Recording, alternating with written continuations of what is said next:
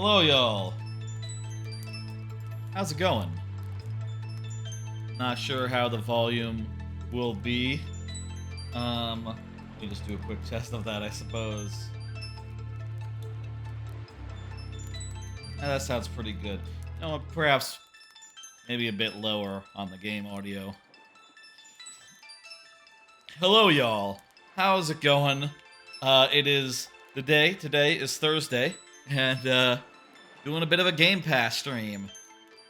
I have here on my Xbox Series X a whole big group here of various Game Pass games that I have not tried in some capacity. Now, I'll say there is one game where it's kind of a tenuous thing, and that is Deathloop, because I played through this game single player. This is the break the loop mode, offline, and also on the PlayStation. But I didn't have online when I did that, so I couldn't do the invasion mode. So that much is all new to me, and I was thinking maybe we'd have that be part of it, doing the invasion mode. I think that counts. It's a little more tenuous, but I'm happy to count it. I feel like it's getting a little hot here. Jeez. I set it to like 67 degrees. It shouldn't feel hot. Maybe I'll should have set it to 66. Temperature. It's a weird thing. As soon as I feel like as soon as I sit down and the camera's on, and it's like, oh, I suddenly feel like a few degrees hotter. Go figure. Anyway, got a whole bunch of games here that we haven't tried before. Some of them are relatively new. They've come onto Game Pass since the last stream where I tried out a whole bunch of games, which was just like 4 weeks ago. Examples being Quake II, new. GRIS came on like this week. Sea of Stars and Broforce.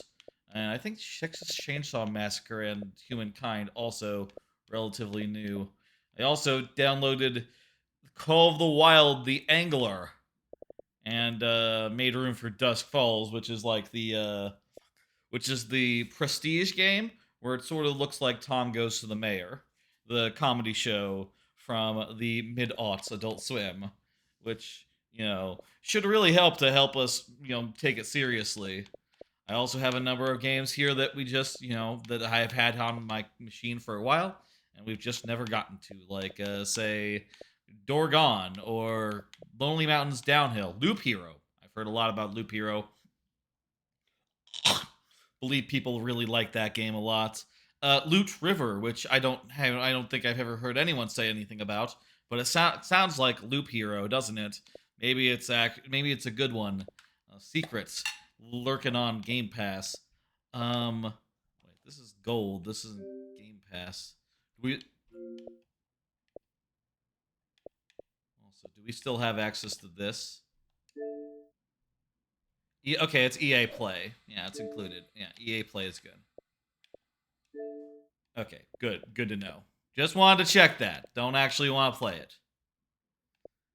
It occurs to me with jumping around to a bunch of games, I'll probably lose the point I am in my quick resume of Armored Core 6, which is probably a shame because I'm in the middle of a mission, but whatever, I can replay it.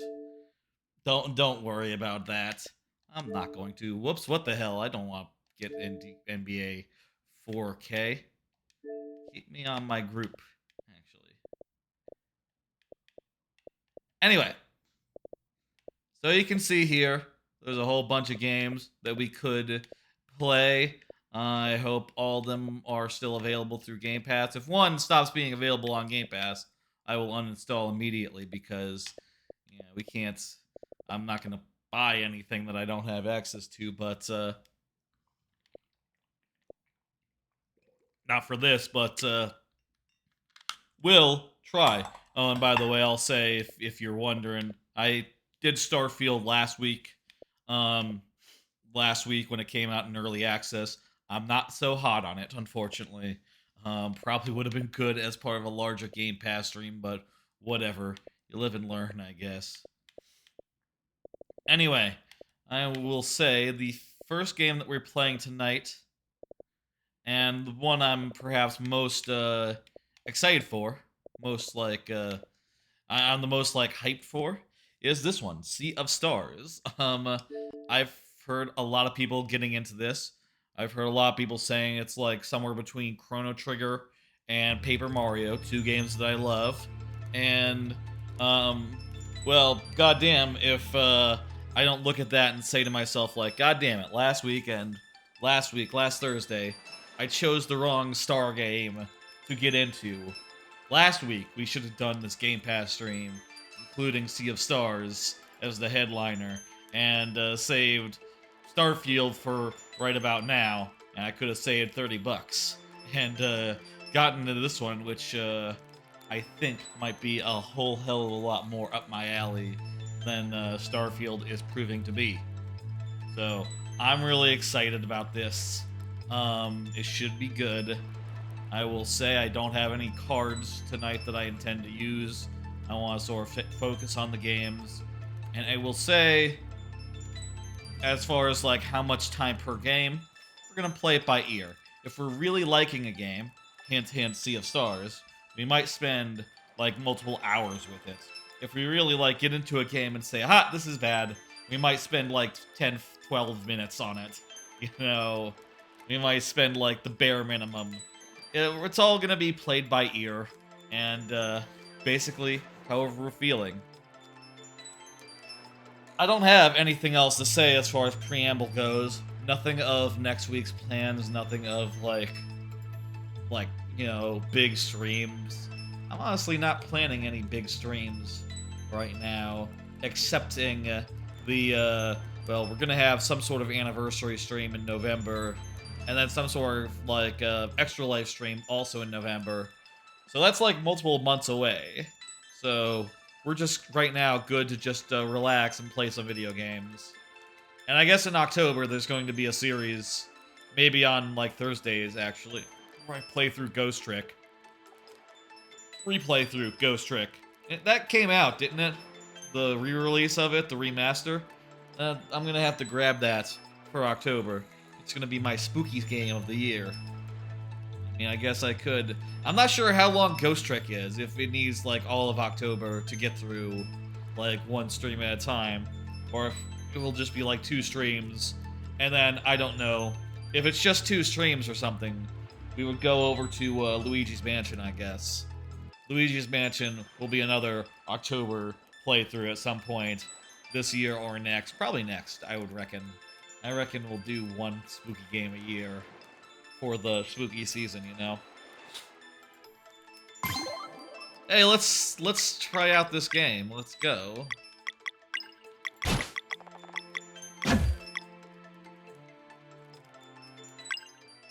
Brightness, interact, cancel. All this looks fine.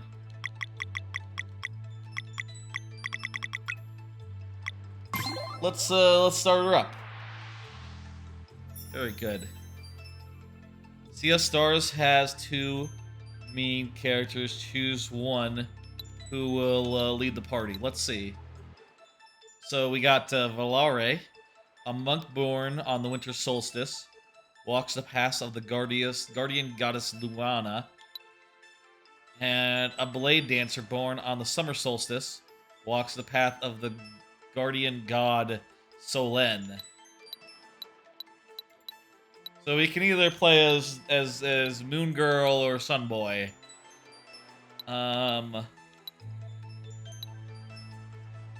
Both of these seem pretty cool. A monk or a blade dancer. A blade dancer. That guy has like his blade looks like the guys from Game of Thrones. What the fuck? What are they called? The Drogo was a member. What the hell were those horse guys called? Dothraki, yeah, Dothraki. He has like a Dothraki blade. I'm kind of leaning towards Zale as someone who was born in the summer myself. The Valare seems very cool. I like his reverse sword stance. Could go either way with this.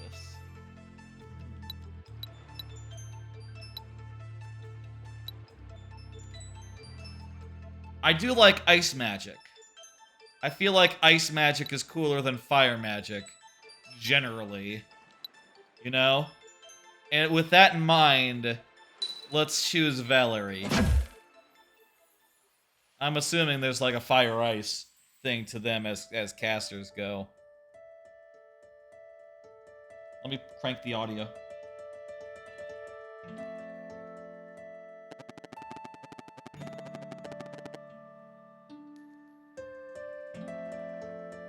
This has to be too high. I'm at like I'm at 0 decibels. Oh yeah, this is definitely too high, isn't it?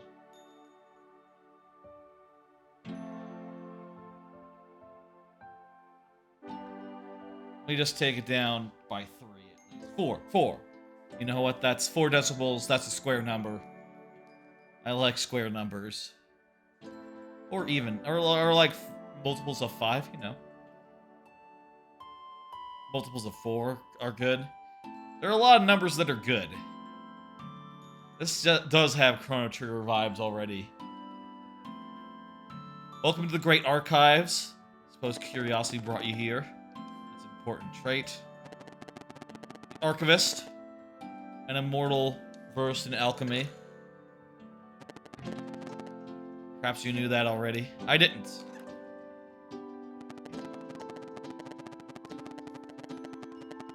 After spending millennia cataloging the many events of countless timelines, decided to return here to mull over everything. My musings about the stories that fill these books and scrolls. I had a recent epiphany. I'll have a little less volume. We'll go -5. Multiple of 5 are good. Multiples of 5 are good. It seems in my haste, I have overlooked the very thing I was hoping to find. As says, there's one special story.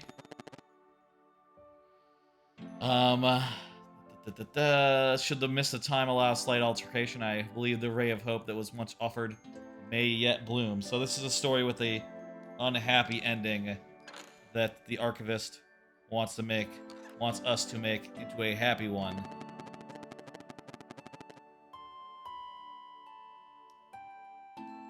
My nails are a little bit uneven. Yeah, we'll walk with her, or with the archivist tonight, and we will explore a tale of high adventure.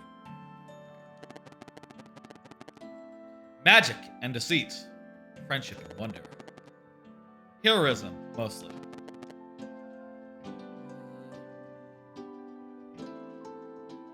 Valuable insight in the search for a resolution to the throes of the Fleshmancer. What?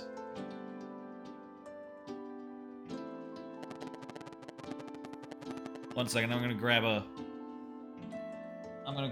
a nail file or clipper or whatever, because this is annoying me. Now I remain a bit lost amidst all these timelines. There's subtle variations, but I know one to make for a perfect starting point.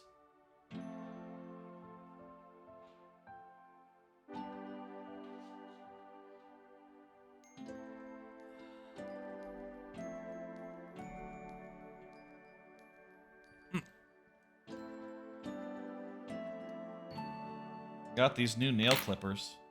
They're not really as like turns out they're not really as like well made as my previous pair, because I paid $10 and got like a whole kit of various things, including like nail files and scissors and all that. And as a result, I feel like it's just, you know, a little bit harder to like unfurl them, but it's fine. And also, I think they do look cool. They're black, you see. They're not like silver. Color from silver. Hey. I know one to make a perfect starting point. Yeah?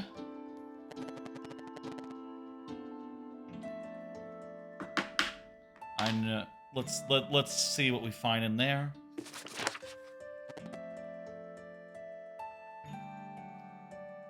Ah, yes. Our story begins in a world visited by the Flesh Master, generations prior, causing much turmoil and leaving a mark that has been yet to be fully cleansed. I don't know what the Flesh Master is. Flesh Mancer is presumably a spellcaster who casts with flesh, who like can weave flesh into forms. Somewhere on Evermist Island, two brave children of the solstice are on their way to meet with an immortal spirit.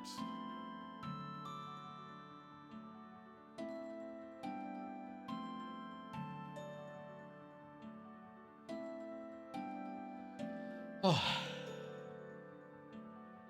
Cool. Let's do that. Okay, so we have both of our main characters. It's just that which one is the leader of the party versus which one follows one step behind is what you're choosing in that first choice. They will have to learn to use magic without using magic. So like melee magic then. Like our swords do the magic for us. Maybe.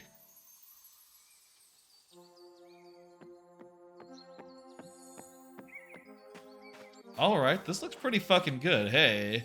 Look at this shit. I reckon the volume's a little louder now, isn't it? Let me take it down to a -8.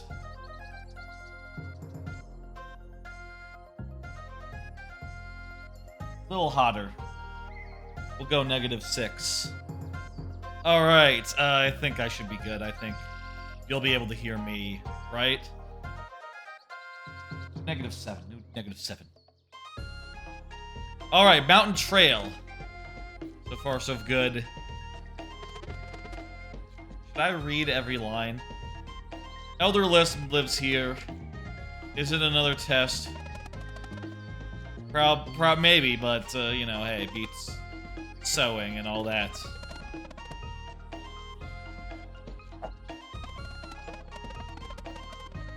Looks so noble, look at that. Apply yourselves. And the will, for the will you weave into it, shall be your sole defense in greatest times of need. While the lessons taught here may appear to be lost on you, something deep inside is compelled to learn. Those are some good portraits, right there. Good smiles, jeez.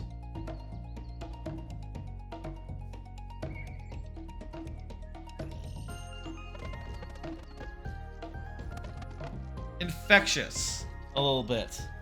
What do you want from a smile and a character?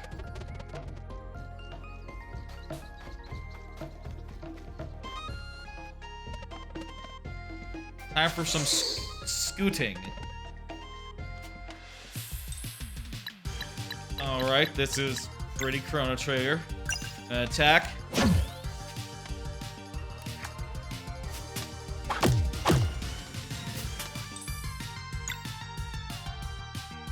This seems louder, doesn't it? Yeah, let's take it down like, how about there? I'm gonna go with -9, let's say. -8. I think this should be good. Alright. Cool. I haven't got the hang of, like, the hang of, like, you know, I'm pretty sure this game has action commands. For, like, defense and offense, maybe? I heard people say Paper Mario. I feel like at least so far, it reminds me a little more of Mario RPG, in which it's hard to you know, it's not so clear, like, when exactly you should hit the button. You know, in Paper Mario, it's like, okay, when you land, hit the button. Plain and simple. But in Mario RPG, it's like, do I hit when I'm winding up the punch, when the punch hits, or when I'm throwing the punch? You know, not quite 100% as clear.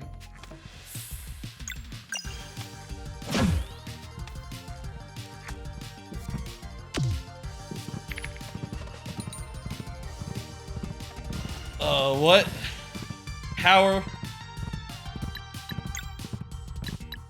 smashes enemies in an arc.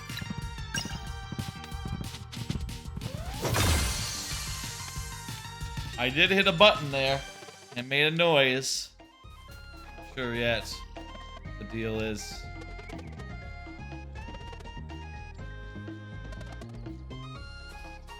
Looks like this way.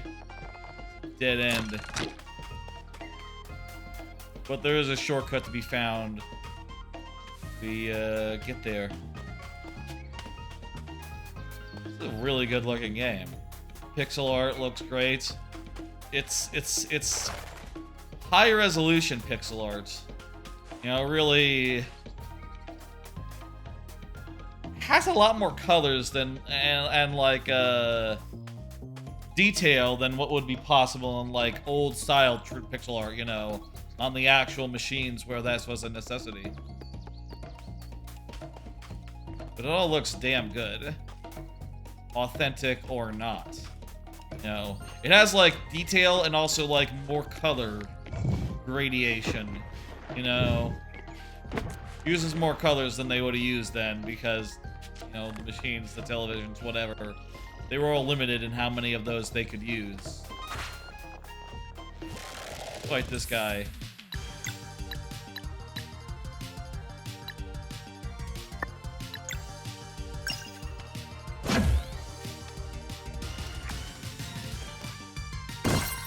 Okay, we blocked, hey. Okay, if you hit the button, it goes twice, so it's pretty clear when you've had a success or not. I think. Maybe don't quote me yet.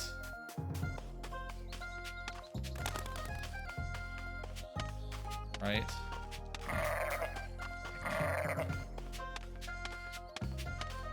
I like the amount of, like, just jumping as we're, like, making our way through this area, even if it's all just, like, superficial. Like, that makes it a little more something than just running. Doesn't beat the face you made the first time you tried smashing a sunball. Headmaster was gloating. As I said, by paying attention in class or by recklessly attempting to hit a projectile with your open palm, you will learn the first rule of solar magic. You did learn.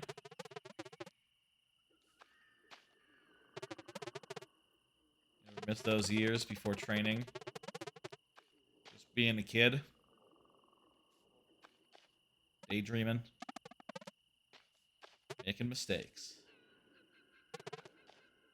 Sorry, Valerie.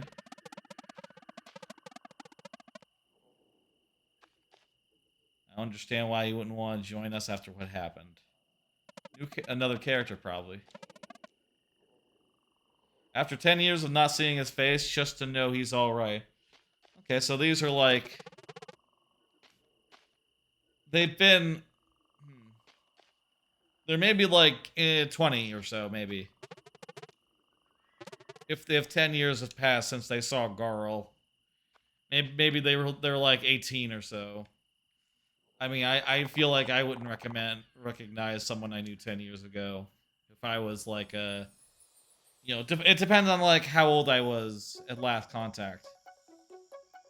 These look like kids. These look like teens to me, like 12... Like 12 years old, okay. I'm gonna say they're 22.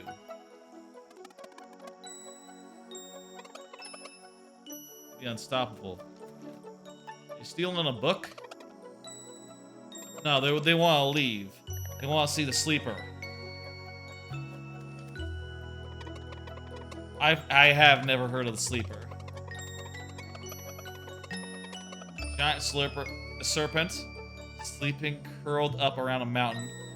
Even there were traveling historians to record it. Traveling historians. That's an interesting turn of phrase.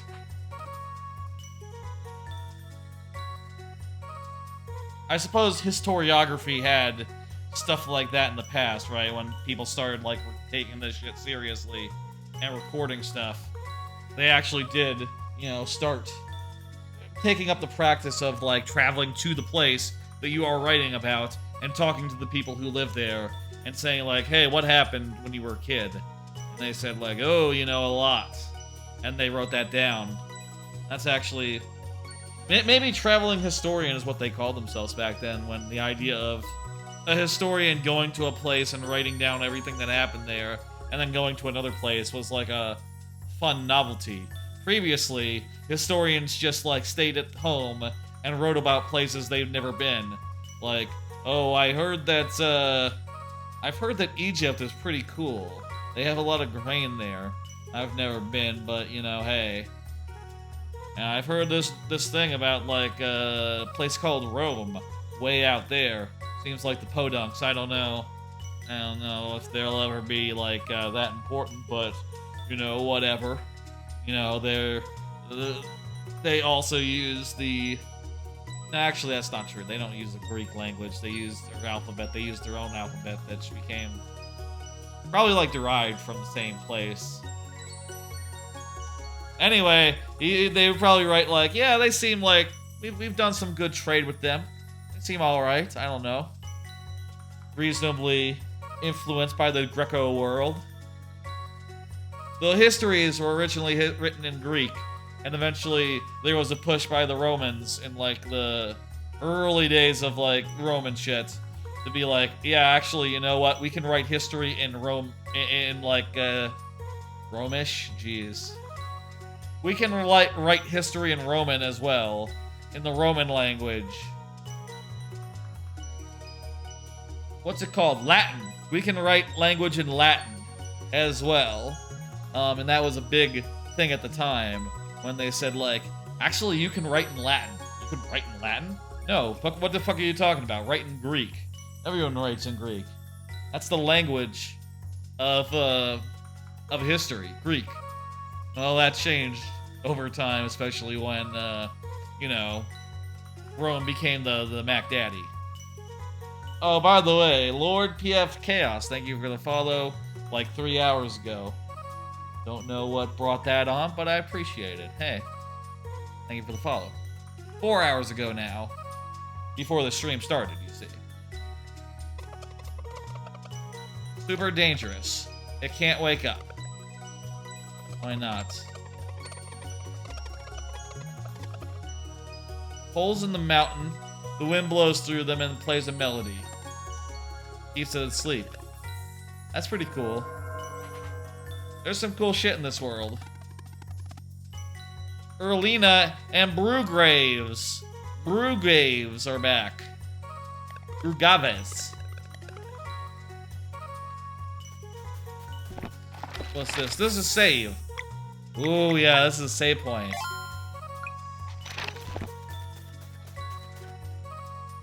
How's the volume, by the way?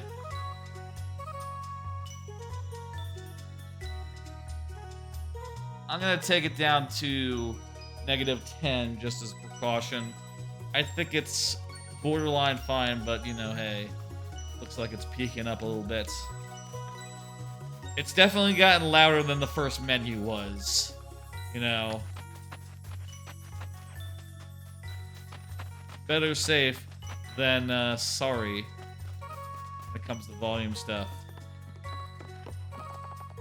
Hey there, younglings. What's up? You still playing in the cave? That's right. We are. We're younglings. Younglings get killed. I know this. These crops are our main source of food. We eat every day, so, you know, I'm reminded every day that it's worth doing. There's some sort of moon temple. Hope you're not getting into trouble. I wonder if we time travel in this. I wonder if this is gonna be a time travel thing. I've heard Chrono Trigger, but I don't know if this is gonna be like a...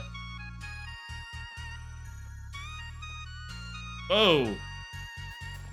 Animation. I guess, you know... How's the volume, by the way?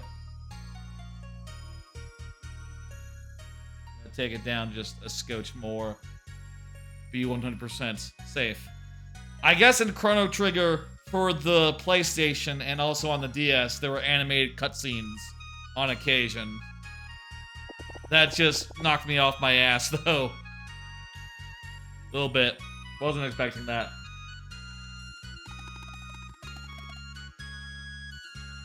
Bill can use magic.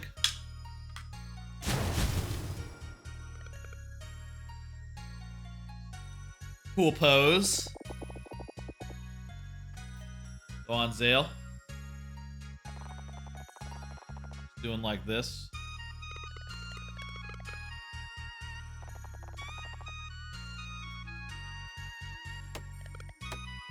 He's just attacking.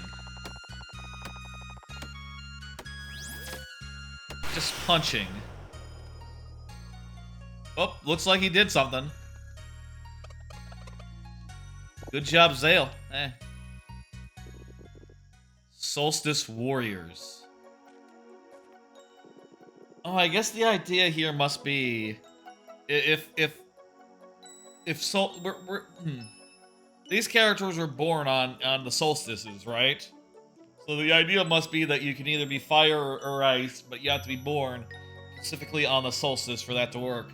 So maybe they they plan it out, you know. They conceive 9 months before in order to game the system and you know, produce a bunch of solstice ready kids. It's probably a good idea if that's how it works in your society. I wonder if the spring solstice and the fall solstice do anything. Like, what would those elements be?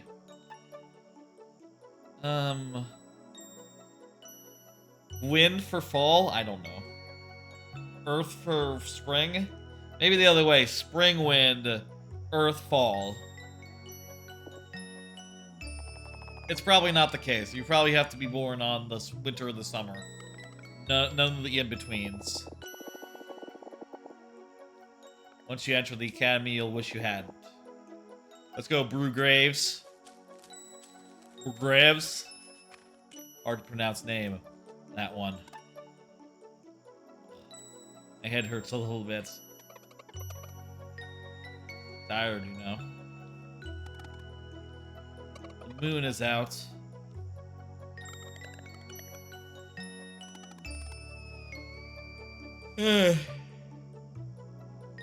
Last time we decided maybe the full moon could make him more rude, more sensitive. Moraine will be so impressed he'll take you two in for training right away. Then we can leave. What if he gets mad? Nah, this will be cool.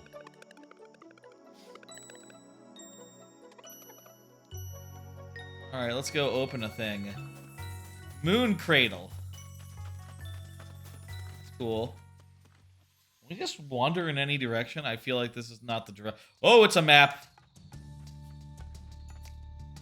Okay, that's how you get to the Forbidden Cavern. There's a ship. There's like a ship or something in this little town. Maybe it's not the ship. The people walking that way. They said it was the academy, right?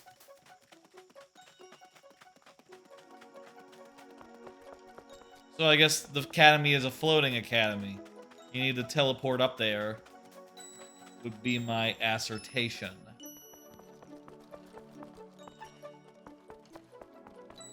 Some sort of inn. You know it's bedtime. It's not that late though.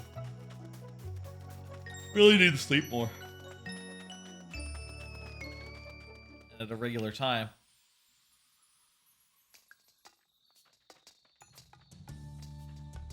Okay, let's go to the Forbidden Cavern and see what's up.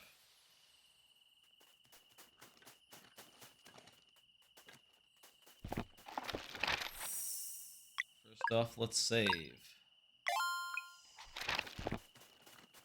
Go on in. It's time to stop for a snack.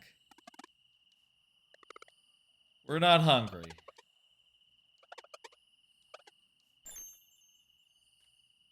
A sandwich.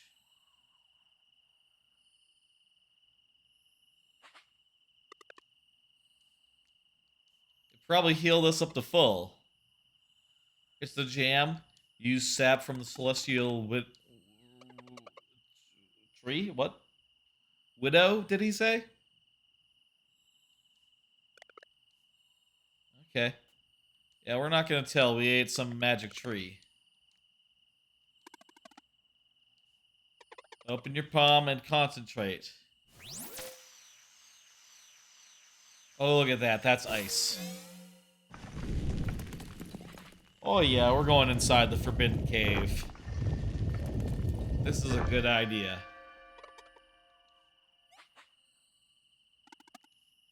Worked, yeah.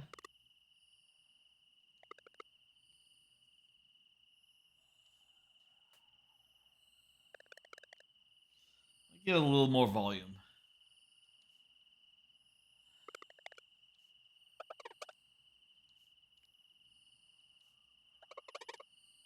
Now let's go in. This is a great idea.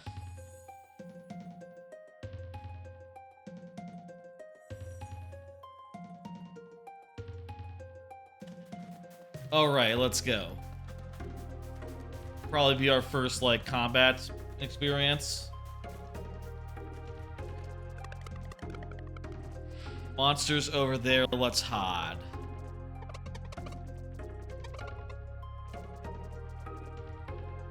Should go back, looks dangerous.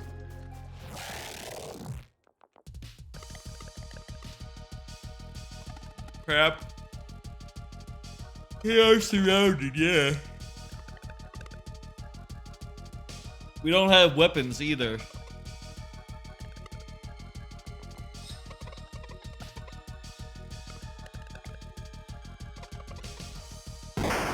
Oh no! He human shielded us. Garl! Got his eye poked out.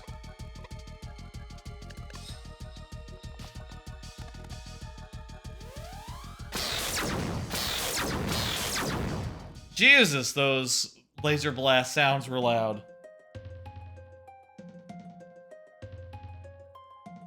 Let me, you know what, we'll set it to...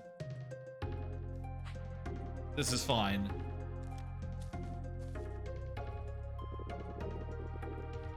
Resourceful and reckless, yeah. He just needs a heal.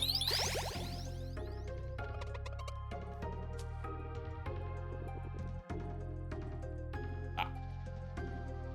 1 second. I'll move over here for a second. Like anyone born in Mood Cradle, a regular kid, girl needs to not concern himself with the affairs of Solstice warriors. Hey! Be thankful it was only the cost of this lesson was an eye, lad. You want training? I'll give you training. We're gonna go train, how about that? One thing I noticed about this map so far is that it's, the rest of the island here is kind of, like, behind the Forbidden Cave, so you wouldn't be able to leave town without going through the cave. Or, like, on a boat.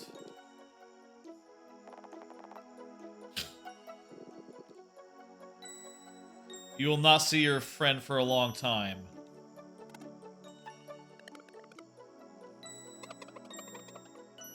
Like, 10 years.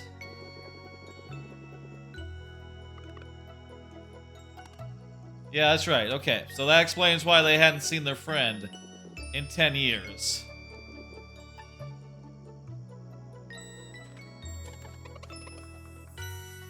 We won't. We'll talk about you in 10 years' time. Once. You know? We remember. Shit, man, I don't remember any of my childhood friends. No, sir. Vaguely. I might remember a name or two. And those who I, like, kept up with, like, as late as, like, high school and such. And, like, college. Not really a big, looking back sort of guy, I guess. Oh, Zenith Academy. We've been waiting for this, yes. When do we start? Tomorrow.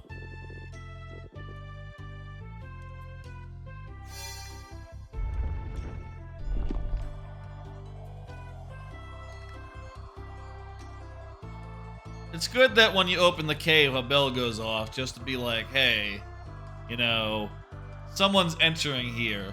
Someone who just figured out, like, okay, my powers would advance to the point where I can open the door. At that point, you can know, like, okay, you guys need to be moved into the, like, advanced class. Classroom in the sky, jeez.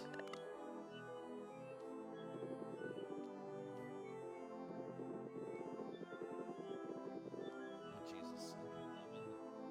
Way again. Getting close to the stars helps new recruits get acquainted with their innate magic. It shows great promise that you were able to feel it before. And Zale too. I'm gonna try lower left. Just a small burst. They have no idea how much potential they have. Probably for the best.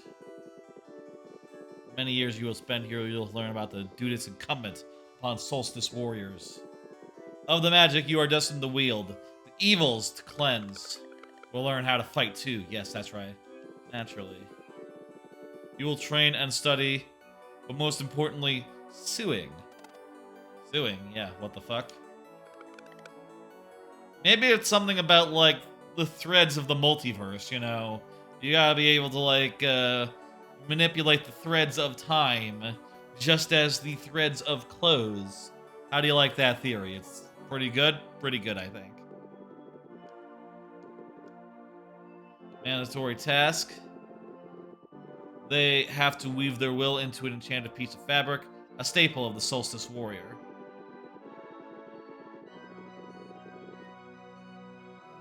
It is their most prized possession, light in dark places, and a measure of protection against the Fleshmancer. You must train. You will create a magic piece of fabric worthy of the stars. Hey, that's Sea of Stars is the name of the game. You will then be sent out behind the Forbidden Cavern to meet with the Elder Mist, for it alone may officially grant the title of Solstice Warrior. Sewing. Why am I saying suing? I know it's pronounced sewing. Sewing and a miss. Here's a sewing, is what she said. But also learning to fight, and you're learning to use magic.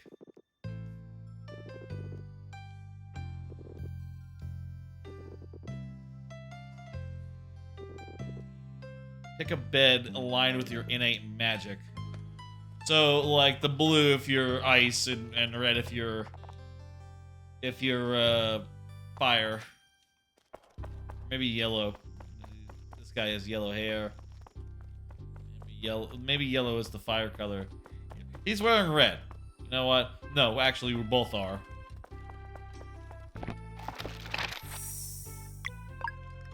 Well, here we are in magic school.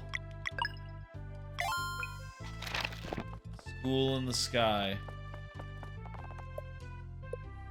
No, we gotta pick one that aligns with our magic. Okay, here's the blue. Yeah, so that's red and this is blue. Okay, so we can just pick any of these.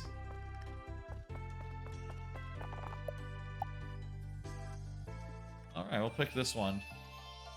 I think this is gonna, like, go through the whole tutorial section. Yeah, looks like.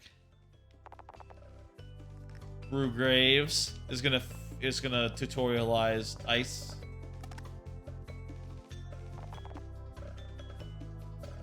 First day special.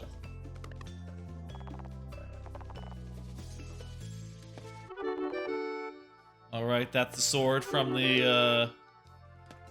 weapons are the same that they wield in, like, their animation that we saw earlier. Maybe they get, like, actual versions of them.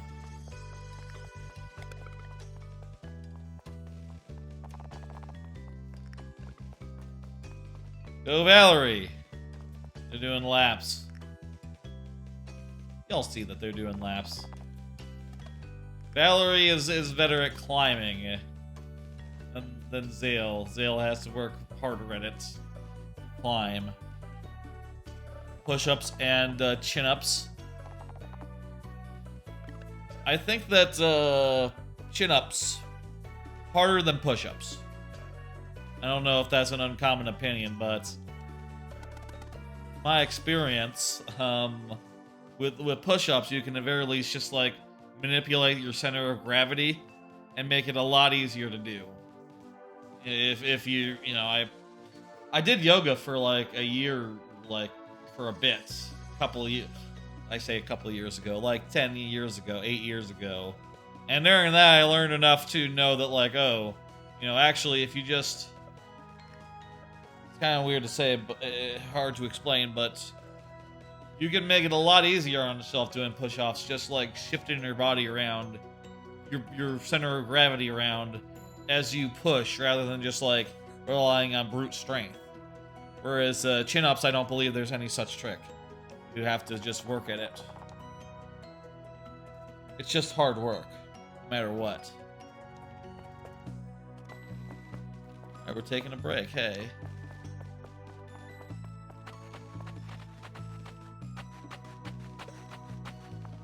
Do people climb ladders as exercise? Like, just go up and down on a ladder repeatedly? Maybe if they're like electricians or something, or pretty. Or something that, you know, requires you to, like, go up on ladders all the time. You know, other sorts of construction, I suppose. I don't know. What are we doing now?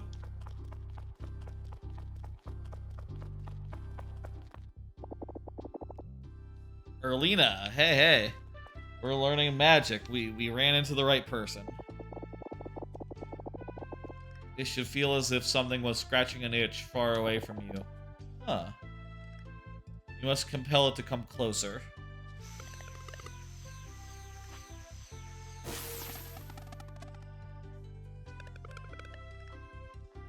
Oh, that's an interesting way to conceptualize magic. As an itch being scratched, but not on your person. I guess I'll say, like, I cannot scratch an itch without literally scratching an itch.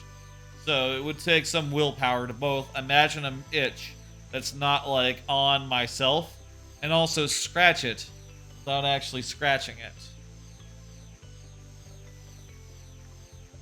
You know, I couldn't just say to you, oh, my TV screen is itchy, and just like, oh yeah, scratch.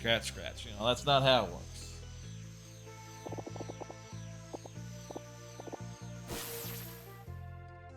Their timing is not quite right, but getting it down.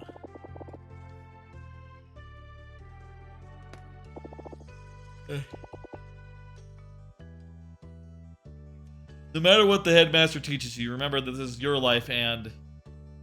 Erlina! Hey, what's up? Stop telling them that they have free will. Since you're done onboarding our new recruits... Onboarding? Jeez, that's a... I don't feel like that's a magical word to say, onboarding. I'll provide you the briefing for your next assignment. Again, more words that magic people would not say. I'm come to debrief you. No wizard in ever has ever said, okay, it's time to be briefed. Brief me on this, yes. Maybe like a role-playing one has. What exactly does sewing imply? So they got a loom there. They got two looms, you know, one for each. Like a scarf.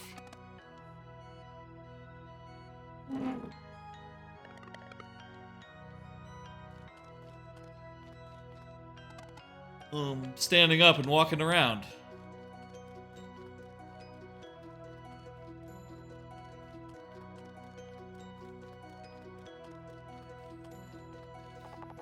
Just a bunch of old books.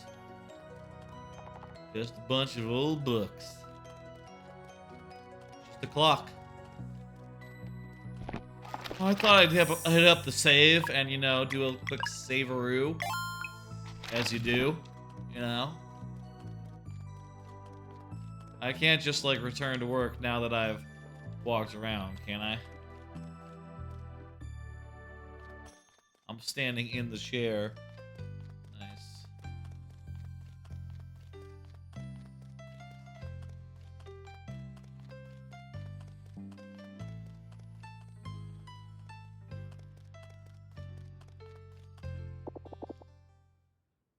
You keep saying that, but the Flesh Master left our realm for good when the Dweller of Strife was destroyed.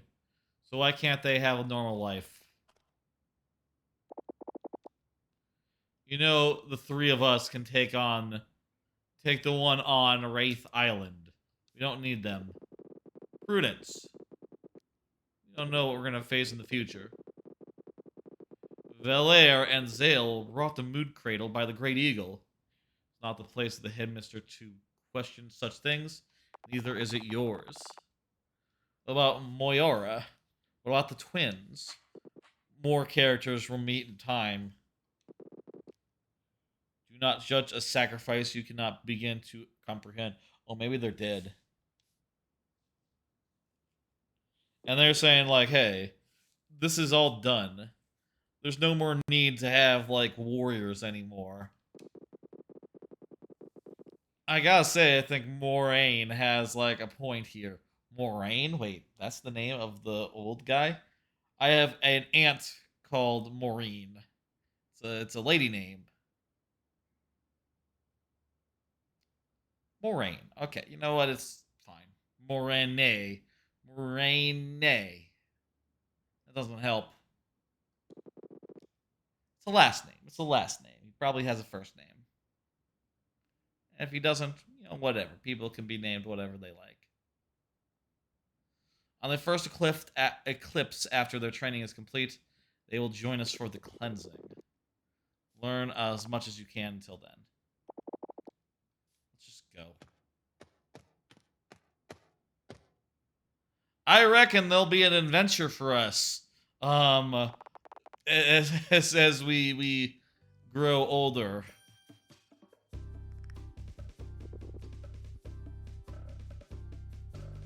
An adventure awaits like 10 years down the line. I reckon. And also I reckon we will have more party members than just the two of us. And probably someone who, like, casts fire. Or casts something other than fire and ice. You know, like someone who casts, say, wind, for instance. Or maybe someone who casts, who uses technology or something.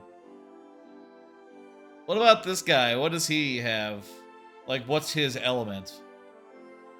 Well, his staff is the moon, so I guess he's ice. I guess he's ice like Lady here. Like Our Lady.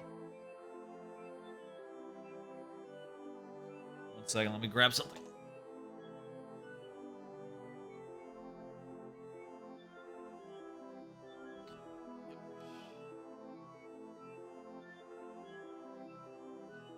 Just want to move a thing on my preview monitor so I can see myself. Look at me, I can see myself now. Y'all don't know a difference. It's not important to y'all, it's important to me, so I know that nothing weird's going on with the camera. You have a World Eater on your hands? Cleansings always target the strongest dweller known to us. If they're immune, how can we target them? That is why cleansings are always performed during a total eclipse. In these moments only, the dweller's weaknesses are exposed.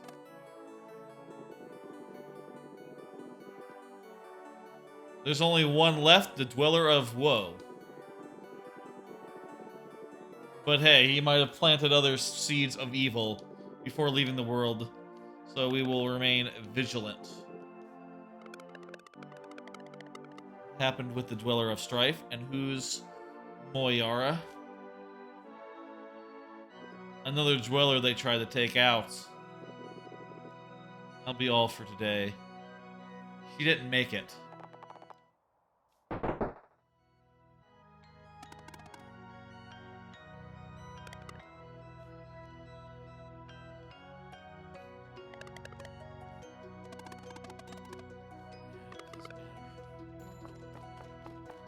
That kind of sounded like the Earthbound, like, night noise, you know, from the start of Earthbound. Sound in the night, yeah.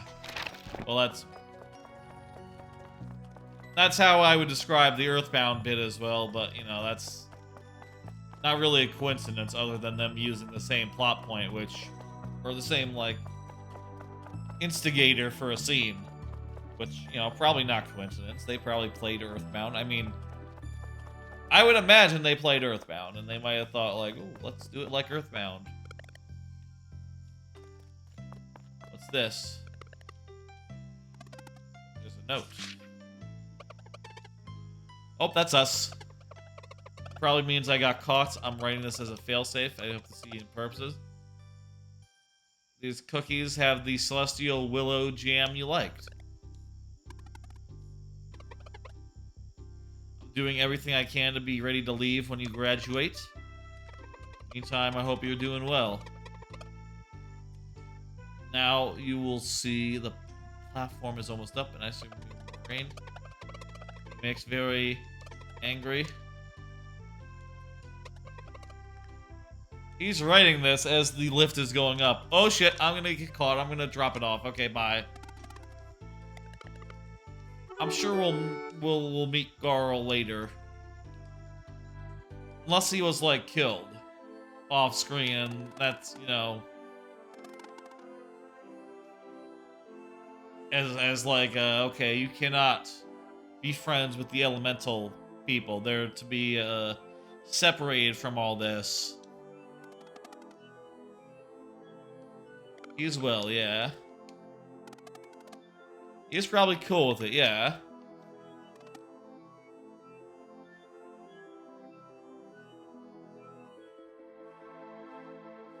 We'll never sue something good enough for Elder Mist.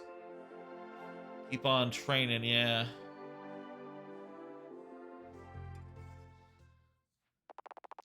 And so they trained and sued for years. And then they trained and sued some more. And got gradually bigger. Till they were like, you know, adults.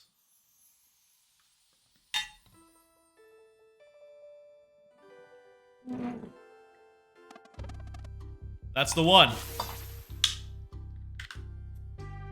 Cape. I can feel it too. Hold on. We got capes. No, mine's a cape, I think.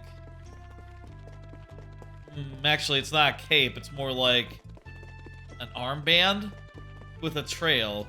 Whereas his is like pants cape. I guess that's how they do it. You know, they just put like some cloth around their something or other. I would fashion it, if I were them, I would fashion it into a cape. Because I think capes are cool. You know what? Looking at him, I think he had the same idea. Look at him.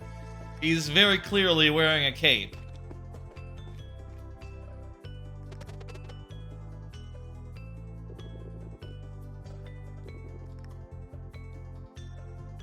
Alright, no more sewing. Visitors have arrived. Let's go. Hey, hey. They're still bigger. And a headmaster is still bigger than either of us.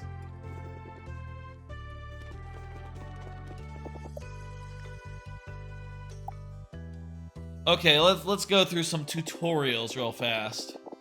When enemies prepare spells, you must do everything you can to prevent them. If you follow your senses, you can try dealing damages of the type that will break their concentration. Valeer can do blunt damage. Zaire has slicing. So you break this one.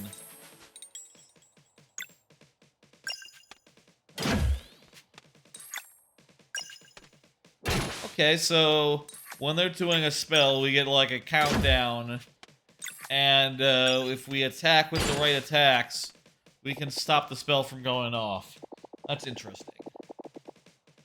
Some spells will also demand magic damage to break. You can control your projectiles now, so give it a shot. Zale for sun, Valeer for moon. Moonerang! Press A to deflect.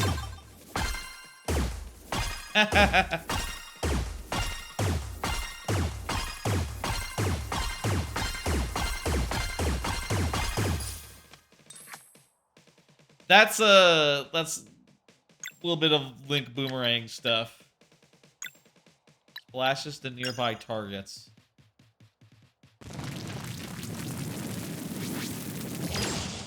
Okay, you can see when it gets to its biggest and let go then. Those moves felt like Paper Mario in nature. Yeah, that's more Paper Mario than otherwise. I'm in the corner with stats. I need to be over here. I'm moving again. Hopefully no dialogue tries to overlap me. Yeah, so long as that's good, we should be good.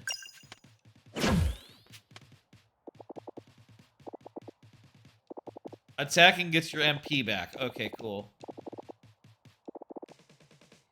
All battle actions, lock breaking especially, build your combo energy. With enough, you can perform combos to do powerful actions.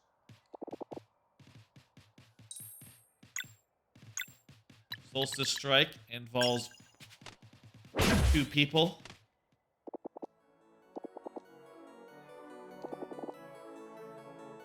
Alright.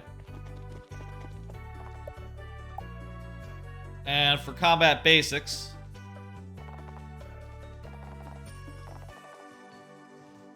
party members can use their turn in the order of your choice, but they can only attack once per round.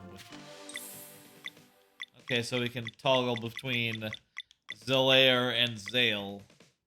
Valeer and Zale.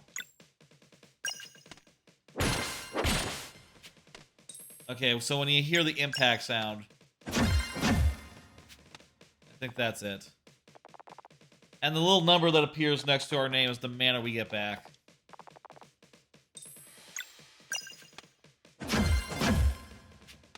Okay, I think I got it.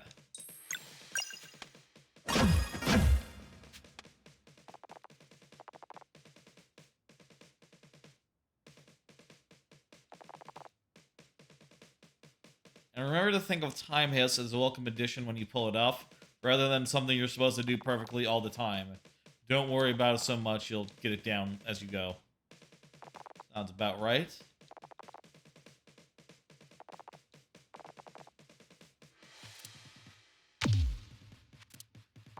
Okay. Too soon, yeah. Too late, okay. There we go.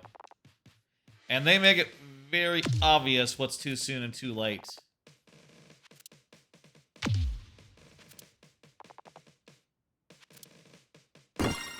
Well, actually, they don't make it obvious if it's soon or late, but they make it obvious that you didn't nail it, because if you nail it, very obvious sound gets made.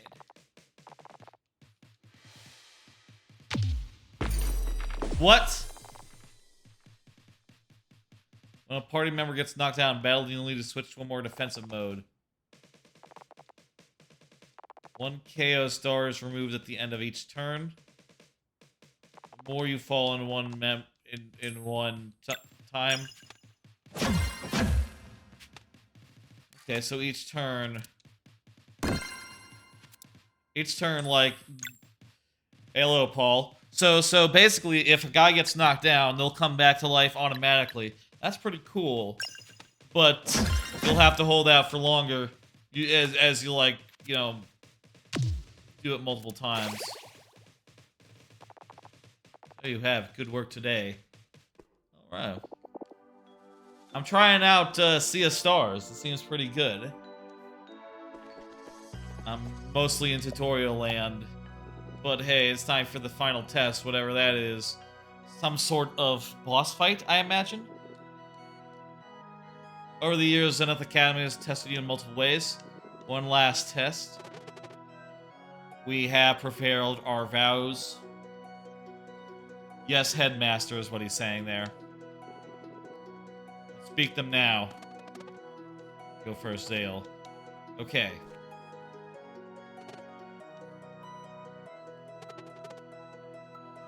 So that I may use my agility to cleanse this world and protect my companions, I enter the world as a blade dancer.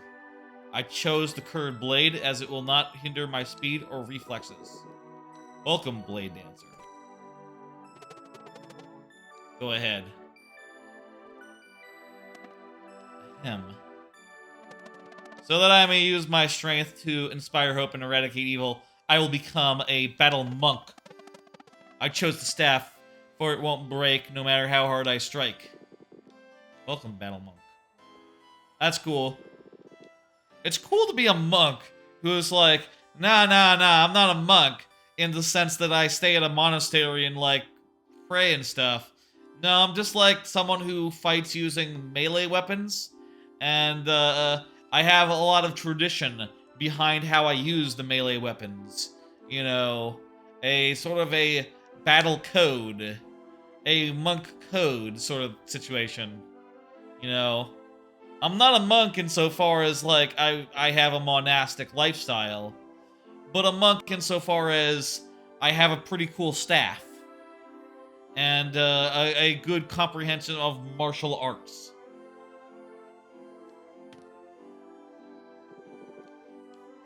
What are we doing here?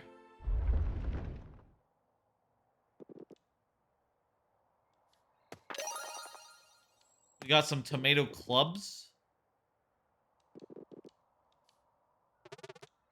We jumping into the hole?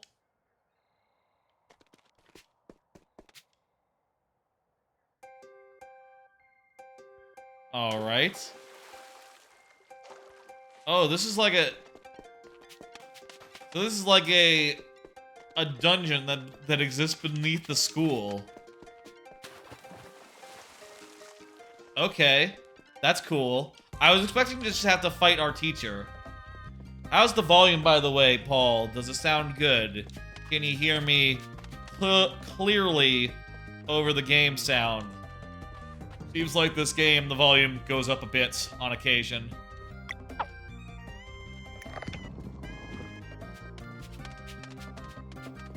Be some puzzle solving around, like, throwing switches and stuff. Nate Stone. Interesting. We pause, it's just resume options, which we already looked at, it's nothing. And how to play.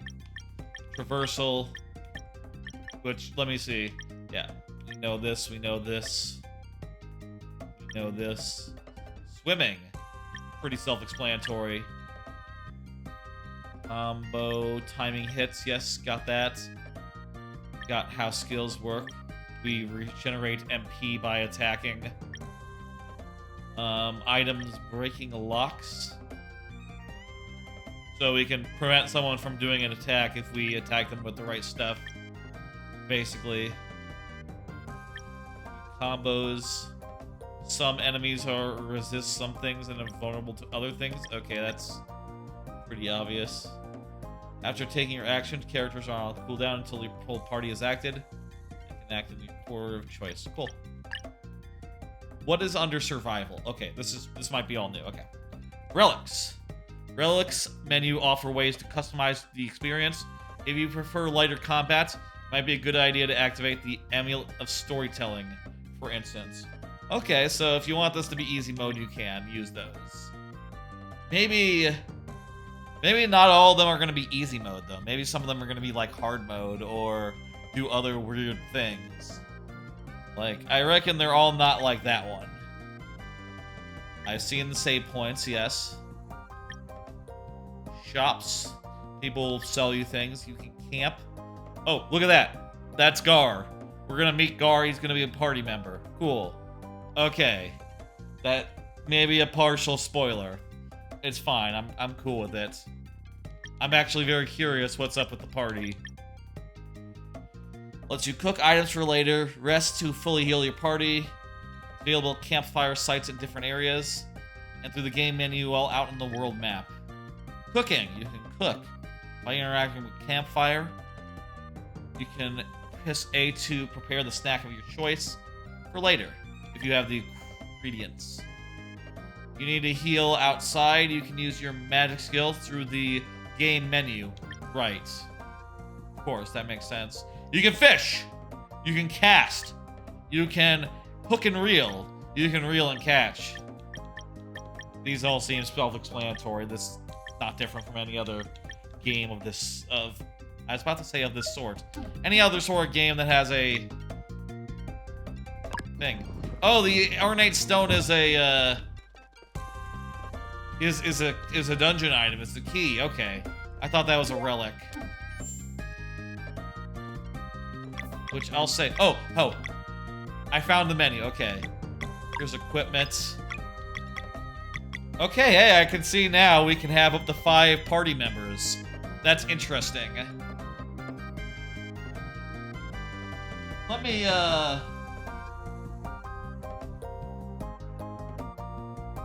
oh yeah, that seems a bit loud. I'm gonna drop it down just a bit.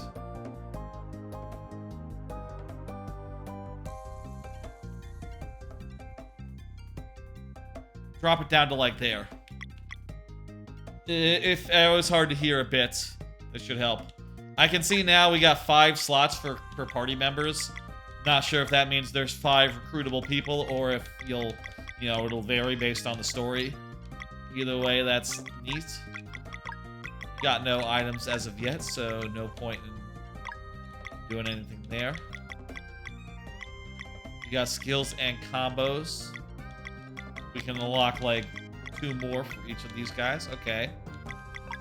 Got some items, some. Oh, it's a club sandwich.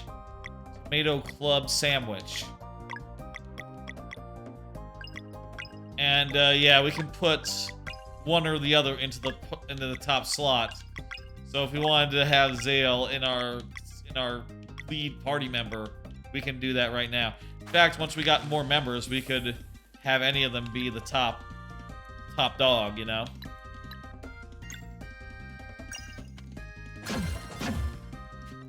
Let's go.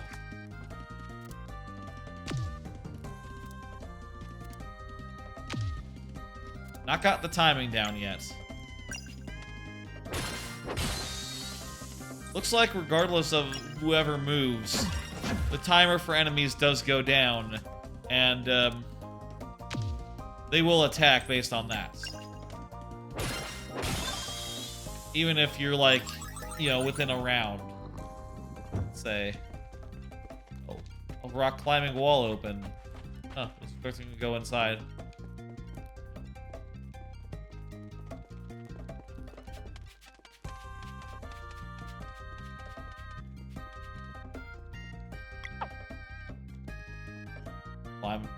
Look at these like bespoke animations for like climbing or like walking across a rope. Yeah, this is so Chrono Trigger, Jesus.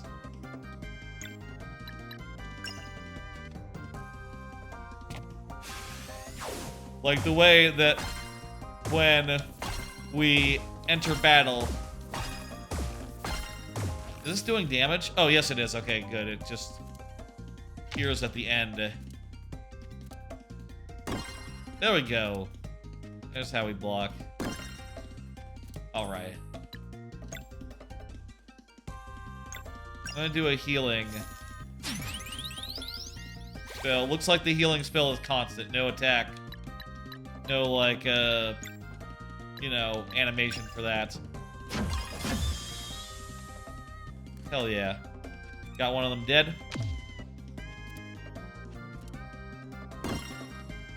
He is a little low. I'm gonna heal him again. Feels like maybe we could be more aggressive here.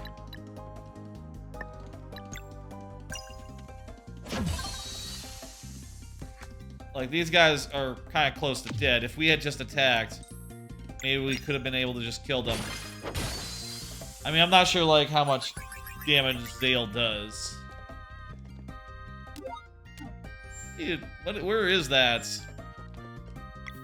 Oh, it's Y to do that. I don't have the relic of storytelling, so I couldn't do that anyway. Okay, cool. I mean, I'm happy to have to do item management and heal manually. That's fine. That's how these games work. I feel like it's a weird thing in, like, the first Mega Man Battle Network, when every time you're out of battle, you automatically heal to max. Though that's not quite the same genre, I guess. More of an action game than a RPG, I would say. They haven't been even to the other side of the Forbidden Cavern yet, so how could they understand? So you don't think they should even try? Sorry. I thought I would just finish the line rather than skipping over it.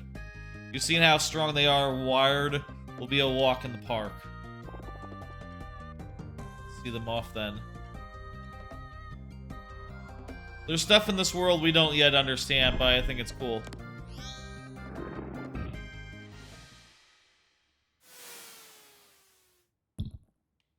Oh, that's a big robot. Exam mode engaged. Brace yourself. Alright, cool. He healed us to full.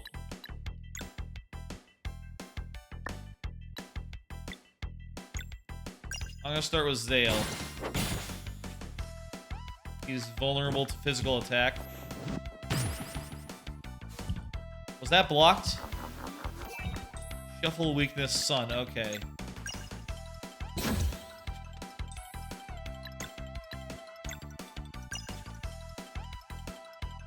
Hold A. There we go. That's max.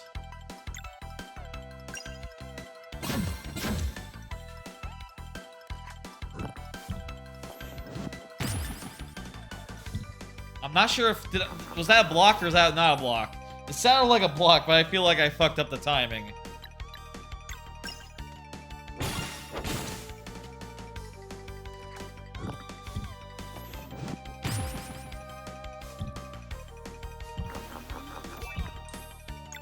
Alright, physical.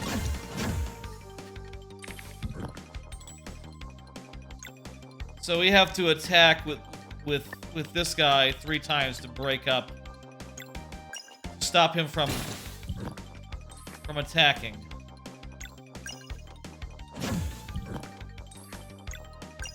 I have to get this timing right. There we go. Hey, that was easy. Easy little boss fight. Very much a tutorial boss fight. Oh! We get to choose. More mana, more hit points, more physical attack. I kind of like how small some of these numbers are. Like, yeah. Oh, actually, you know what? I'm looking down now. You do get some by default. Like, you get +1 MP mana by default, but also you can just add 1 extra, which seems like such a slight amount. But, you know, you get 3 back per attack, so all the mana that you spend in this game must be of, like, small amounts. Magic defense. Magic defense, huh? I feel like, so these 4 stats here, there's like 6 total, so it must be either character-based, like which stats are, like, offered, or it's random based on each level, or maybe, like, you pick physical attack and you won't get that next time.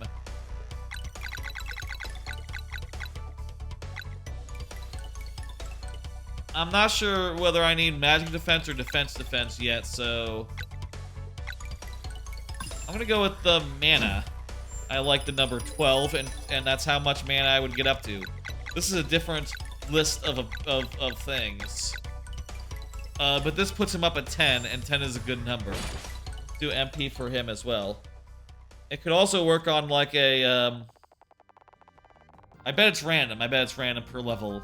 But also it could work on like a Mario and Luigi system where the more times you did the same stat, it's less effective. Alright, let's return. We did it! We did it, yeah.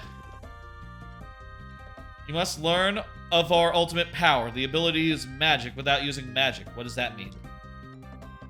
We gotta talk to the Elder Mist. Okay. So that's what was going on back in the present then. It is on special days such as this one that the citizens of Moon Cradle are reminded about the importance of their duties. Where is Garl? Yeah, I don't see him. Many years ago, Valer and Zale were delivered to us by the Great Eagle. Deliveries on 2 solstices in a row to boot. Very rare occurrence. Gran was so happy to meet 2 more before she passed. Miss Gran. All of you have come together to nurture and protect them, just like your ancestors have done for many children of the solstice before. Step forward. You too. Alright, very good. This parading is ridiculous. Let's make this fun.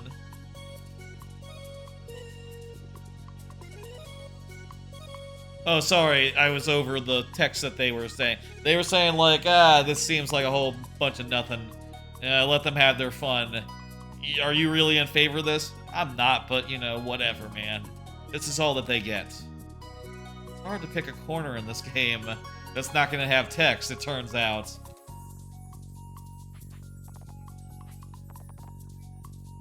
They're heading to the gate, that's nice. What do we do? I want to see Garl. We have to play along for now. Fingers crossed that we can come back after meeting the Elder Mist. Fingers and toes. And I think this catches us up to the present. Alright, we can do it. Go for the Forbidden Cavern and atop the mountain trail to speak with the Elder Mist. You learn to use magic without using magic, and you shall enter the world as Solstice Warriors. Luana's might and Solon's light. The sun and the moon gods, basically. I guess the sun is mighty. Or no, the moon is mighty and the sun is bright.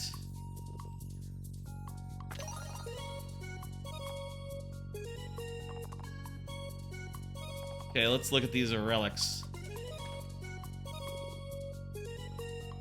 We'll find merchants.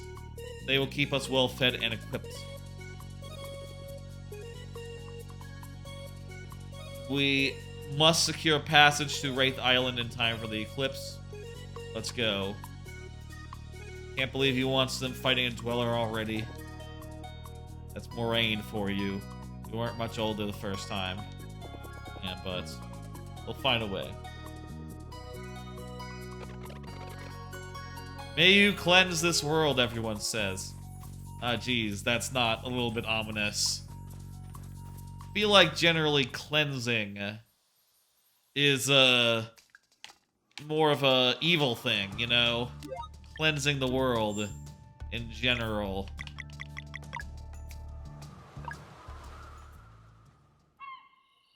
So if we set up a camp, we can save.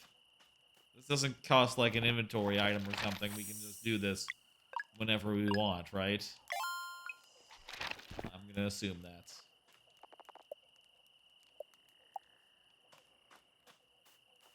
Hey, hey. Yeah, where is Garl? Let's Rest. Ah. Forbidden Cavern, hey. Ooh, hey, hey. This seems pretty damn good so far. We just got out of the tutorial area. Let's keep on trucking. At some point tonight, we definitely need to switch to some other games. You know, since this is booked, this has been billed as a Game Pass stream, not a entirely a Sea of Stars stream. But I want to see more of this game now that we're done with the tutorials.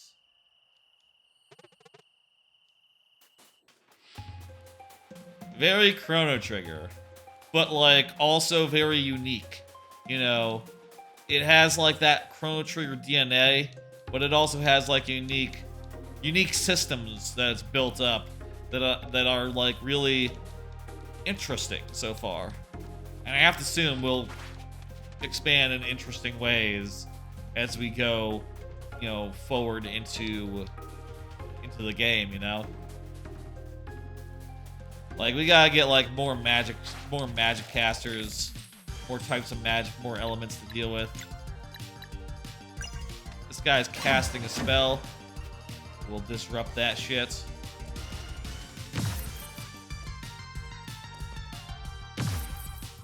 Still haven't gotten the timing down yet.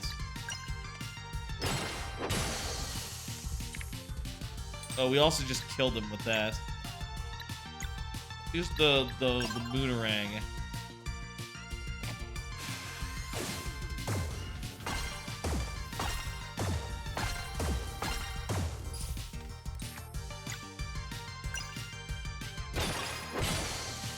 Yeah, see, that just killed him outright. But also, we are having to deal with a spike shower. Just did 7 to each of us. Not great. Ooh, money. Or item. Hey. That's good. Oh, we didn't check our relics. Okay, so max HP is doubled and auto heal after combat. Successfully timing hits and blocks causes a star flare to fly out of the character for clear as day confirmation that the input was properly done. Recommended for those preferring stronger feedback or while closing in on the mastery of certain moves. Well, let's do that. Make it more clear when we've done this correctly. I have been wondering in some cases if we've been doing it some of the boss fights. Though, like, the sound effects do make it obvious in a lot of cases, but I guess I'll say I've found cases where I have been confused, so, you know, there you go. This seems really smart. Really well made. Also, it seems like if we jump off this, we can't get back on. So we should just ride it all the way down to the ground. Who made this game? Who made Sea of Stars? Someone that we have heard of before? Or is it just like an indie team? Let's see. I didn't look. But I'm curious now. Sea of Stars. Let's see.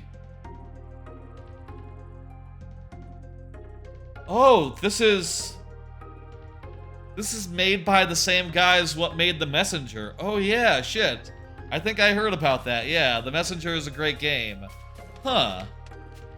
I will say though, I you know, the story and writing in The Messenger was good, but I wouldn't have expected them to hang their hat on it as a thing. Apparently this is set in the same world as The Messenger, which is a 2D like a 2D like action game, like side scroller, where you go back to the past and where there's like, oh, wait a minute, Chrono Trigger.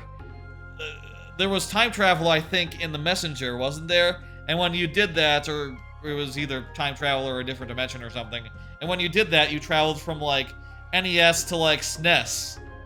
Spoilers for The Messenger, I guess, but I am wondering now, like, oh, are we gonna go through a door or like through a time thing? And is it gonna be like different art style entirely?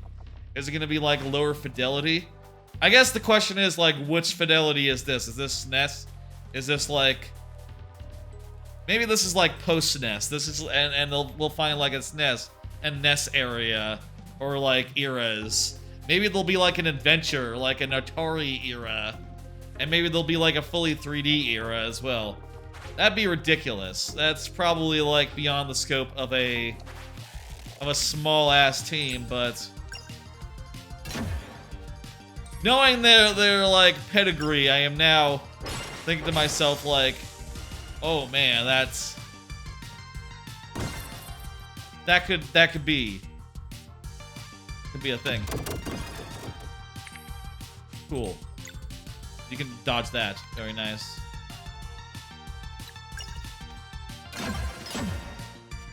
Good, we stop that attack.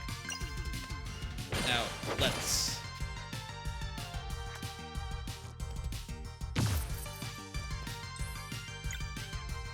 This guy's not attacking for 2 whole turns, so we can probably kill him. That seems like a risk. What if I use the Sunball? And we gotta remember that when we die, we just, you know, we revive ourselves at half health before too long. So we don't have to worry too much about that stuff. Eat a sandwich. Messenger was pretty damn good. I enjoyed the Messenger. I think it was like... I can't speak to like where in my top 10 it was for that year, but it was, I believe, definitely top 10. I'll say like the type of gameplay that it used, the like you know, what is that game called? The NES game, Ninja something. What is the Messenger based on? The Messenger based on retro game. Based on, what is that game called? It's like Ninja something.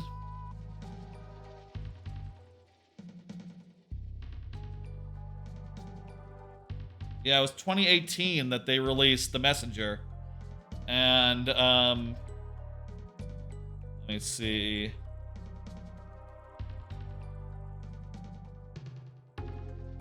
The Messenger's epic story. Oh, that's nothing. That was DLC. I was wondering if that was referring to this game. Striking retro-inspired RPG Sea of Stars. What is that game based on? Ninja something, right? Ninja Gaiden? That's it, isn't it? Ninja Gaiden, yeah. I'll say, like, parts of it are, like, too unforgiving for my taste.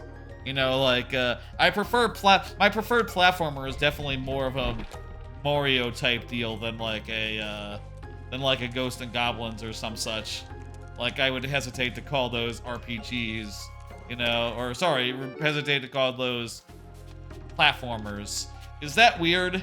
Is it weird that I look at Mario and say like, yes, that's a platformer, whereas like if someone were to say like or like Mega Man, I would say like, no, that's something else. That's action. You know, if someone were to look at you were to say like Metroid, I would say like, well, no, that's a Metroidvania, whole other genre, not a platformer. The more action you have in a platformer, I feel like the more it's not a platformer, more of just like a side-scrolling action game, which I'd say like the Messenger. That's what the Messenger is. It's a side-scrolling action game, more than it is like a platformer. I wonder. I don't think I re-reviewed that yet for Backlogged, but I'm wondering, what did I give? I must be a 5 out of 5, but not a heart. Not a favorite, I would reckon. Let me look at my collection list for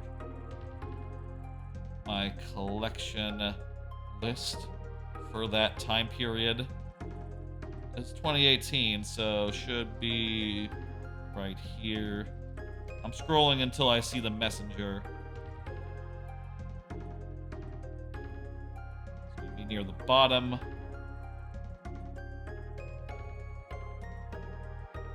Messenger. When did the Messenger come out? Probably like late in the year, I guess. Dead Cells was the same year. Spider-Man was the same year. The Messenger, 5 out of 5. Here's what I wrote in 2018. Now I'll say, like, when I'm doing Backlogged, I'm like rewriting these reviews most of the time, but maybe this review is good enough to go. Really, really solid game. The first half was a bit of a slog to get through, to get to the Act 2. That's the bit I spoiled earlier. I was acting a little coy when I was writing this. But it was fun regardless. The core mechanic of the game, getting double jumps back, is really rad, and never stops being rad. Oh yeah, I guess the core gameplay conceit is that you attacked. Once you attacked, you got, like, a jump back. Which, again, is a case where they took a classic game, and they didn't just make that game again. They instead did their own original take on it that feels really good to play, and, like, makes it a little more nuanced than it otherwise would be.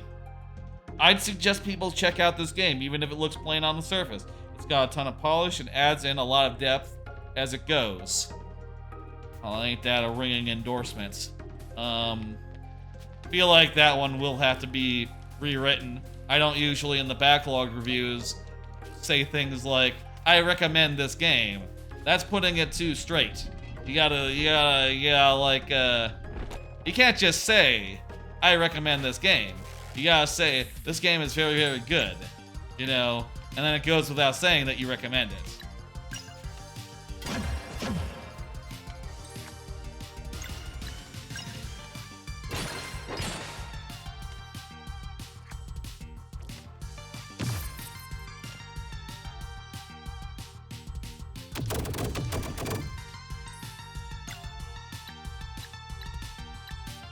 I guess that's just my personal, like, how I feel that, like, my style in like, writing, right? If I'm to write, like, a review, nowadays, I feel like it should be somewhat impartial, you know, or have, like, the air of impartiality, even if that's not really how reviews work, you know? And also, I feel like I wouldn't be like, spending my...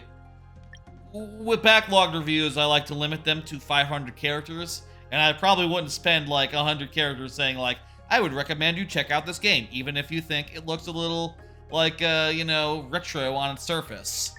Even if it looks a little plain on its surface. It goes places, you know? Instead, I can just say, it goes... This is a game...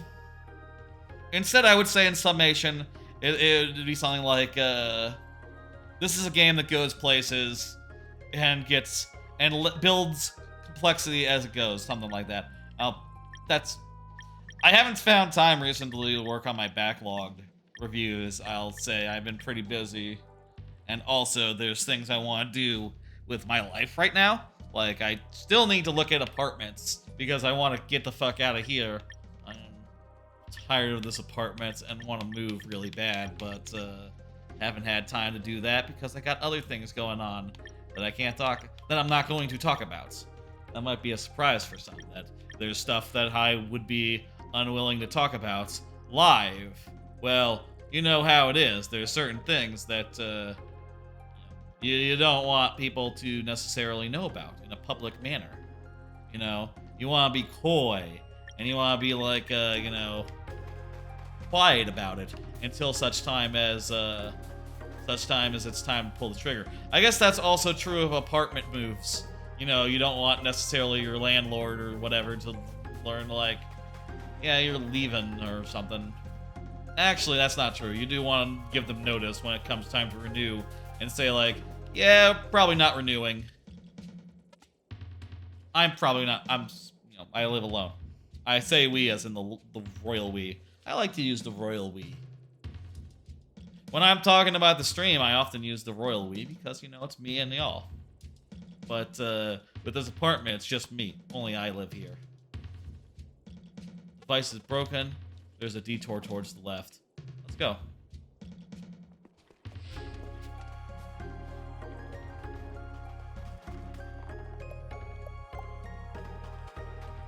How are we doing on health right now? Badly. Let's rest up. Nice that the way that it works is there's free checkpoints where you can get your health back before, like, say, a boss. It's probably a boss.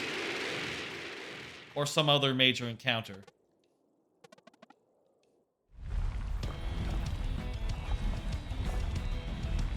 Okay. That is a big guy. That guy looks just like, the spawn of, what the fuck is the... Wait. In the top, it says effect, hammer. Oh, right, that's the effect of my attack. Okay, cool. Gotcha. I bet you there's gonna be a lot more types of attack rather than blunt and slash. There'll be, like, more physical types and more like, special types. Let me think. What's the guy in Chrono Trigger called? The Larvos? Chrono Trigger... Lavos? Lavos, yeah, it kind of looks like the Lavos grub a little bit. Again, with the pretty clear inspiration here. I'll say, I think it's very cool that these guys, you know, this team is just like saying, like, yeah, what's a kick-ass game from, like, our history or our past that we want to do? What the? Oh, that's, that'd be,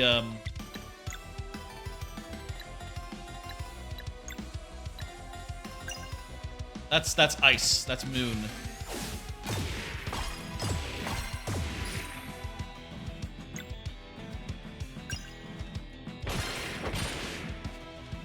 It's very cool that as like a rule, these guys are just like running around picking out genres they really like and saying, like, yeah, let's make our own take on it, you know, and just make that game, but do it in ways that are inventive and cool and not just exactly what you would expect, you know?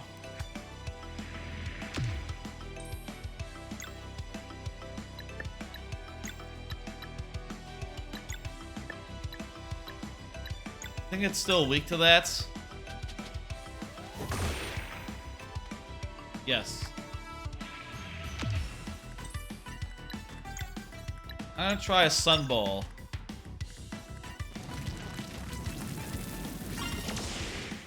It's vulnerable to both kinds of magic. Okay, cool. Oh shit, I didn't notice it was causing stuff to be dropped upon us. And this is interesting because it's like running up attack. You can see I have to do like 2 sword attacks before it attacks to like cancel it. But I have to pick out the right guy to do that and also do a double attack to actually cancel it. This is very smartly designed. God damn. I'm really impressed by this. This is for sure one of the best games of the year.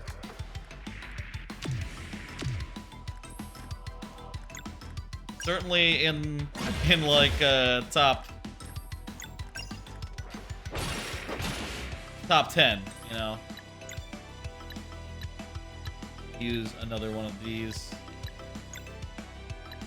It doesn't say like instructions here.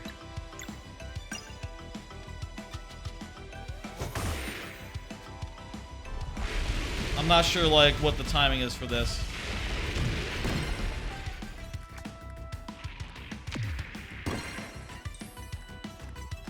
All right.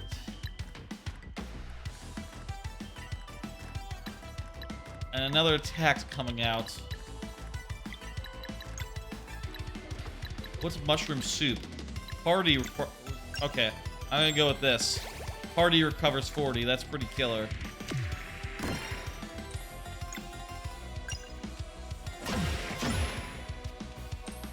Oh right, we got combo skills. I gotta remember that. Oh, and the combo skills can restore health if I like. Also, they have effects like, you know, store whatever. Dual attack each covers MP. And we both have to hit A as we're both attacking, and we'll get an effect.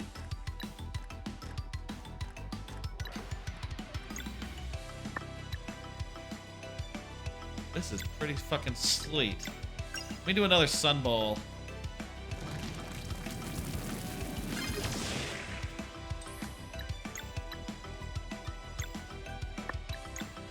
Try Crescent Arc again. There we go, first boss down. Oh wow, it's dying in the Chrono Trigger manner. With the, like... Didn't Chrono Trigger also do that, where the enemies turned, like, red and they sort of, like, faded? Good smile again. Mountain shouldn't be too much farther. It is a damn cool effect. I found some money. I found an adventurer's vest. Ooh. Okay.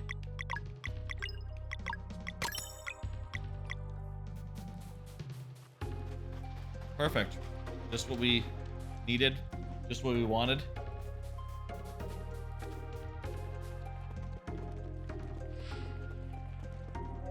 We can activate the bridge from the other side.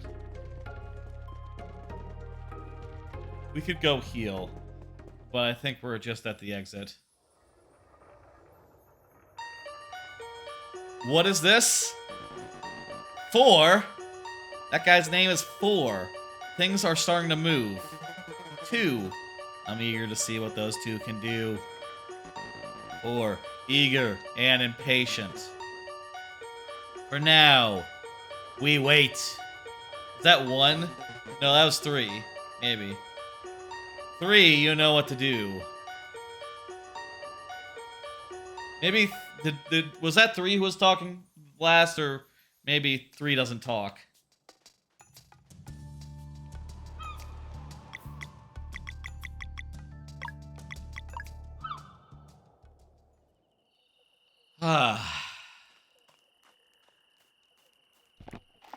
Do a quick save-a-roo. That was the Forbidden Cavern. But I kind of want to see where this goes, you know? Like, we're still... I'm still, like, in it for a little bit longer. We will switch soonish for another game. But I want to see a little bit further in. It's like some... Oh, this is fishing. I'm good on fishing. I don't want to fish right now. We're not going to fish. You know what? I'll fish a little bit. Fine. A little bit of fishing. I can cast.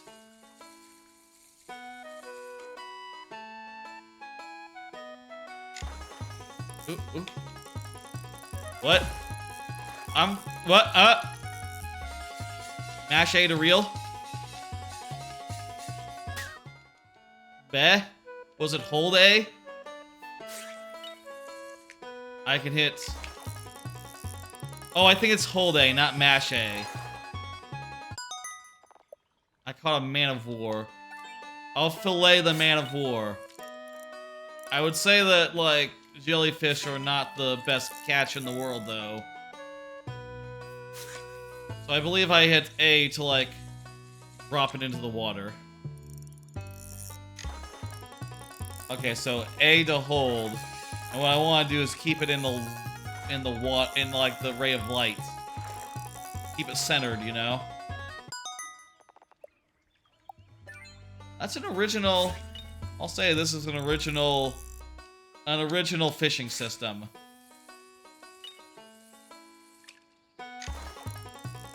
And it's not so much based on the reflexes of, like, the initial, catch.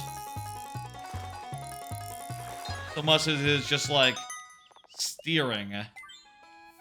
That's cool. I presume that you'll be able to, like, steer the hardest if you're in the middle of the ray of light. What do you say? Oh, I can buy some shit. Yeah, I'll I'll equip that.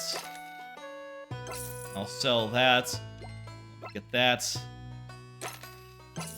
Sell that, yeah. Well, I have 2 of the adventurers thingamajigs. So I can equip both of them with the vests.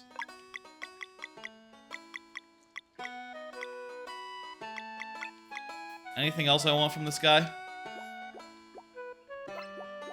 I can buy ingredients, and that's about it. That was fishing. Let's go on an adventure. Let's go to the next area then.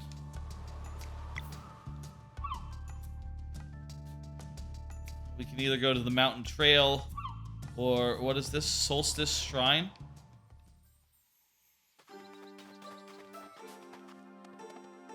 It's locked. Okay, we have to be like full initiates to use this or something.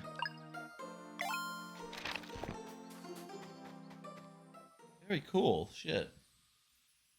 This game, I think it might kick ass. There's like mountains under the water that you can see. That's pretty cool. I wonder if that means anything. Like, is this all a sunken island? Is like this whole land going to rise from the sea or something? And reveal like untold land masses? Alright, hey, we're back to the tutorial area that was at the very start of the game. Where it flashed back for a while. I do wish Garl was here. Is that gonna be Garl in the bushes? Hey, that's Garl! Holy shit! He lost an eye! Oh my god. I didn't know that attack that he took was so serious. You know, we've taken a good number of them and we haven't lost any eyes.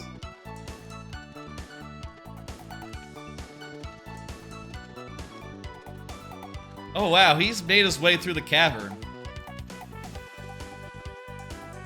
Yeah, buddy. Hey, Garl. You were listening as we went through that whole flashback? You were just like waiting, being like, they're gonna get to the end. Once they finish with the flashback, I'm gonna jump out and say hello. Only when they finish, though. I need to wait until such time as they're done telling the story. It wouldn't do if I came out and said like, hey guys, how's it going?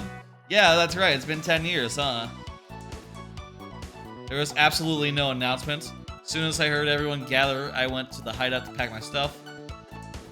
Pumped for this journey. You guys know about survival now. Fishing, gathering, cooking, and... what? You can't actually come with us.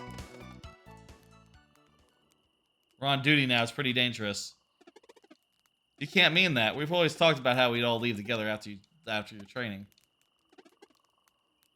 I'm practicing in our little cave. I'm ready. I'm built pretty strong, and I've been preparing. I'm a defensive fighter. A shield. A warrior cook. That's pretty cool. A warrior cook. That's about as cool as a battle monk or a sword dancer. Been reading a lot. Most of the monsters you're gonna face won't even be Fleshmancer minions, which means that anyone can fight them. You haven't seen any yet, have you? Nope. I'll know when to step aside, plus you can't really travel the world with just a few sandwiches. Well, yeah.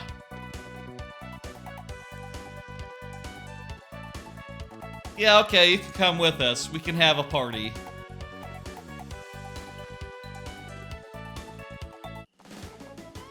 The warrior cook. It is exactly as he said. Garl the warrior cook.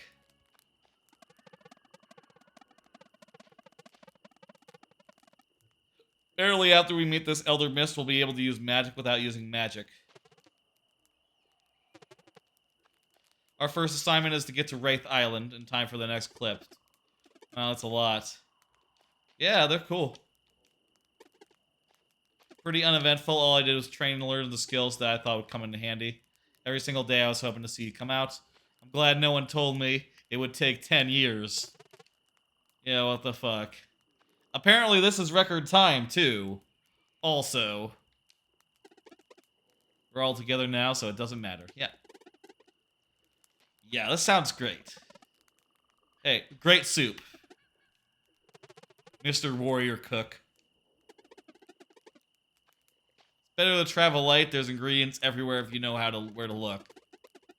It's all part of the adventure. Why don't you try now? Let's pick some bears. Some berries. Almost sounds French if I say it like that. Berry. I wouldn't be surprised if that's the etymology of berry. Could be a French word, loan word, you know? Or maybe it's just from English, I don't know. I picked... Let's make some jam. Yes. Let's cook. Hold down the button to cook. Nice. What is the etymology of berry? Etymology of berry. As in like the food. It's from Old English, berry, or Dutch bes, or German beere. B-E-E-R-E in German, apparently. Huh. Who knew? It's a German word. It's from Old English. It originally meant grape.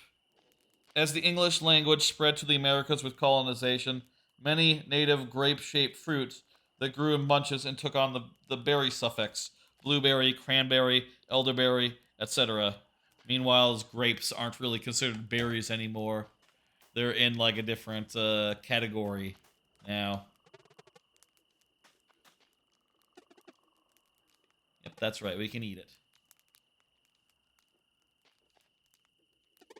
Let's go to sleep. The stars are above us. I'm really glad you're here. Me too, guys. I wouldn't want to be anywhere else. Well, good night. This is great. We got a party member. I can't wait to see him in combat.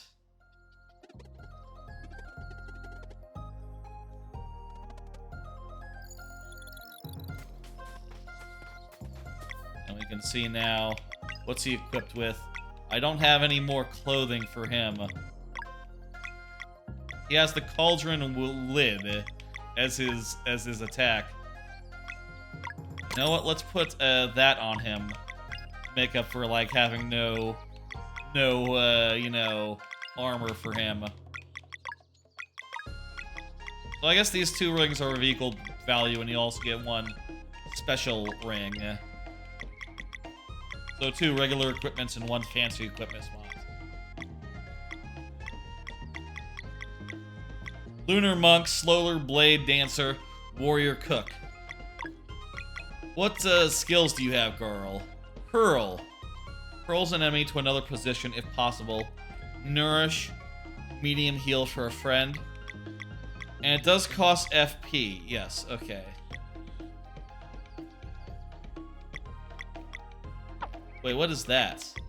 There's other things behind the effect. There's like a pointer thing. Maybe that means multi-target. Multiple targets. Multiple targets is probably what that means.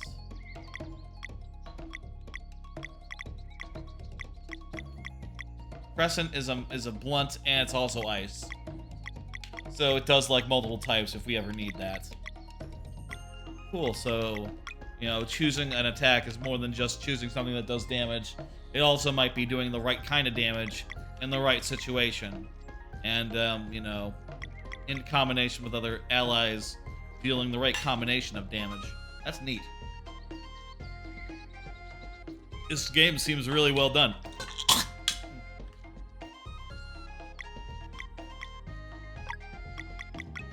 Club order. And can we just make... No, we cannot make Garl the leader.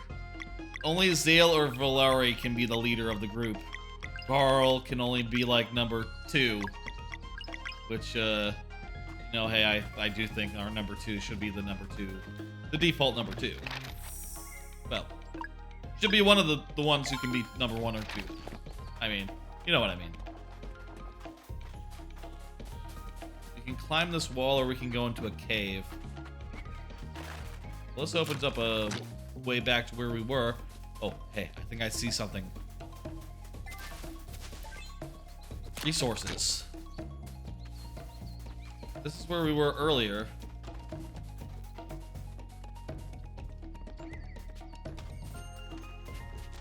I shouldn't just like backtrack a bunch without like need.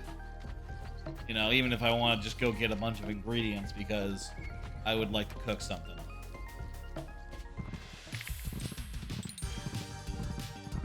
Okay, so we have 2 turns to disable one or both of them. So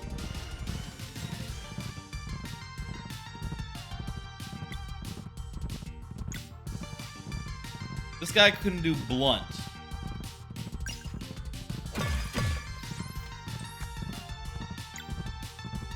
I'm gonna disable this guy. Whoopsie daisy. Ah, crap. That was not Zolar. That was the other one. Jesus Christ, these guys are strong. Yikes! We need to do a little bit of healing light on this guy here.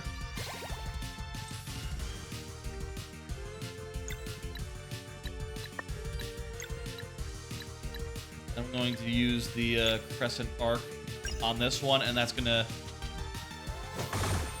hit both of them.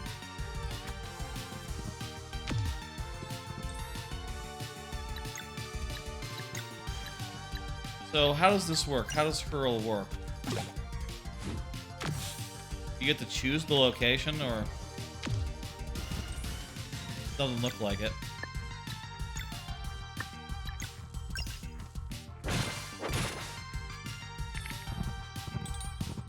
Okay. I can't do a double attack with Crescent Arc, so I can't do anything about the first guy. But with this guy, I can at least get him to stop by doing this. Perfect. This guy's going to do a 100% ram, though. Jesus.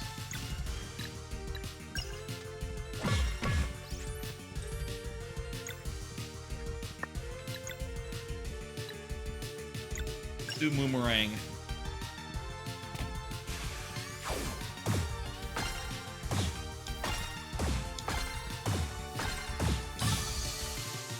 Beautiful, they were vulnerable to that. Should have started with that. Well, I got a little bit of meat off their bones for that. So we can cook a roast sandwich. Ooh.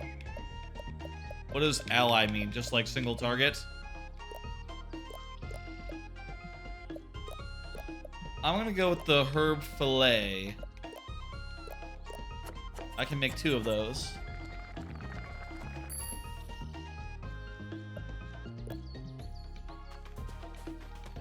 If I rest, is that... You think that respawns enemies? In like the Dark Souls style? Maybe.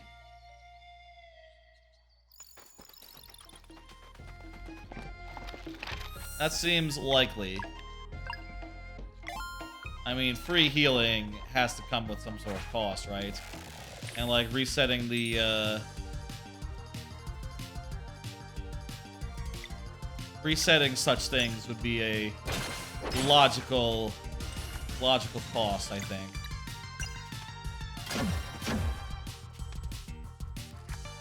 Can't. Well, also.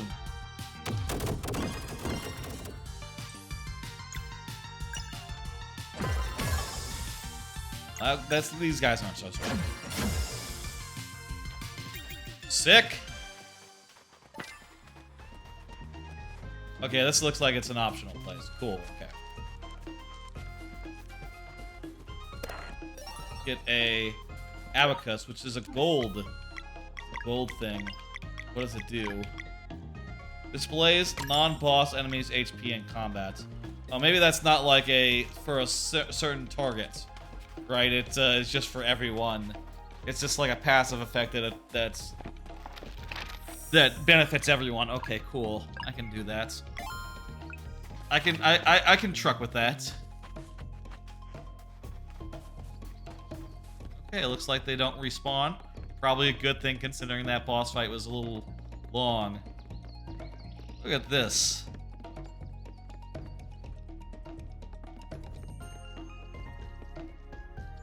God, that's beautiful.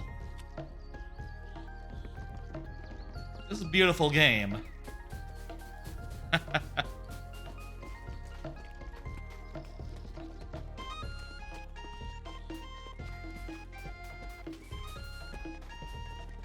go talk to this Mist guy. I wonder if the Mist will be upset that we brought our powerless friend. Or that he sort of tagged along. Or if our powerless friend will, like, you know, say, like, okay, you know what, hey. I can see where it's telling me not to step, by the way.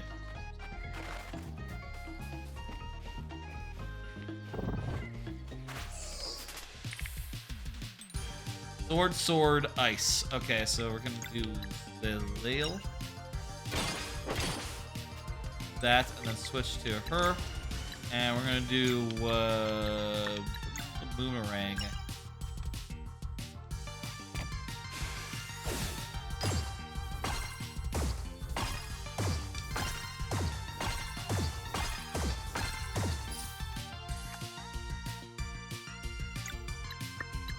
I should probably be using the girls like healing moves at some point. But we're all healed up and fine, so really no point right now.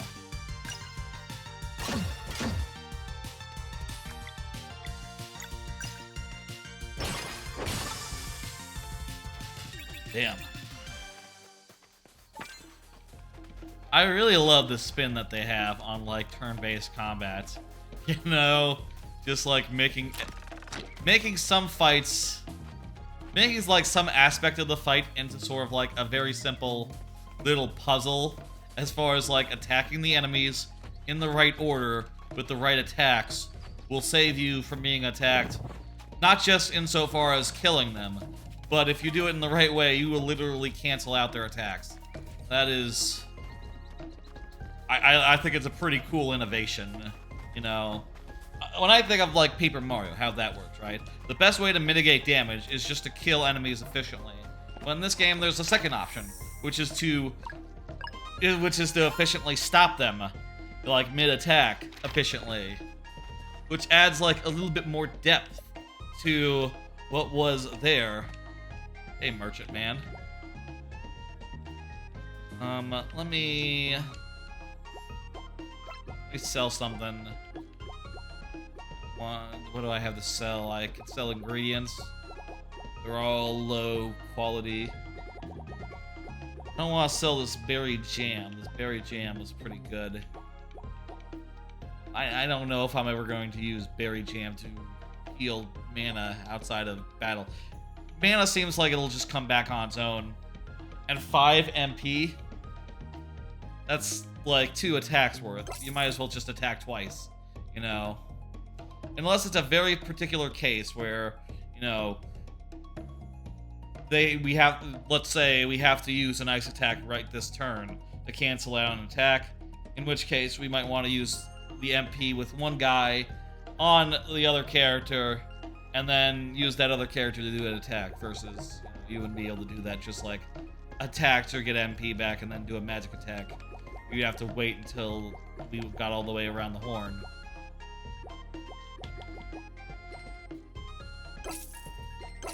I'll sell some tomato clubs. I need an adventurer's vest, and other than that, yeah, I think we're good. Oh look, he's selling the things we sold to him. That's nice. There's some more cooking.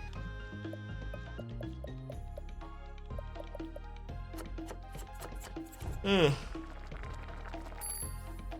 Another herd fala. The save. Trails in the Mist is the name of this chapter. I want to find out what magic without magic is. I'll say this. For this portion of the stream, let's get to the top here. Let's find out what magic without magic means. And then we'll do something else, you know. We got other games to play.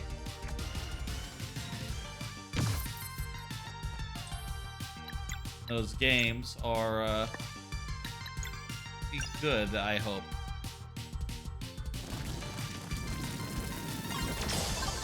Oh wow, that does AoE. Shit, that's sick. It's a really expensive ability, so I guess it makes sense it has like a secondary effect. Look at this mist.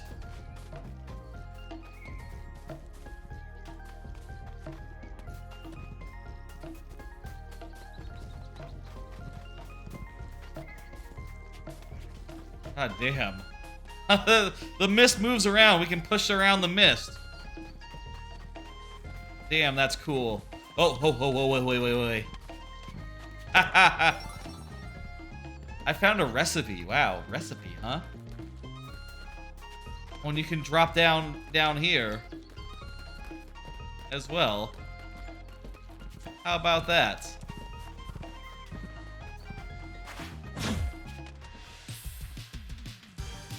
This guy was a motherfucker before. Let's blow out the barn door a little bit. Jesus. Time to do one of those healing skills. What? Oh, nourish. There we go. I thought hurl was heal. My confusion, you know.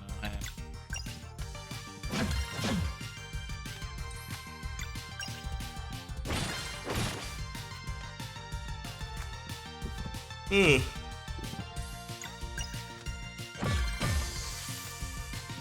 Was his second attack like a club that he pulled out of his pocket? Oh, someone leveled up. Cool. Yeah. Let's get hit points right now. I'm not really feeling like whether getting more magic attack or more defense or magic defense or whatever is best. Meanwhile, yeah, more hit points. I feel like that's the order of the day all around. I wonder if these guys will always be synced up as far as level goes. You know what it looks like, because it says we're level 3. It doesn't say, like, each of them individually is level 3. It's just that we, collectively, are level 3. That's good. That's smart. That's streamlining it a bit. Making it a lot more approachable, and that you don't have to keep up. You don't have to, like, think about multiple people that way.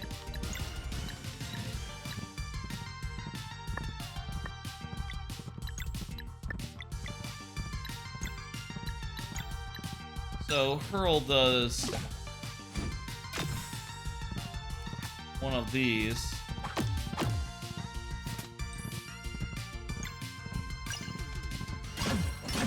I'm gonna focus on that guy because his ram has been just hellish. That also is pretty bad as well. Let's sunball these guys.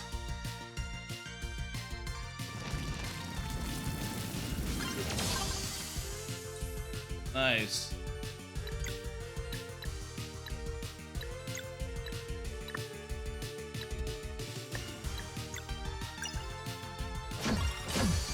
Perfect, and just one more beyond this guy ought to do it.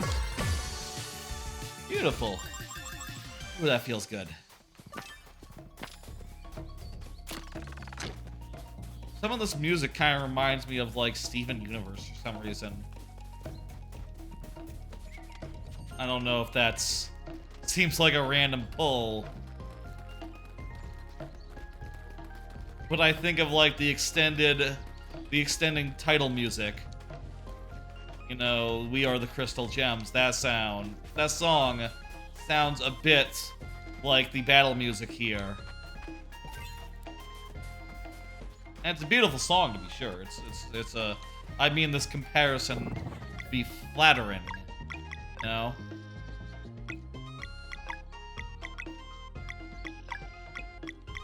I'll also say, man, it's kind of a coincidence this guy's name is Garl.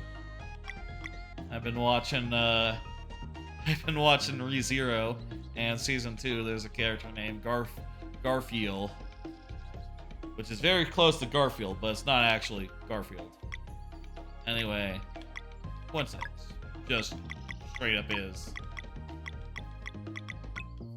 We're not that low, let's hold off on it, I guess. Do with Garfs. This. Have him the last hits to, like, stop the thing. I wonder if, like, you'll get, like, more and more options that'll unlock, like, more possibilities to, like, shut down, like, multiple enemies at once. Because right now it does feel like we would be hard-pressed to do multiple.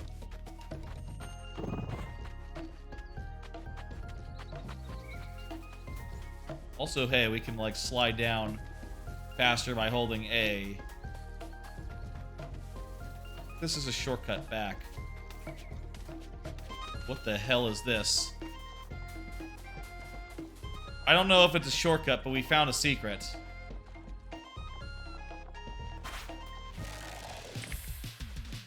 Oops, sorry. I hit the thing.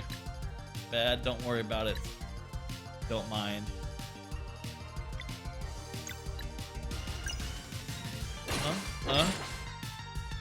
Meanwhile, let's go ahead and... Ooh. Shit. Can't stop this, but we can at least diminish its power. Blocks myth. What did that say? Oh, break a bunch of locks. Thank you, achievement. Really making this easy for us. That's not important.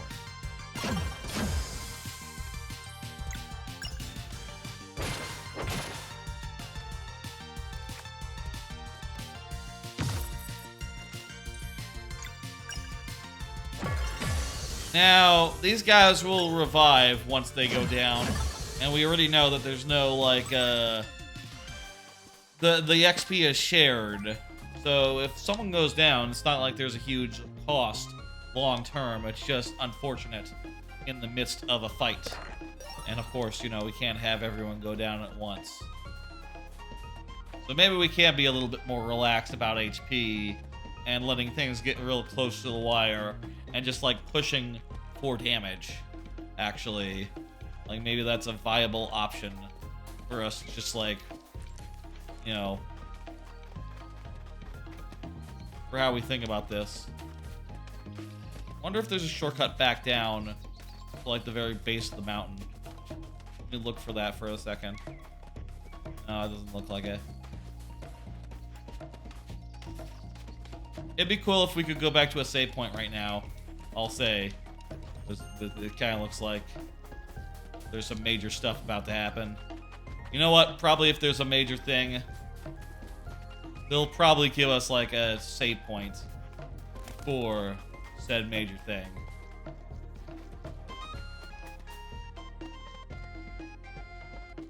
Okay, so we don't know what this is. Okay, it's not a major thing. It's just a mystery. Cool.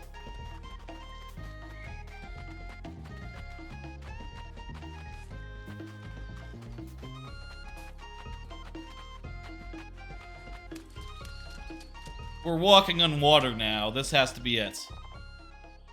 Here we go. There's an owl. I wonder if this guy will teach Garf as well a thing. 2 children of the solstice have come for the rite of passage, but I also sense one who does not belong here. Is he brave or foolish? Ooh, let's find out.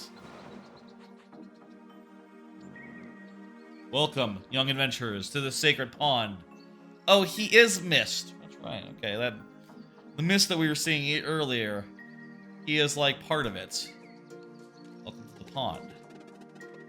My name is Garl. What a gregarious one you are. Yes. It's right. Enthusiasm is welcome in this place of meditation, but it's right or not melt for the common folk. ... Step forward, children of the thing, yeah. Of the solstice. Hoo. You grow great potential indeed. Have you weaved your will into fabric? Yes. Imbue them in the pond. I got a half cape and he has a half napkin. Wear them with purpose. You shall henceforth have light in the darkest places, protection against the minions of the flesh mancer. I don't feel any different. Either. Rest assured, the ability to use magic without using magic has taken root on you indeed. What does that mean? How does it work? It arises from need. In the many victories that await you, victory will often demand the use of more offensive magic than one can sustain through spells alone. That is why attunement to live mana is paramount. Live mana. Ooh. It allows your attacks to draw from the magic bestowed upon you at birth. Power should even extend to your traveling companions. Oh, hey. Cool. When you are ready, live mana will start manifesting for you the next time you enter battle. Are you ready for your next test? I'd like to go with them. The Elder Mist trials have never been undertaken by anyone but Solstice warriors, but let's do it. He wants to come. You are the first of the folks that make that request. There have been merchants on this mountain. So it's not like no one's ever been here other than the elemental people. Could he bring it back? Perhaps we should try to find out. Yeah. I will allow it. Cool. Hell yeah, dude. We will not fail. We are ready. Close your eyes. Let's fucking go. We didn't save. Can we get a save point? Probably on the other side here. We'll get to like an area with a save point and a campsite. We must bring 3 relics together. Monsters will try to stop you are immune to physical attacks, and the use of offensive spells is prohibitive. That's why you must use magic without magic.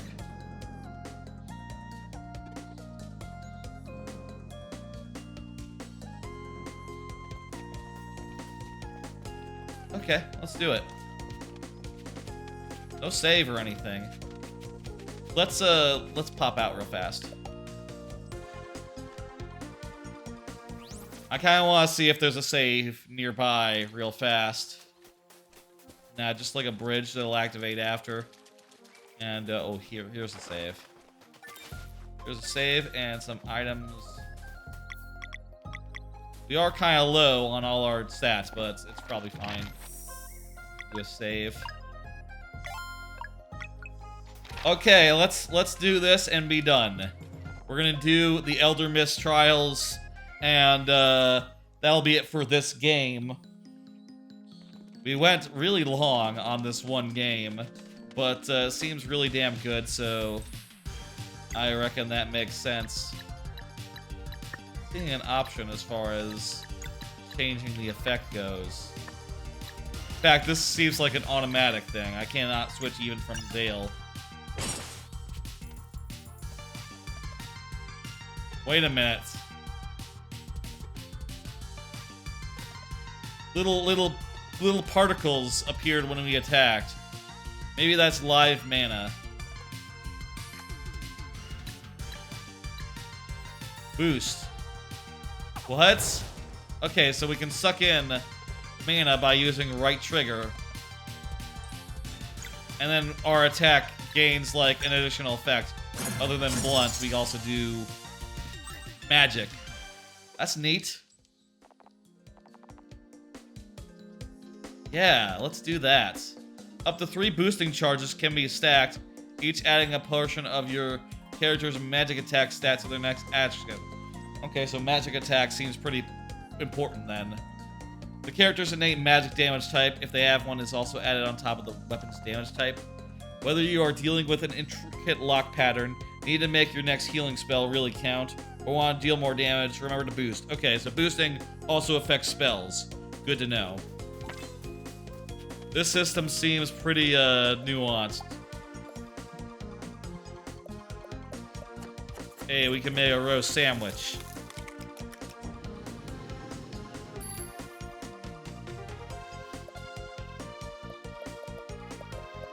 And let's make a basic salad and whatever, we'll make some berry jam. Just one of them, though.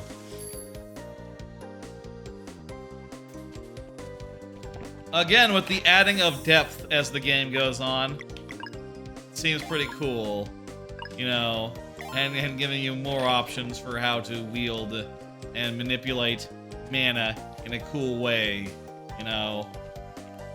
This seems like a really smart system.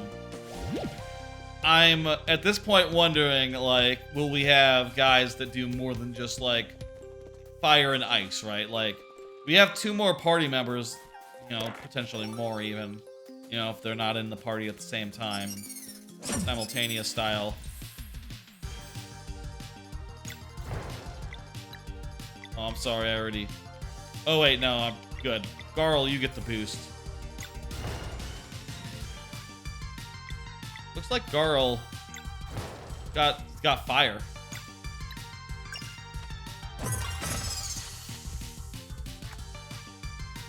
How's that, Garl?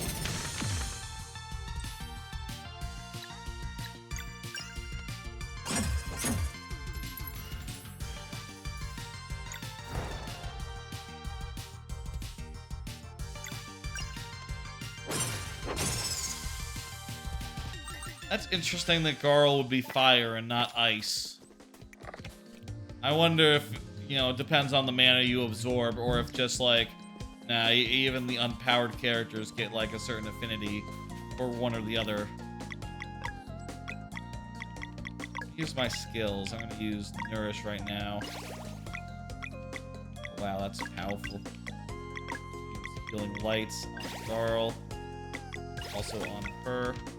Very good. We're getting a lot of, like, MP here that we cannot use.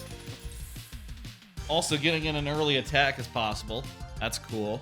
Helps in this case, especially because, you know, make some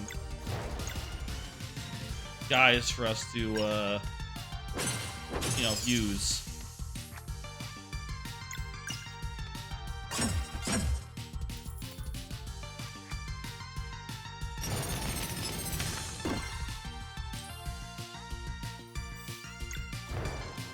Okay. That ought to do it.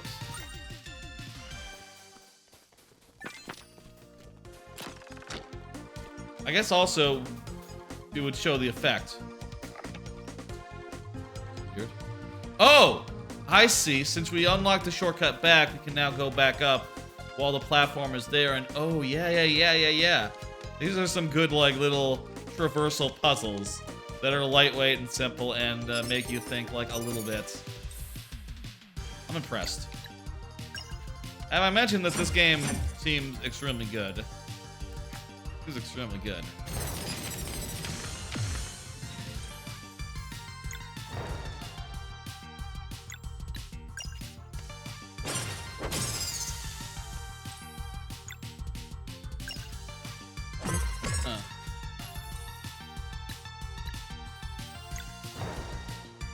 So we can see the effect is blunt and also ice. Well, I guess actually it makes sense for our blunt guy to be blunt fire if our other fire guy is like slashy fire, you know?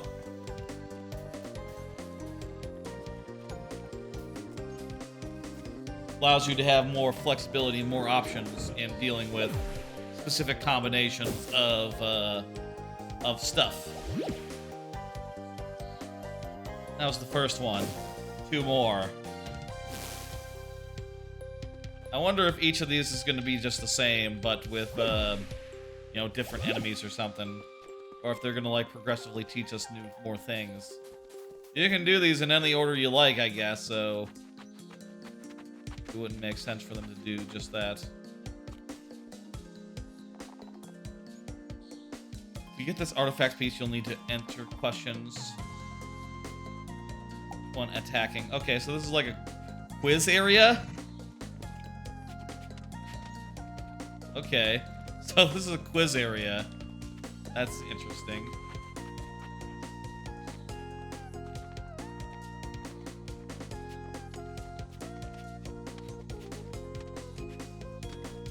Okay, let's go. What is the name of the school? It's Zenith. Solstice is just the name of what we are. It's called Zenith, though, because it's... Which I'll say, you know what, hey, that's a great name. It's called Zenith, though. Not Solstice School. Found a recipe.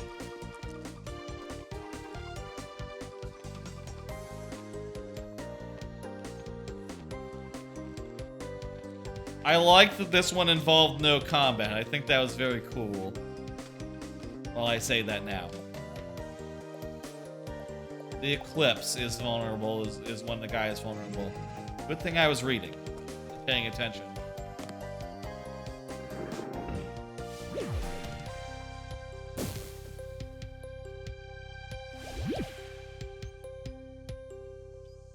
Shit, that's sick. Whoa, it's... Okay. This looks like we're building a boss. This looks to me like we're building a boss monster for us to fight once we get the final one here. Like a central unit and a couple of arms.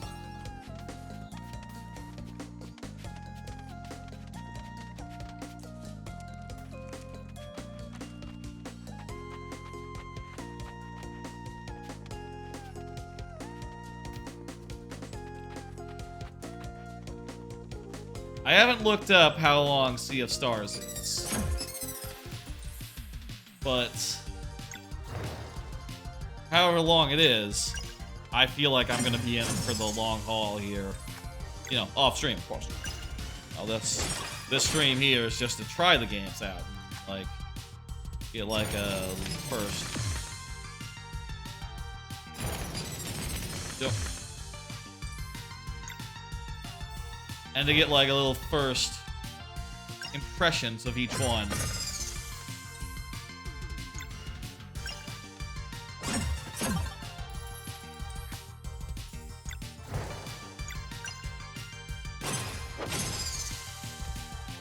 But I will definitely play a lot of this off stream, I reckon. With what time, I guess, is the question. Okay for time. I don't know. I'm sure I'll manage. Thus is the constant, you know, struggle. When exactly you're gonna find time to play this game and Armored Core 6 and, you know, so many others.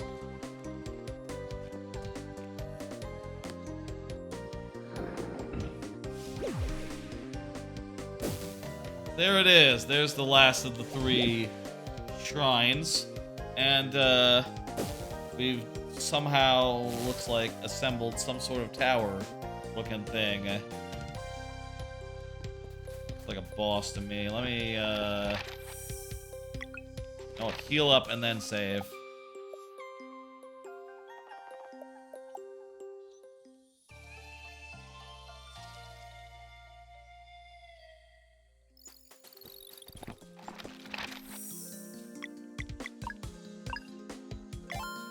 Alright, let's fight whatever this is. We are ready. A little bit of a boss fight here. It's gonna be like a big tower. Let's see. Use of spells is now good. Guy is hopping up. Yeah, it's like a mech. Yep, that's a cool design, by the way, I'll say.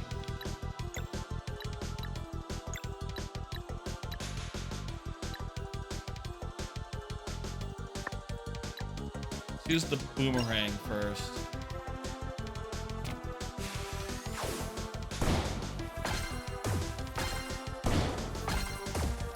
So far, it seems like having Garf here only makes this easier for all of us because, you know, adds an extra attacker, and you know, he can channel mana, so seems like it'd be pretty handy to me.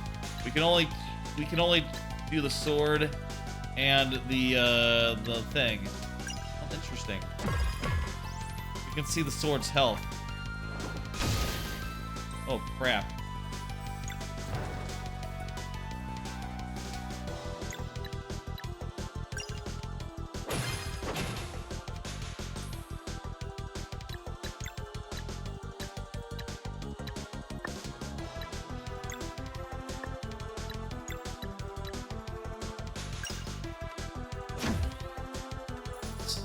Whatever. I want to nourish this guy here.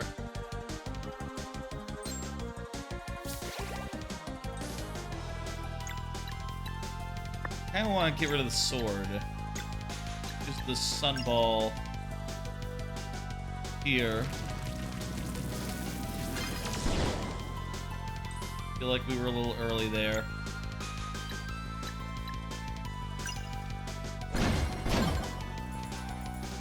So we can have, like, up to 3 bundles of things, right? So, stack, like, 3 of them at once, right? So what does this do? Seem pretty strong.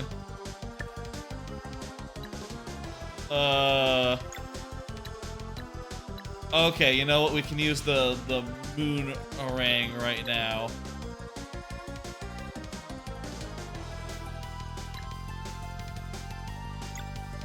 That's what we want to do. We need to use the boomerang. Hit like twice.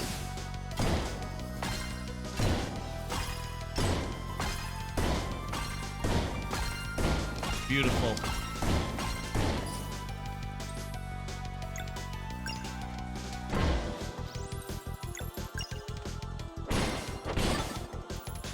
So I think I'm getting the rhythm of this. We want to just like attack in.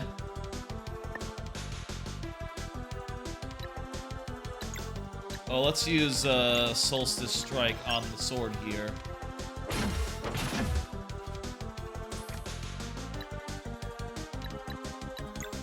And then use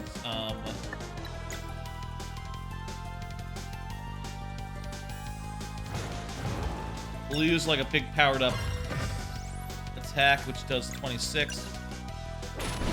Only enough to kill the sword. Again.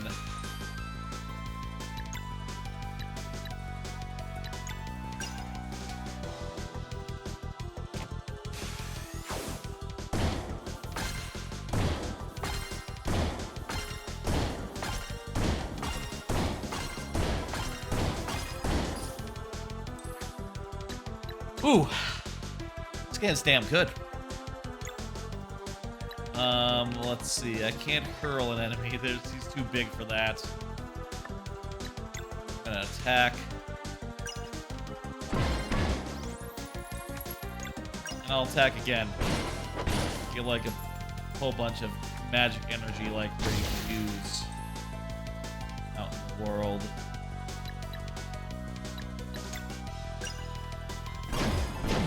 I want to use the big combo heal.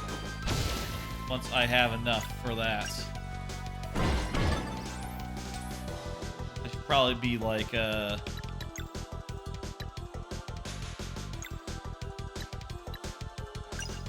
should probably be using this energy, but whatever.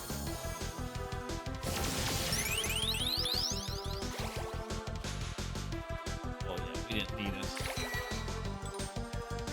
Hammer and ice, so we're gonna boost.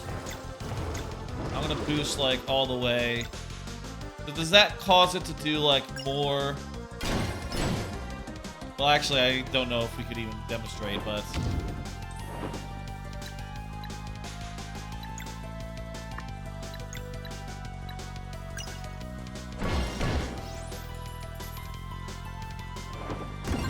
oh hey, it counters us if we hit in. I didn't realize that. Shit. And that combo is pretty bad too. The sunball.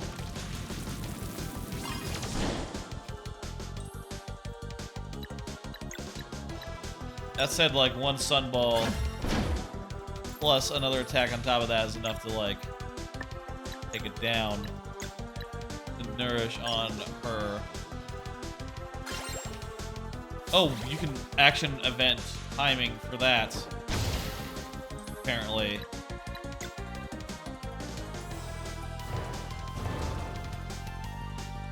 Let's leave that out. And you can use B to, like, undo taking an energy. Oh, that's enough. Good. I was gonna save it for Garth since he has, like, damage. He heals based on damage done. Bright future. You two are Solstice warriors now. Hey. When you are ready to leave this place, I will tell you of your respective prophecies. Well, we gotta see that before we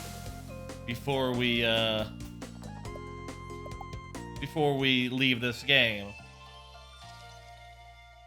We gotta see that.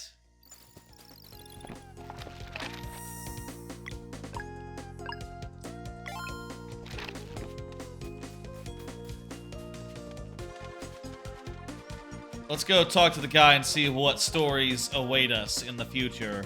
Like, are we going to the past? Are we time traveling? Are we going across realities against, like, parallel dimensions?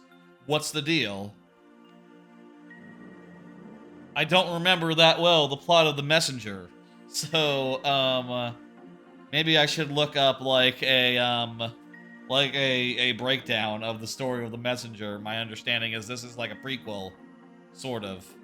In The Messenger, there were, like, ninja guys running around. And also, like, some guys that are just like, in hoods. Like, in, like, big cloaks. And they didn't have faces because they were shrouded in darkness. Haven't seen anything like that in this game. Everyone's, like, all bright and colorful and, you know, not sneaky. It's the middle of the night, yes. Bring us the dawn. All it takes is to stand on a celestial rune. Something inside you knows already. Oh shit.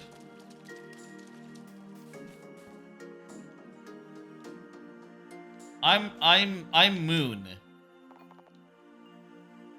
You can use L and R to change time of day. Oh cool.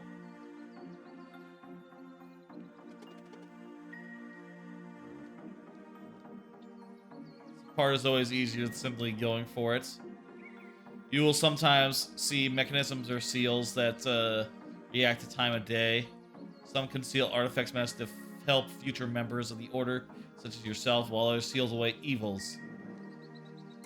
That doesn't seem good if, like, a seal on an evil unseals once per day at a specified time.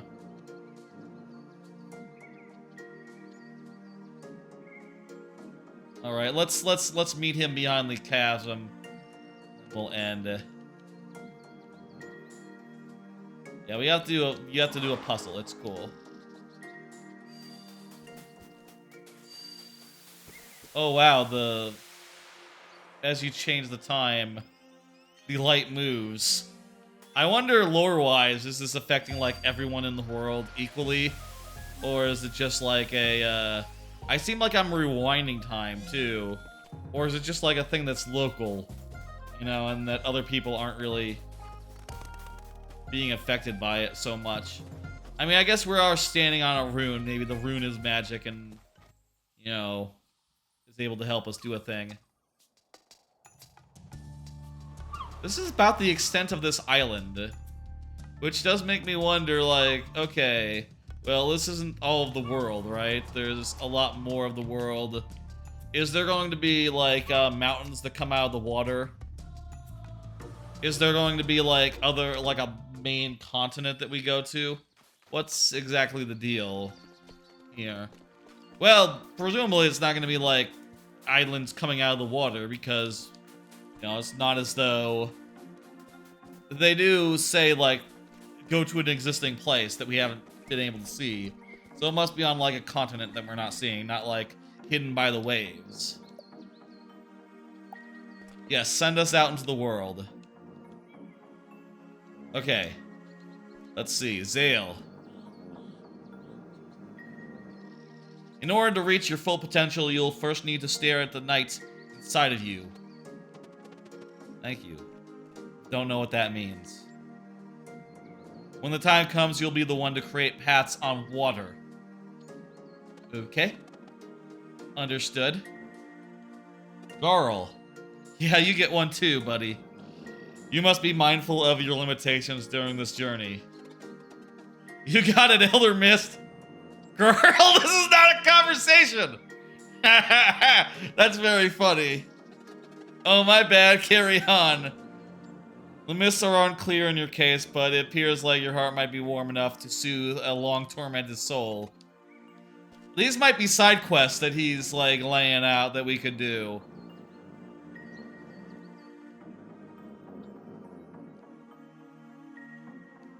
Hey, go to Sleeper Island.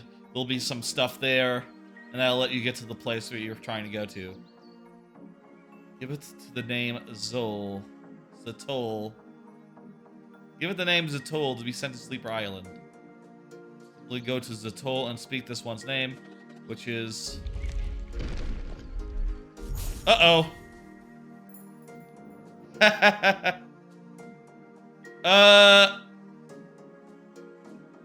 Well, fuck. We didn't learn this guy's name. We cannot fast travel back. Yet. I'm sure we'll learn that guy's name eventually. That's funny. That's good. I love that. And so it was that Valere and Zale were sent out to begin their journey with their best friend, the warrior cook, in tow. In their quest to get to Wraith Island in time for the eclipse, they would soon come to grips with two very powerful wizards. What the... Will? One by anger beset, the other of life bereft. A dead one and a angry one. I think we finished chapter 1. I heard an Achievo sound, but I do not see an Achievo.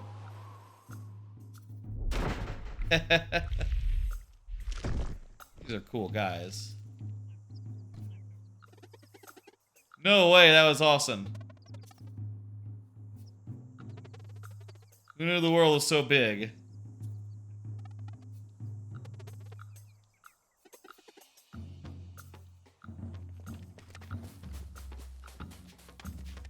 Let's exit this area and find a place to save. Maybe set up camp. And then, let's find a place to save, let's say. How about that? And then we will move on to the next of the Game Pass games. We kind of went 3 hours on this first one, like I said, you know, playing it by ear, based upon, like, how I'm feeling about each game, you know, how much I really want to play.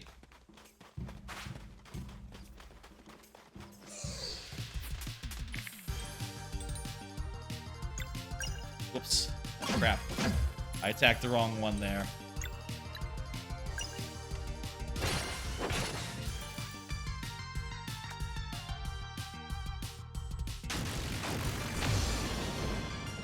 I see how that one works now. It does a 1, 2, 3.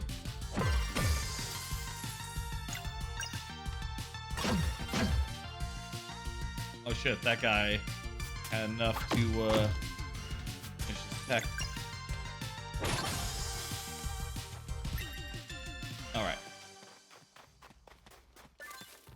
Surely the exit of this area is like a minute away. Nothing more. I cannot leave until I can save, I'll tell you that right now. That just goes without saying. I'm not going to repeat any content. And this game seems like one that I will be playing to the end. Rainbow Conch, like in Chrono Trigger. Rainbow Shell is a big thing in Chrono Trigger. Towards like the end game. Cool, we unlocked a path that gets around where the enemies were living. This is very Chrono Trigger, but also very original, very inspired, and very well put together. Who is that? Well, that is question mark, question mark, question mark. Question mark, question mark, question mark has cool teleporty powers. I wonder if question mark, question mark, question mark is a party member, or what the deal is. We're in the Moorlands right now. That's cool. Let's set up camp.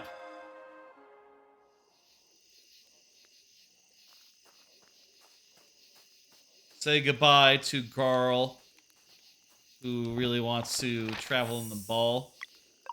I feel you, Garl. To New Horizons. Yes, that's gonna do it for Sea of Stars. Was expecting it to be like space. They're expected to be like space related, considering it's called Sea of Stars a little bit, but apparently it's not space related at all. That's fine. I think it's fantastic. I'm really enjoying the hell out of it and look forward to playing more. Quake 2. Let's check out Quake 2. The Quake II Remake. That'll be the next one. Quake 2.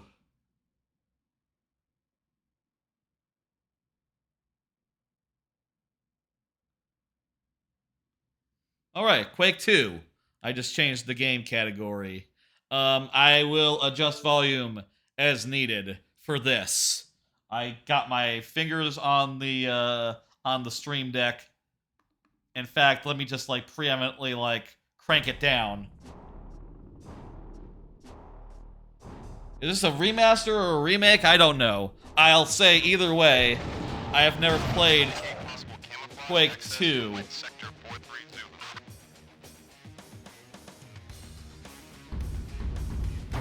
Yeah, I feel like cranking it down was a good choice. Let me crank a little further. We'll make it like 20 decibels. There we go. Hi, this is all fine. You do not need to read chat out loud. In fact, I do not need to read chat at all. I don't need voice chat. Don't speak for me. How does that work?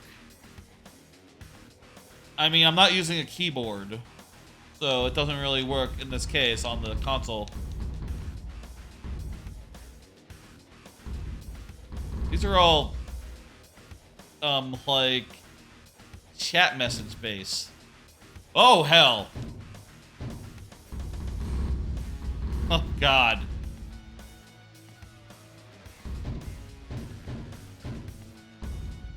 What's high contrast look like? Alternate typeface. Let's go with the regular typeface. Let's, you know, it doesn't look as good. It's a little harder to read, but it's authentic. I'm gonna take this down to 50. The screen flash. Maybe a little bit more time for messages, let's say. You know what? This is chat message. Who cares? I don't even know that there will be any to look at.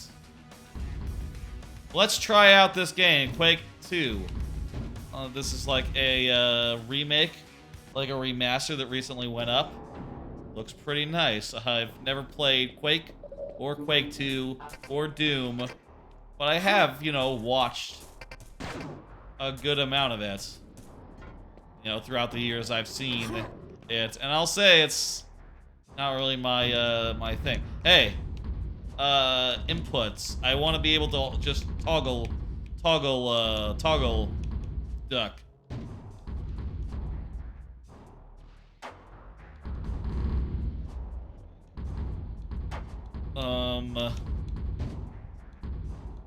Let's see now. Where's toggle duck? No. Multiplayer, no. Is there no option to toggle duck? I'm not missing something. I think I'm not missing something. I think you just can't make it so that the duck is a toggle. Okay, shit. I guess you... Shit. Well... You, Bob. Okay, you know what? This is maybe not that kind of game where we really need to be worried about ducking. And I'll say, like, look, maybe on a PC, holding duck to duck makes sense, but, like, I'm talking about holding down B. You know, if I'm using my thumb to do that, I can't look around at the same time. I have to use, like, a claw grip to do that. Like this. If I want to duck and aim at the same time. It seems, not ideal. I need to get a blue key, which is over here. This is what I need to do, right?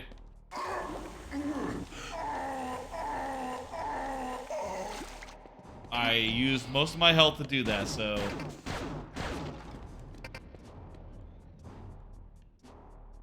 Find the compass. What? So you can equip, like, a compass. Like an environmental suit. Oh, was I supposed to use an environmental suit for, like, the, for the last thing? Oh, okay. I didn't do that. Medics will revive dead monsters. Okay. Medic commanders will spawn new monsters. Okay. Let me see what they look like. They kind of look like guys. These guys also look like guys. They have robot legs. Maybe that's the thing to look for.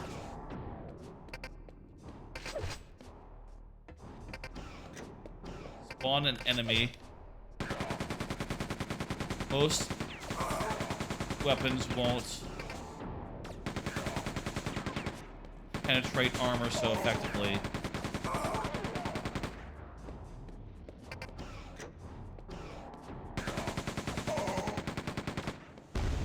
Okay, we need to back out of here.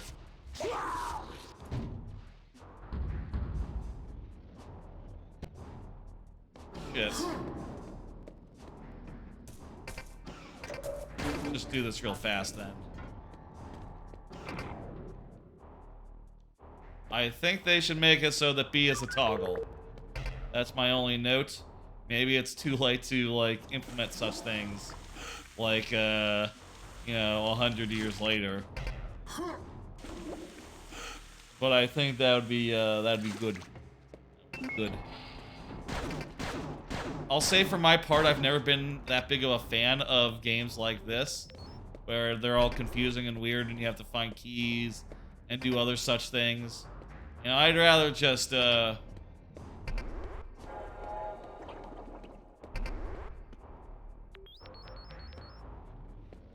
guess actually this is like a new accessibility thing. Just like, to just like have it so that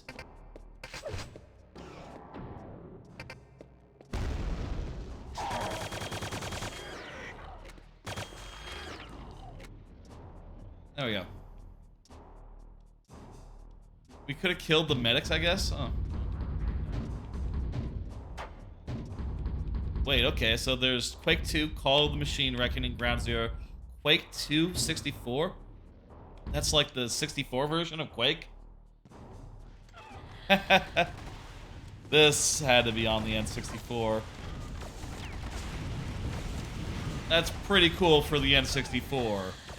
3D text and a bunch of enemies firing at you. Man, 3D text was very cool back in the day. Let me move myself back up here, by the way. Back up and to the left. My preferred corner. Oh.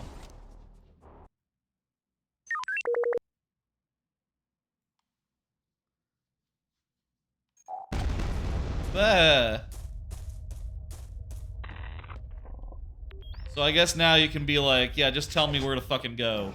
You know, I don't want to be lost. And I'll figure it out for you. Pretty good change, because that was like one of the main things I didn't like about this era of like like shooter, right? Like this area of shooter is very fast paced, but also very like maze-like in its construction, right? Like, where do I go is just never super clear. You know, like, oh, I have to go over here into this little nook, press a button that I didn't see to get up here. Like, that's the problem, right? The part where you run around and you shoot guys, that's fun, but before you can shoot guys, you have to find guys, which is a whole can of worms. And I think that, like, the Halos and the Halos and, like, the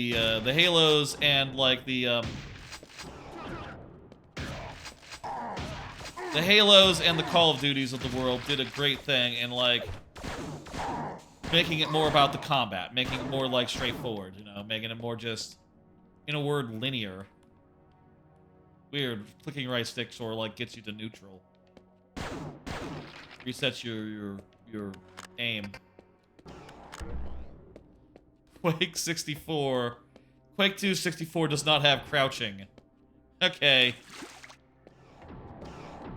That's good. This is cool how it, like, has a bunch of different packs in there.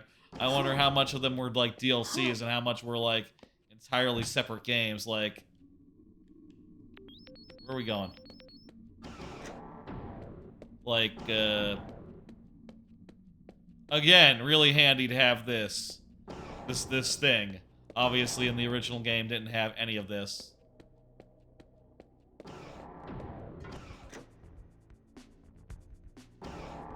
Yeah. Yeah, I think this is fun. Hey.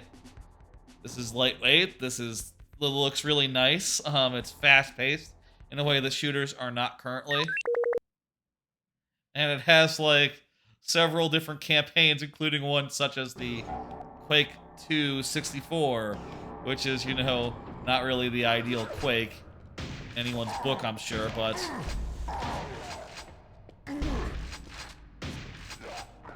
is good for a laugh, perhaps. Just tell me where to go. That's the killer feature of this. The compass. I'm glad we went through the tutorial and learned how that works, because that is absolutely indispensable now for me. And makes this, like, you know, remotely playable. Maybe that's seems unfair, but that's just how it is, you know.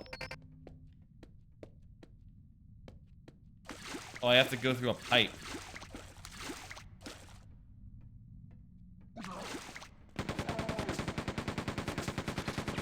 When I played GoldenEye and such, I just thought that, like, when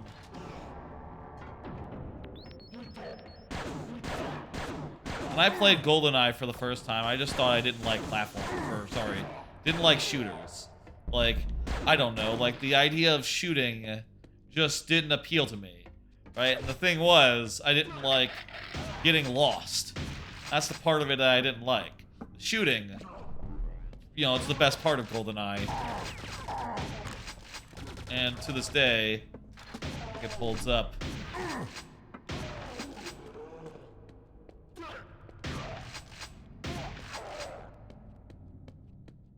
And, you know, GoldenEye was very much directly inspired by games like this as far as the quests go, you know?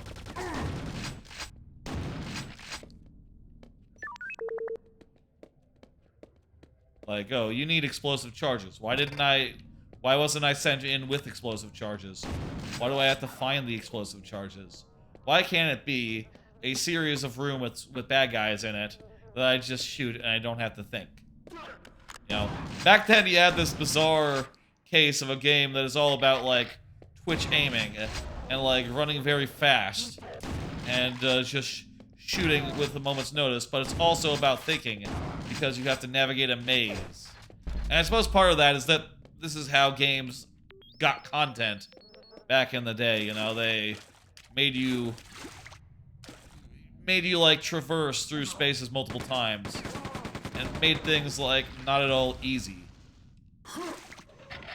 Whereas eventually they got the chops and the like technology down in order to be like, oh, we'll just have you go through this room once and that's good enough. And we can make more rooms if we need like more rooms. You know, we don't need to slow you down with puzzles or, you know, make you really just like get as much content out of the content as possible.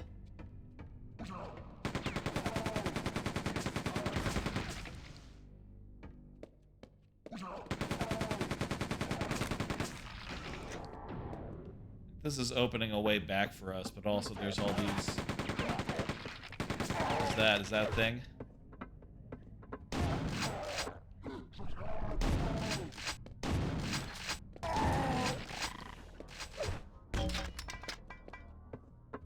I'm not sure how you switch weapons. Oh, D-pad, D-pad, D-pad switches weapons.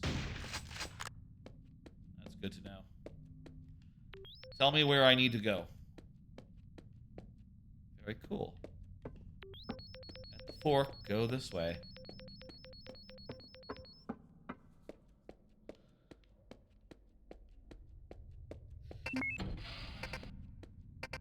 Now, please don't tell me something like to the effect of actually compasses were always in these games.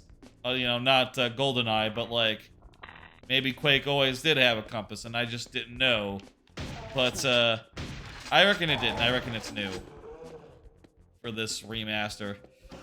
If it's not new, and I've just, you know, never seen it because I've always watched streams of people who have played this game enough time where they know where to go, which I will say could never be me.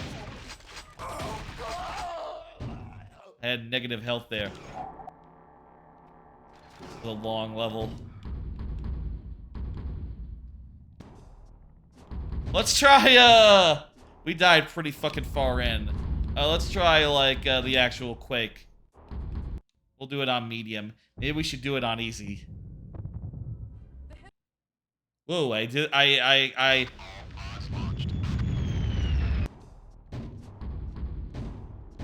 Quake 2. I hit the right stick, and that skipped the cutscene.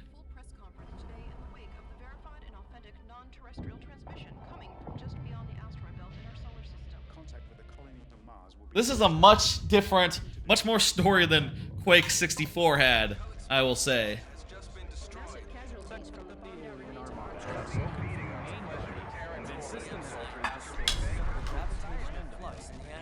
That's right, Quake 2. So there's aliens and they attacked Earth then. Farewell speech as these brave soldiers took the fight to the Strogue's home planet. The Strogue? The rest of humanity wish them luck and Godspeed as well. Very 90s. The explosion.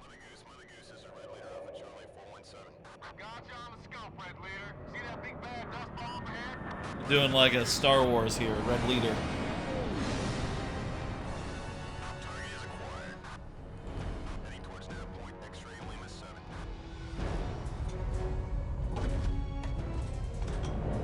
So like, hey, old full motion cutscenes, damn. I didn't know Quake had this sort of thing. I guess I don't know that much about Quake to begin with. I guess Doom is the more famous of the two. I feel like maybe I say I've seen Quake. Probably more likely what's really going on is I've seen Doom. And Doom and Quake are, to me, virtually indistinguishable.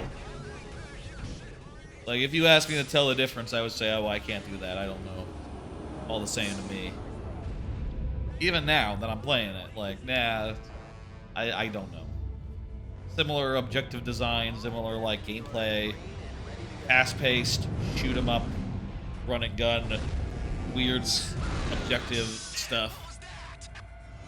I guess it differs in enemy design and also, like, the story.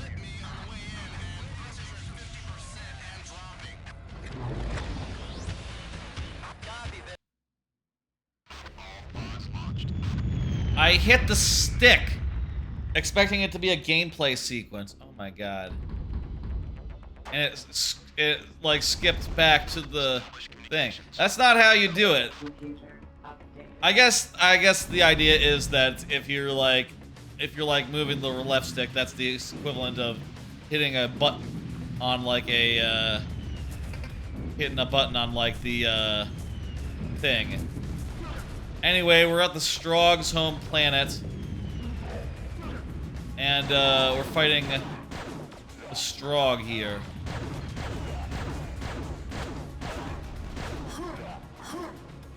Oh wow, jump is on left trigger. I went through a whole tutorial, see, they didn't tell me the jumping was left trigger. Oh, it's also on... Well, to be fair, it's also on A. And also, hey, you can duck with the left stick as well. So that's a little easier than holding down B, actually. And there's a weapon switcher thing you can do with the right bumper. And the compass thing is on the left bumper, as you know. As you know.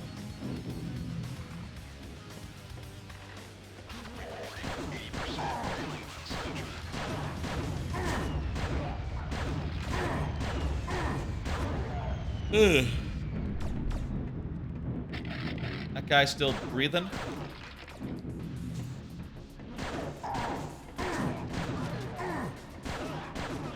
These guys react well to being shot. I'll say that's cool. You know, they stagger, they fall over, you can finish them off. Some of them go for, like, another attack. That's pretty cool, and I bet at the time it was pretty advanced, you know? You think of, like... You know, you think about, like, when GoldenEye was like, yeah, you can shoot these guys in the balls, and they'll just go like, oh my god, my balls! And that was, like, super cutting edge at the time. You know... Was this after GoldenEye? Or did GoldenEye do it first? I have no idea as to the timeline here. Do like the enemies reacting. Let me see. I'm curious now. Not Doom. Quake 2. Quake 2. 1997. When was GoldenEye? Also 1997. Let me see. GoldenEye came out in August 25th in North America. What about Quake 2? Quake 2 came out in December. Wait, 1997 on the PC, but later years in later places. So yeah, this is like just after GoldenEye. I wonder if Quake 1 also had guys like reacting as they got shot. You know, at this point in history, like, games were developed pretty fast. You know, at least a lot faster than they are now. You know, where, like, you think about, you know, Donkey Kong Country 2, one of the greatest games of all time. It was developed in literally 1 calendar year.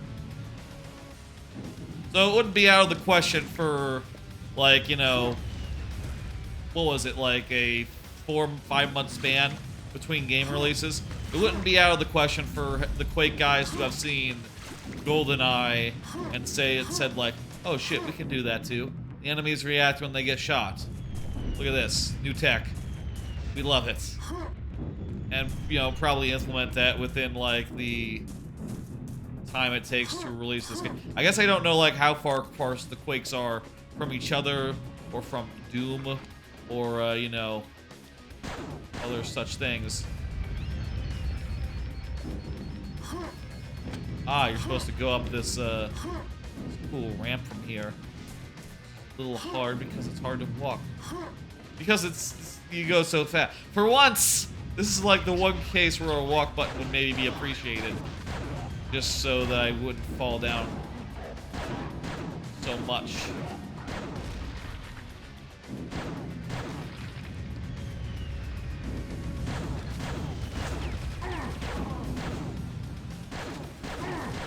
Game is taking its time before giving us like a different weapon.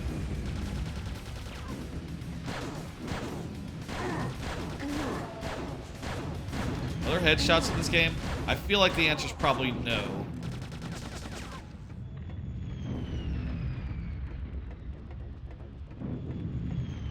Even if guys' heads are falling off, it's not because you shot him in the head, just...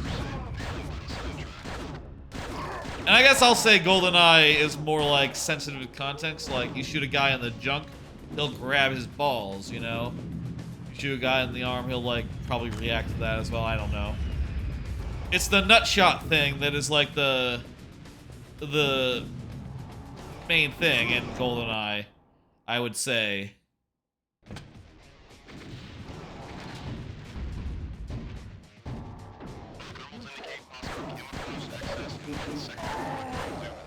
Alright, I did a save there.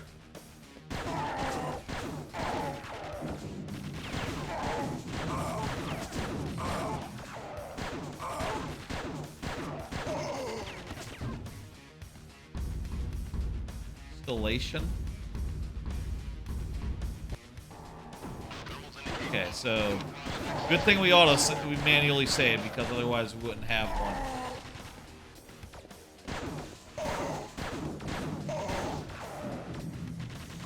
This could use a melee.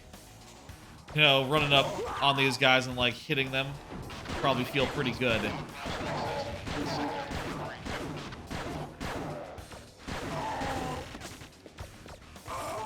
That's health, isn't it? Armor shield. Well, if it is, it's not good enough. I feel like half my health is pretty good to go into this area with, but it doesn't seem to be holding up or like going the distance, does it? Really, I would like a different weapon.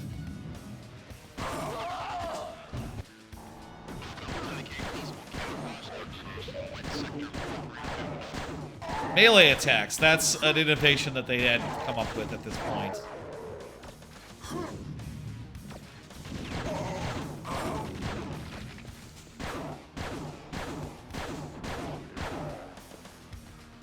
Enemies with melee attacks, yes, but not you with melee attacks.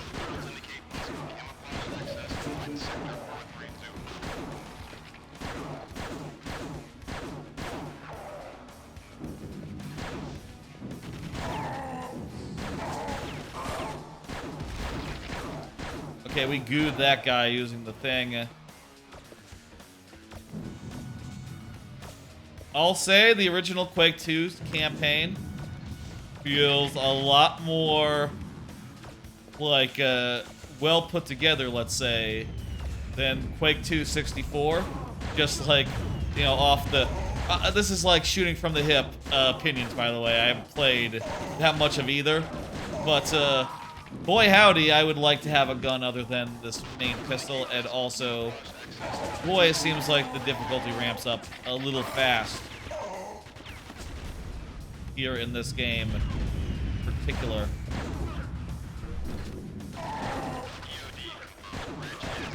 Like, come on, we really need a gun that's not a handgun here.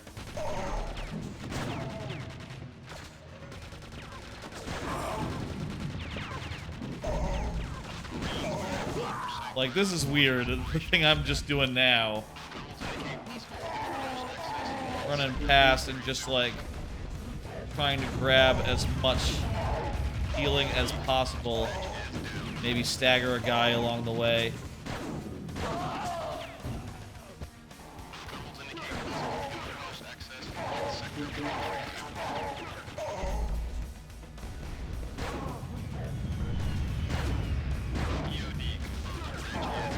In like a more modern game, it might, you know, there are games where like if you get up to close range like this, it would just switch to like a, you know, just like ramming the gun into the face and having that be it.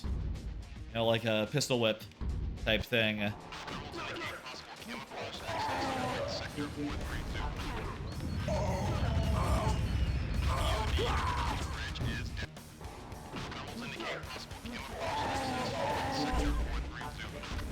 Try to run again. I think people are coming after me as well. I know that some of the games that were in this line, like Quake or Doom 3 or something, was more of a horror game or something. Again, I don't have that much context for those originals.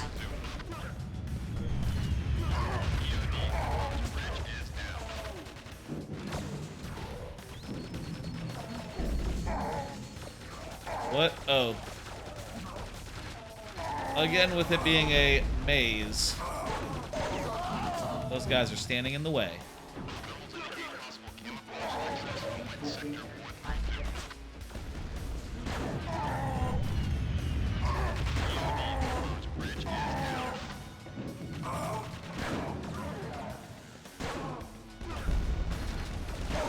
Guy's standing in the way. I bet if you ever watch like a speed run of this, they must have like a way to kill that guy very quickly. But I don't know it, and it seems to me that I just have like a piddly little shit gun. Oh, there we go. We were able to get past him. I don't know where I'm going. Into the sewer? Into the sewer. What? What? Oh! There's a switch on the wall. You know what? I feel like we can just, like, gun it. I want to try that one more time. And, like, just shooting these guys just to mitigate their like, deal.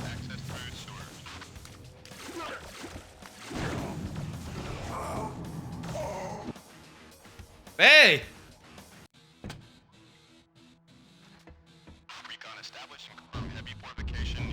We made it to a new area with 3 health. Scratch that, 23 health. Seems to me like maybe there's weapons to find. As like a small suggestion, you know, compass is one thing, but also, you know, another thing that they hide all over here is like weapons and stuff. Like if you could like do a left. Wait. Oh, comm center. They're not in like order I made them or something. Guess they're in alphabetical order based on the name of the location.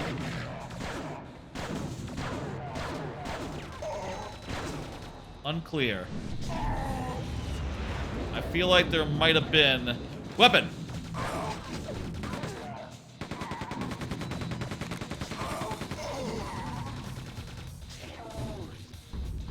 Well, that seems neat.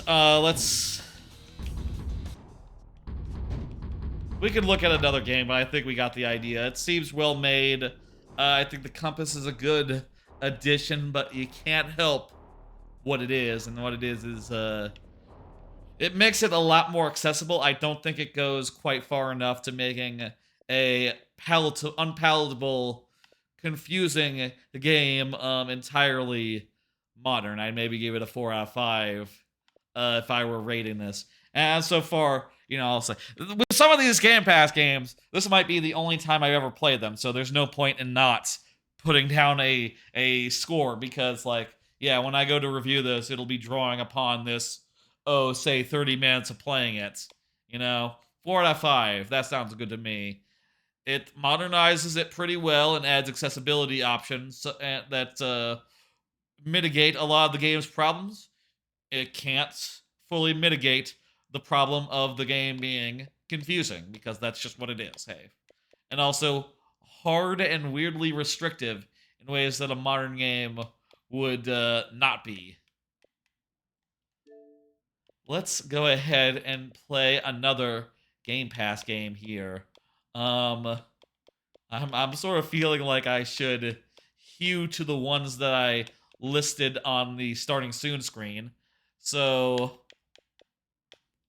why don't we see what the fuck GRIS is? I have no idea what GRIS is, but it just went on Game Pass. So let's find out. I'll probably need to pump up the volume a little bit. I had it pretty low for Doom. I'm sorry, for Quake, jeez. Quake II Remake.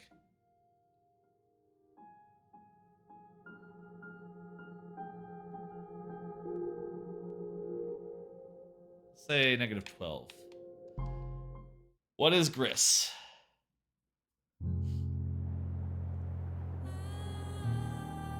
Artsy.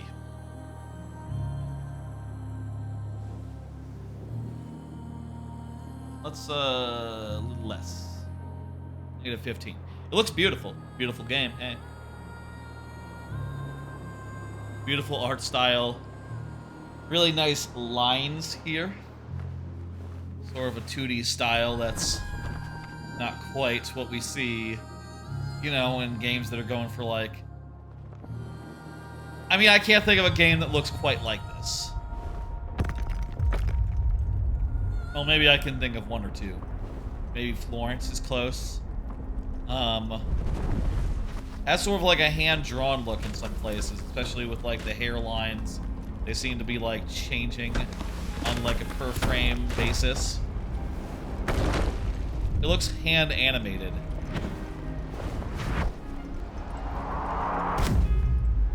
Gorgeous color gradients, usage, you know.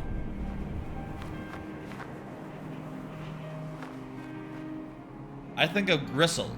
You know, like when you cook bacon, you get some gristle. That's what I think when I think of GRIS, as what the word or the half word evokes in my head.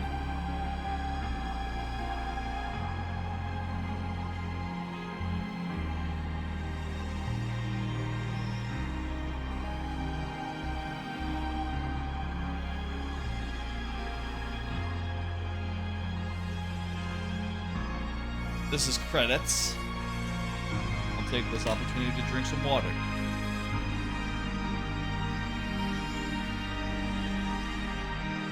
Berlinist. That's a weird name for a band. This seems like it's a little higher than... Oh yeah, that's way too high. I need to crank it. Need to crank it the fuck down. Try that on for size. -22 decibels. You guys don't need to know how many decibels I'm giving it. I'm just saying. Try 24.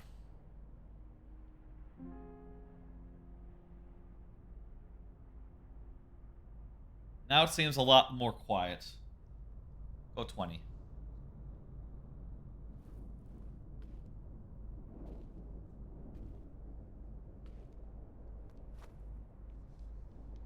Okay, I'm playing a girl. I can walk one way or the other way. If I hit A button, literally the A button, she stumbles. That's me hitting the A button. I believe this lady is sad. How do you like that?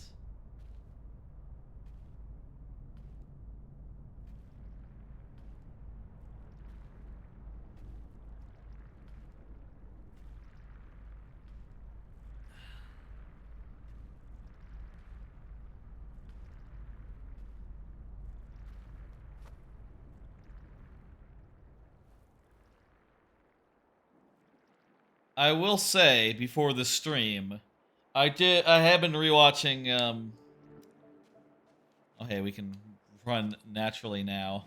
I have been rewatching ReZero. I can hit B to like pray or something. Been rewatching ReZero, got to season 2, started watching that and got to, I think, my favorite episode in the show, which is sort of a very like heartfelt flashback dream sequence thing, where the main character like deals with the fact that like something that like Noah Sekai really deals with, the fact that he will never see his parents again, and turns out his parents are really cool and wonderful people. And goddamn, if that episode doesn't get me going, you know, as far as like, oh my god, this is pretty fucking sad actually, and beautiful and fun, and holy shit, this is a tour de force. So I'm just saying, like, girl being sad on screen isn't quite gonna get me going, you know? That's not quite enough. Need more than that. You need to like hit me with like multiple levels, with like a season's worth of build up, you know, 24 episodes worth of like knowing this person before you can like make me feel a thing, you know? But I wish the game luck if it wants me to like feel some sadness. I'll say it's beautiful. Looks real nice. Like, this style is bold and beautiful, and yeah. It had not much to speak to as far as gameplay goes. So far, I'm just holding right and hitting the jump button. And now sometimes it seems like I can't jump high. Maybe I was just not holding down the button for a second there. Looks like these are the ruins of some sort of civilization. That's sad. If I hit B, she breathes in.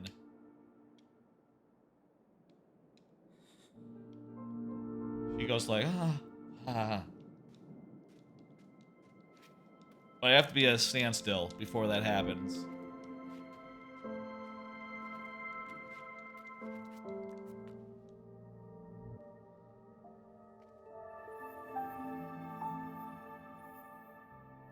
Beautiful animation. So far. I am wondering when it becomes a video game. Maybe it's not, maybe it doesn't. Maybe this is just it. Maybe it's just like supposed to be like Journey. You know, just walk through a beautiful landscape and have like existential thoughts about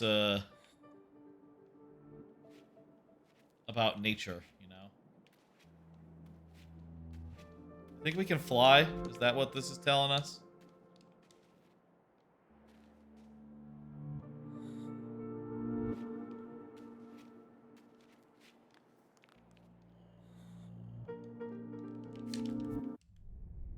Eh? Oh, that was, I must have hit the start button. Dash dancing. Look at me, I'm dancing. Dash dancing, it's a Smash thing I know of. It's like from the earlier Smashes, you could just like dash back and forth without starting a dash, and it would be like a real good way of being like loose on your feet, basically, and be able to like start dashing in either direction at a moment's notice, and like throwing off enemies in the process.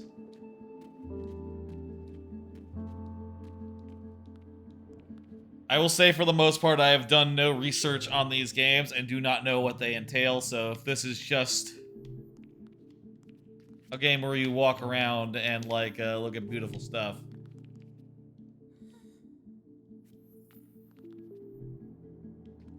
I think we need one more of these circular spirit guys. And hey, look at that. There, one more is up there. How do we get there? Well, let's walk in this direction and we'll find out.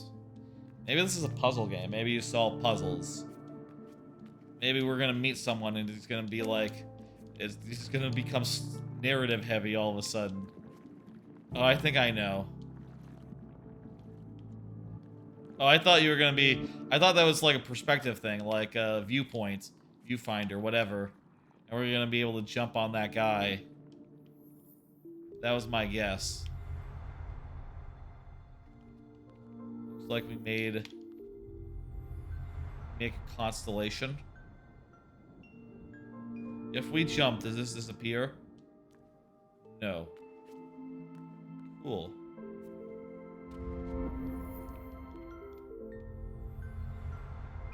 Alright, we made a path.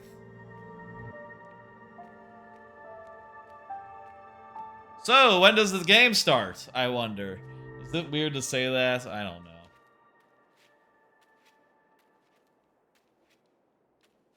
I guess part of it is that we're like 3 hours in now, and we've spent 3 hours on Sea of Stars, and that was just fantastic, phenomenal. You know, and now we just need to get like a little bit of time in with each of these games. We don't have to spend a million hours until like GRIS opens up. You know what? It's probably a short game anyway, so it's probably gonna be quick before it opens up. Didn't we see this earlier? I remember these guys flying by and the colors. I don't know what it means.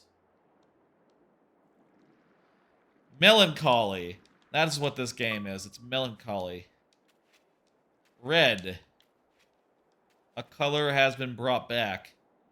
Okay, so I'm going around to different hands and I'm bringing back the colors. And that's going to like slowly color the world. So right now I guess it's just like white and red. Well, this is beautiful. But, you know, fucking Starfield is beautiful, but that doesn't make it a game that I want to play a ton of, you know? I need a little bit more bite, personally. A little bit more to chew on. It's beautiful, it's polished, it's just, it got no bite. Would be my current impressions. I feel like we must be scratching the surface, though. I feel like there must be something beyond just walking places and having the way forward just, like, appear before us.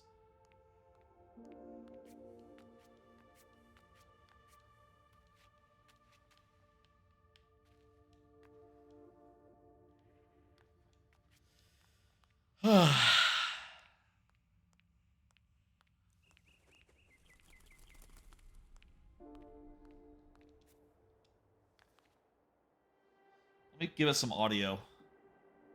You know what? That first scene was the loudest thing. And it hasn't been loud since. I wish games would be a little more consistent. I'm gonna take the audio back. Just a little bit, though. I guess I should just have it so that it ducks the audio if it gets over a certain volume.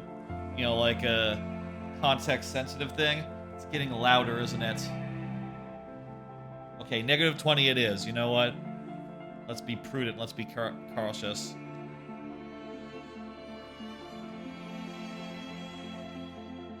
I guess also I probably should be looking at the screen when I'm being... instead of looking at the screen, I'm worried about audio volume.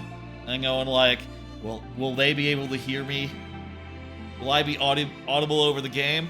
Meanwhile, this beautiful thing is happening on screen while I'm looking at the audio mixer going like, what the fuck? Are we in trouble?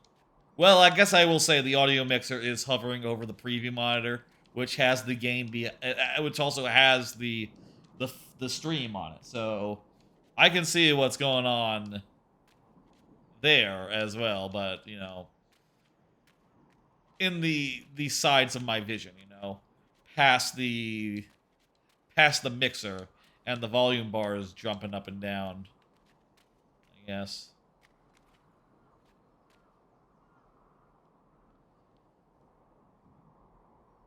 Is the sun going to be an eye or something that's going to blink? No, that's silly. Something is happening with the sun, but it's not... not that silly that it would be a, that would be a thing. Not play with my remote. I got a new thing. Talk about it more tomorrow, but,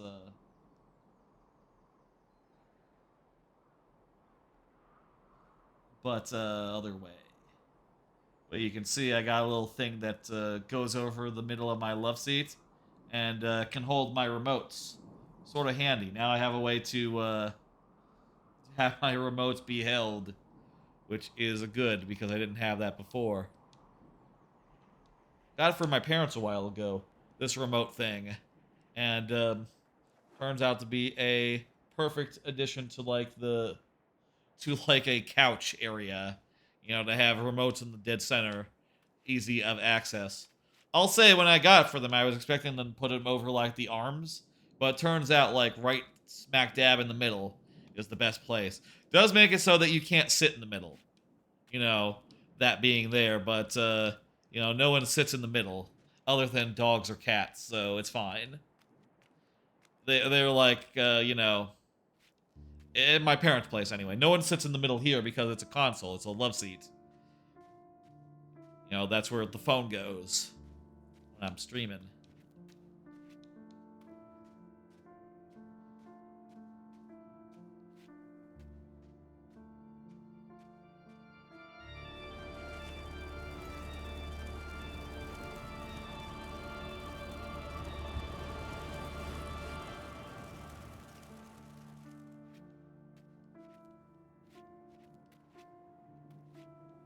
Okay.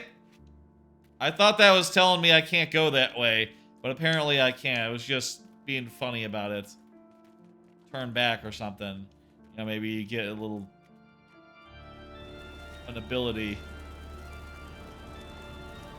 I bet you just have to hold out occasionally. Oh, you know what? Not even hold out. I'm literally putting down the controller. And she hunkers down.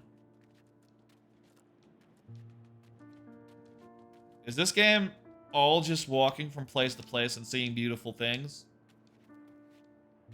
Okay.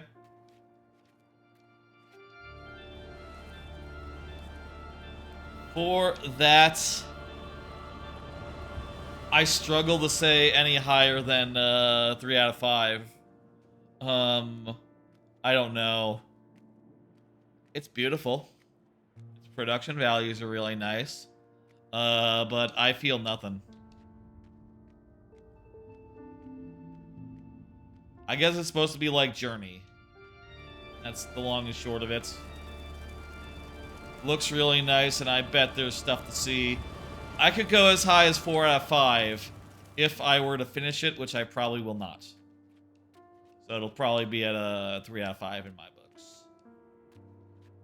I'm assuming that it doesn't, like, get any more substantial over time. Maybe I'll, like, ask someone, be like, hey, does this go anywhere, or are you just, like, walking around seeing beautiful things?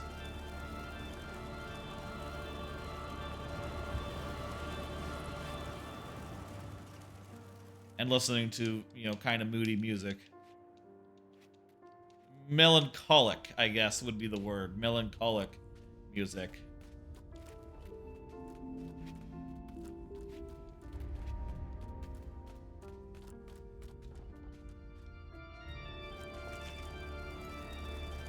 Is there a way to get up there?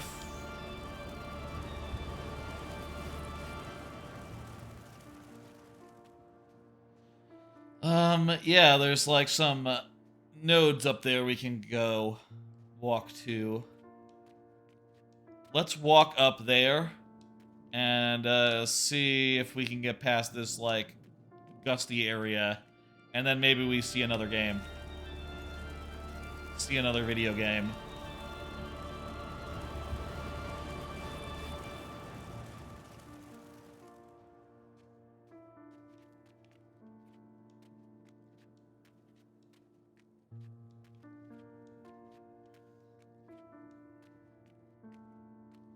I already decided what this VOD is going to be called. It's going to be called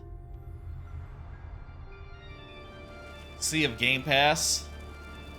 Game Pass stream focused on Sea of Stars or something. Sea of Game Pass game, something like that. Probably good to, like, in the future for these Game Pass streams, have, like, one that is sort of like the anchor, and maybe even I can derive a name from it, you know, rather than just being like, this is a Game Pass night. This is also a Game Pass night. This one, it's a Game Pass night. This one was dark and stormy because there was a hailstorm during it. That's why I call this Dark and Stormy Game Pass night. I can't just rely on like a freak storm or something happening every Game Pass stream, so probably should not leave it up to that and more just, you know, come up with something. This is cool.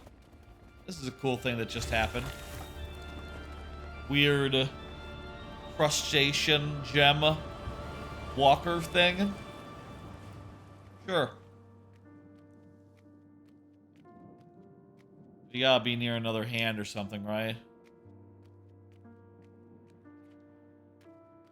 How long is this game? It's probably not that long. And I'll say for... Bleh.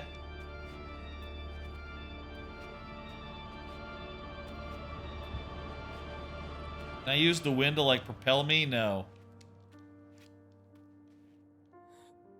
I still have this bee ability that I don't know what do.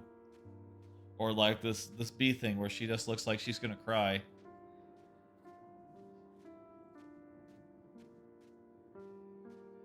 Rule of 3 says that there's another orb thing to find.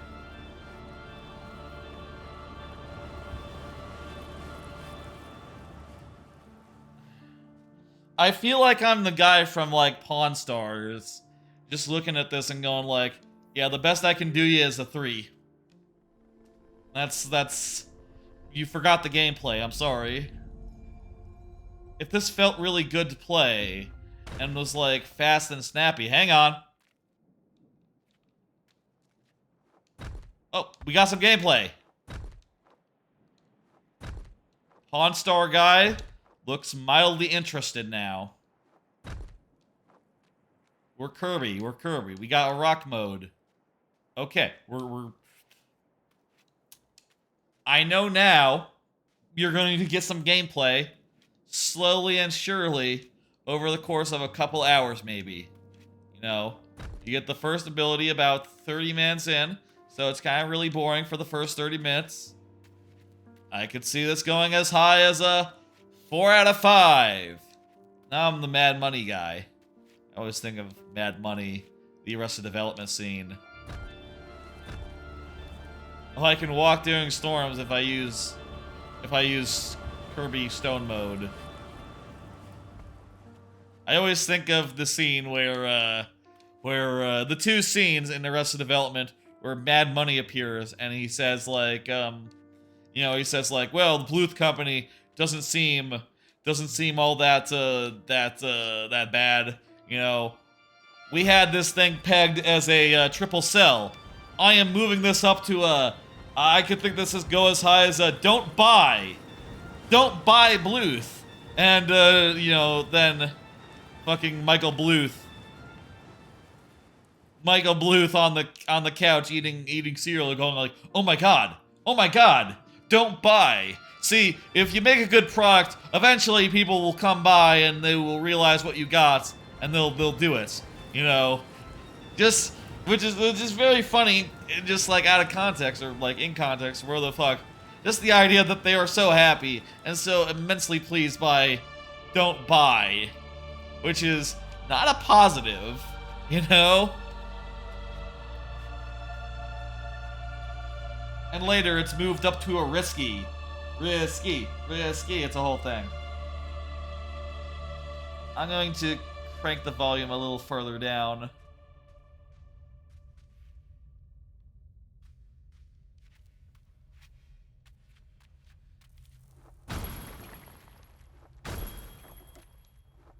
This could go as high as 4 out of 5.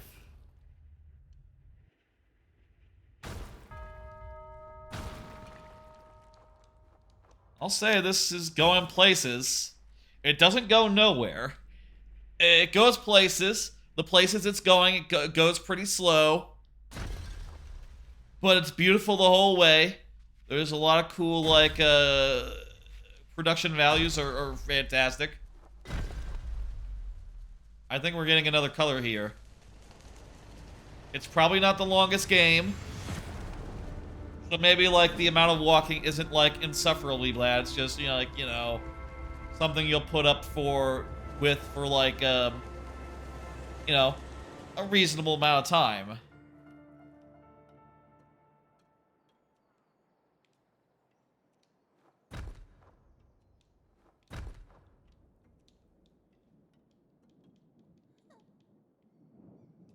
Eventually, we'll get some sort of B button ability. Maybe some sort of Y button ability as well. I reckon. Cool stuff is going on. We ought to move on to the next game. But it kind of looks like something's about to happen, so a little hesitant.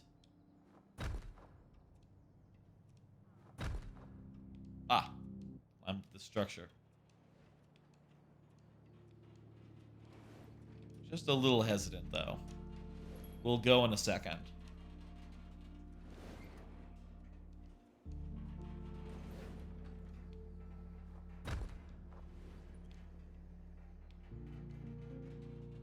Alright, there's a little bit of, like, fairly decent traversal stuff. I don't know if I could call that fairly decent. You walk places. It's like the places you walk are fairly interesting.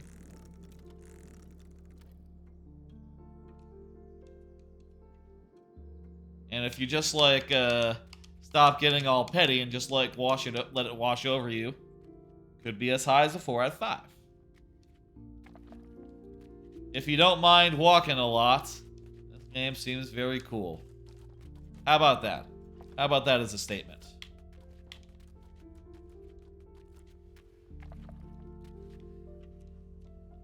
Also, I should note it was free with Game Pass, so I didn't have to pay for it.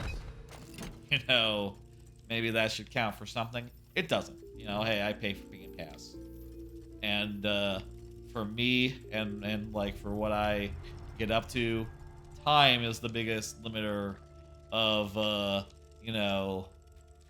out there, what I spend my time on.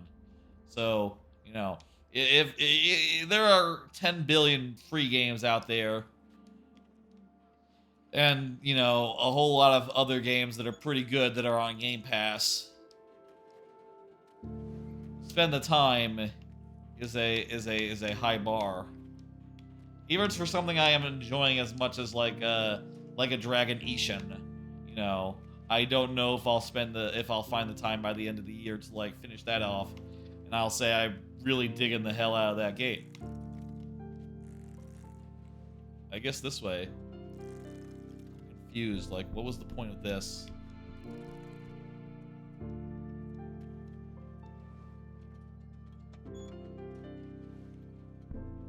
I think we need to go up. Wait, can you not walk on this?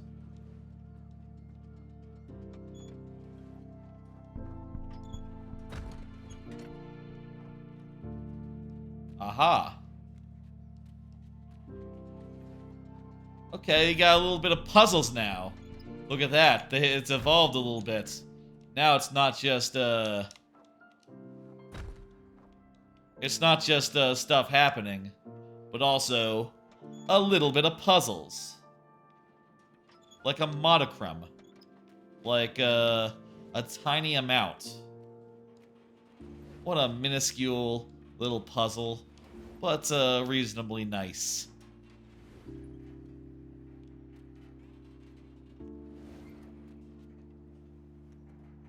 Oh, I wish that too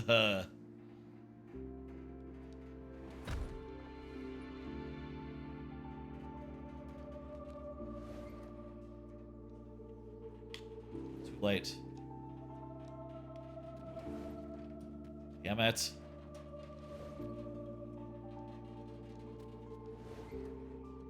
These puzzles, they exist. And they're not all super tedious. Hey, it'd be nice if I could rewind time. That's probably a silly request, all things considered. Not every game needs time rewind. But it would improve a lot of games, probably.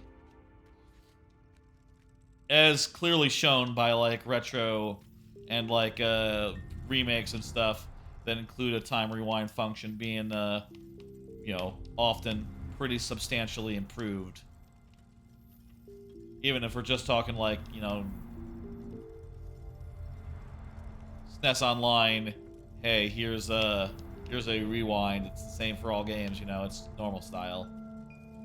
Not even like a built in or something to the game, just like, nah, system level, everything can rewind. I suppose it must be technically challenging. That's why N64 games don't have it on Switch.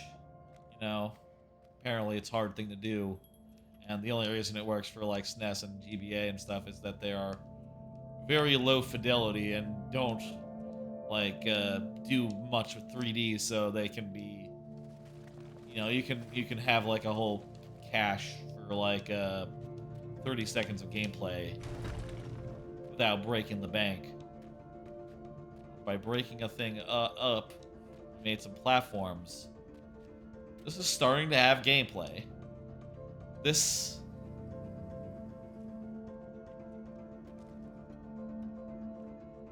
very gameplay-like.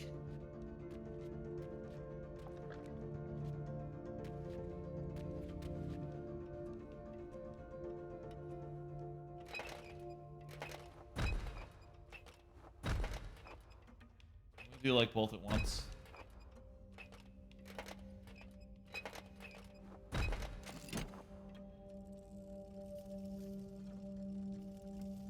I get the feeling that we're not that close to like a another thing. Like, it looks to me like we have to collect like a whole bunch more guys by going left and right. And doing puzzles and stuff.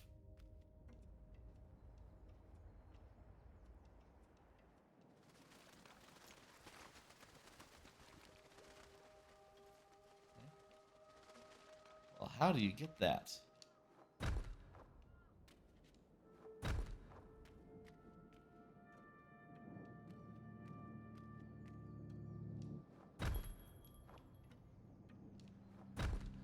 Well, this is puzzle-like. Ah.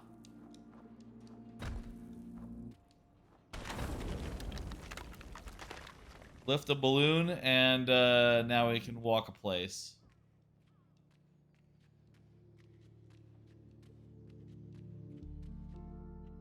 It's almost meditative. Is that a positive? Almost meditative? I mean that in a positive manner. It is almost meditative. Like, yeah, I can see why.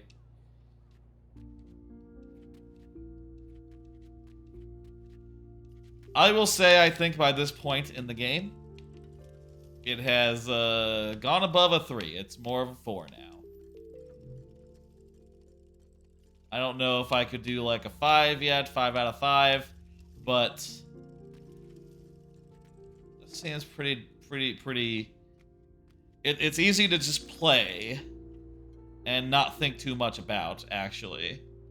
It turns out, as evidenced by the fact that I continue to walk forward rather than, you know, stopping and moving on to the next game. Like I totally thought I would by now.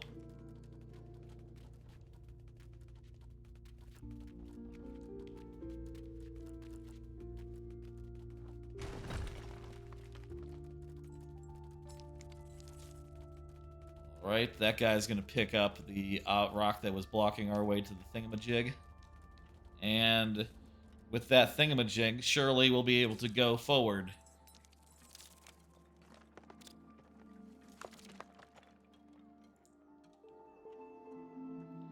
We got five of these fuckers, so that should be enough to do just about anything, right? I don't know.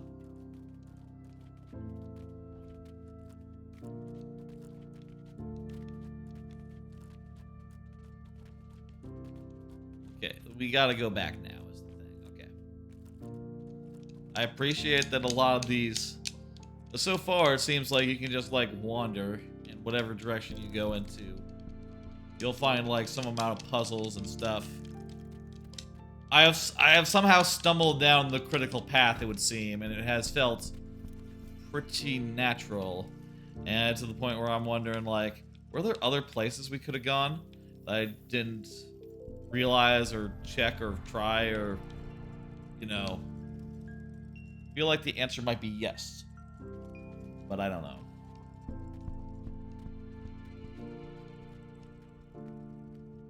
Feel like we must be near the end of an area. I'd like to see another color. Feel like one might be lying at the top of this thing.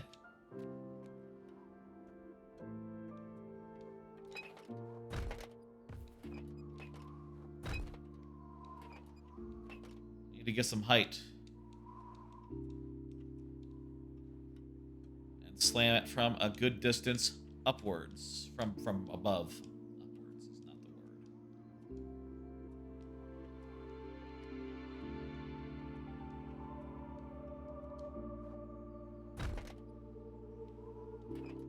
Really? Thought that was gonna do it.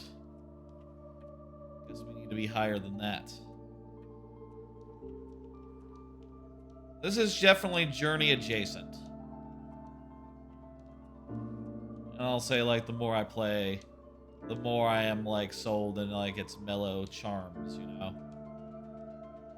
Feel like I was pretty negative on it earlier on before gameplay appeared.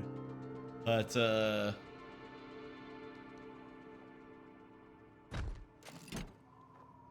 with the addition of gameplay, I think it's cool. Is the windmill clearing out the haze? Windmills do not work that way. No, the windmill is we're going up through the clouds. It's transporting us. That's what's happening. Feel like we're near another big color cutscene. Let's walk this way and see that, and then how about we see another game?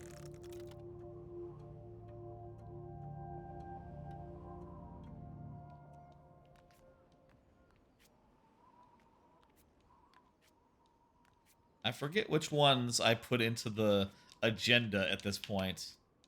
Here we go. Yes, another color. But there's definitely a couple that are on my list. Say we can go pretty late. Green, hey, or blue, not sure. I'm expecting like yellow to go first, but whatever. Guess it's not in rainbow order. Is the thing.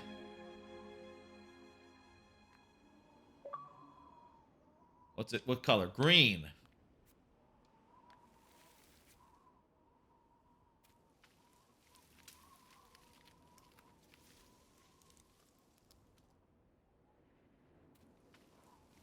Sort of looks blue. A little bit blue.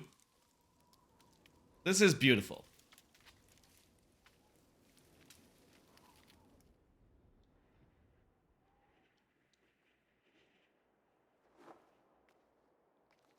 Okay.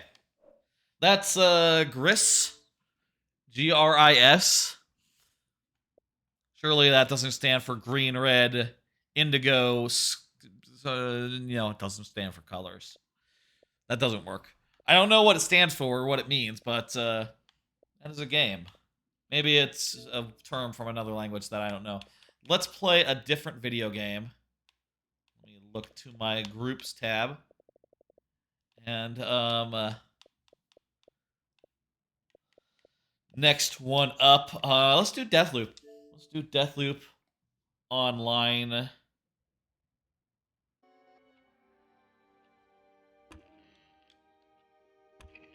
think I might need to restart for it to realize that I can get access to online. Oh no, it's gonna load up.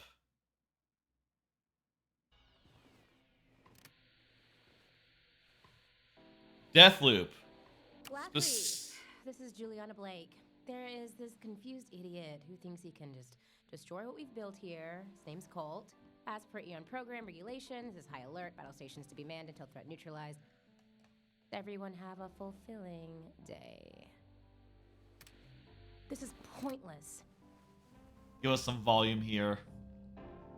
So, Deathloop, if you're wondering, I have played this game a good deal, so it's sort of different from a lot of these other Game Pass games. However, I never have done the invasion mode, where you play as Juliana and you invade other people's worlds.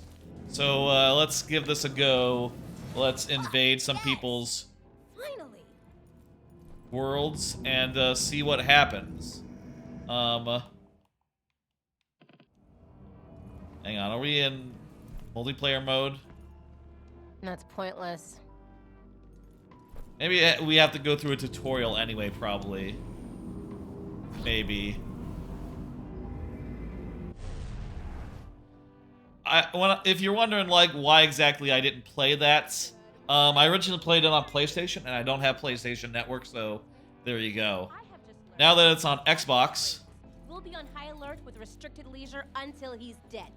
I have, So, you know, let's kill him quickly, Game Pass okay? Ultimate, so And that comes with remember, Game Pass. have a That comes with fulfilling Xbox Gold, so I can play online, Watch out. This one will be smart. which is Yeah, pretty but good. We're smarter. Oh, and have a fulfilling day, I know. Don't bother. They say the same thing in your head. I don't know what exactly this is or how this works. And weird that's like, this is the apartment. For you called, and you better make this fun for me. Playing as Juliana, okay. Invade other timelines to foil Colt's plan. Killing Colt might be fun, but you can also get creative with traps and powers to increase your hunter rank and access new loot. Juliana's unique masquerade slab allows you to exchange physical appearances with other characters.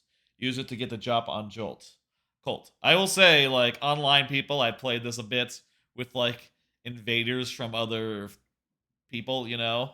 And they almost never actually, like, do the bit where they disguise themselves or alert Eternalist to Colt's presence by holding down. I don't think I've seen a person do that. I think it might be in single player load. Okay, good, it connected. So let's see now. I have the rapier and the limp. How does this work? Time sensitive. Does more damage as the day goes on. I guess that's the funny thing about this is a completely, this ability is not, it's not I don't think I've seen this on a weapon for Colt, but maybe that's just me not having seen it. That's cool. I guess I don't need to worry about stealth as Juliana, you know. You don't have to worry so much about I want that. I want tracker. Your charges do no damage. Instead, focus on marking enemies with... What? Charges do no damage. I don't quite know what that means, but let's equip the 3 that we have. So can you, like, buy things in here? So you get, like, ranks here. It's like a whole achievement system. We're like, oh, you survive for 3 minutes, shoot Cole in the head, kill Colt with a proximity charge. Wow, so there's like a whole achievement system for this shit. There's not for the other side. It's all new to me. I feel like as I do this a bit... Ooh, cool, you start with shift. Very good. That's the best one. Any upgrades? No, of course not.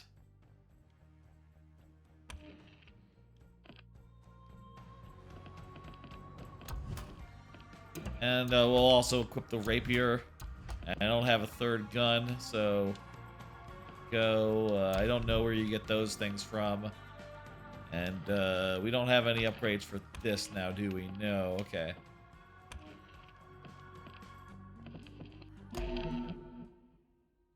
What? What was that?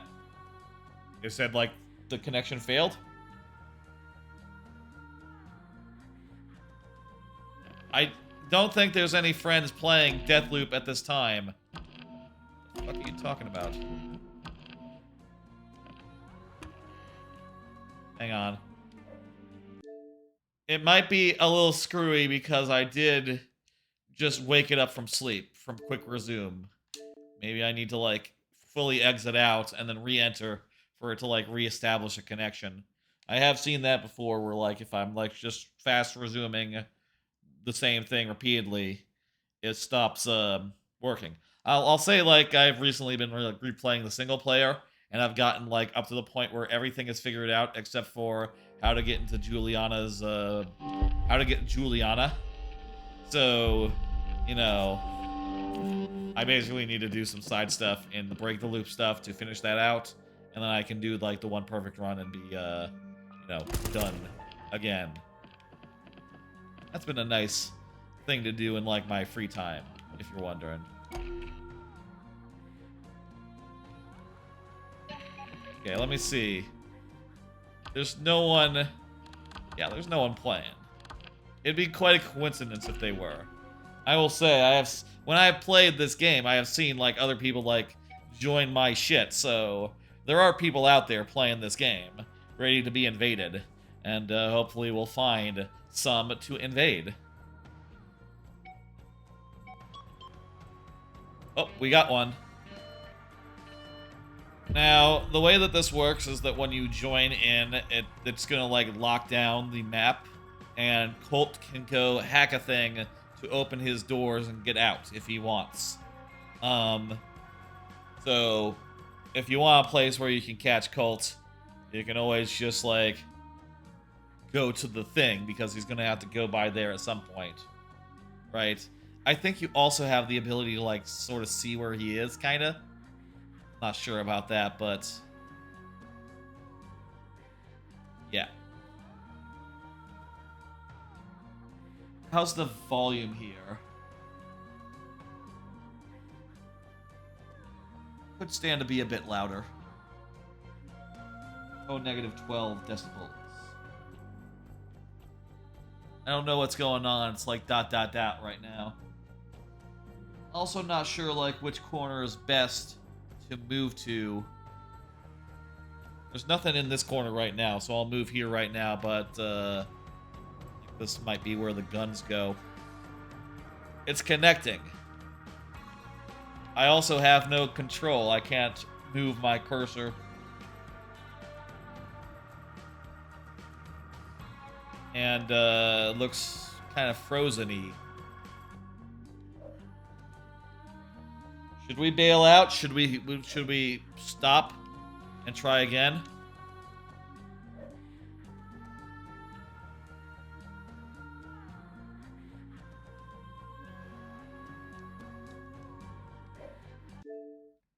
Okay, let's quit and try that again. Something screwy went on there. Oh, and if you... I'm covering up the part where it tells you it's Game Pass when it's loading. I like these screens on the Xbox when you load up a game and it does like a full screen thing. Looks nice. It's a good look. Full title card. Looks nice.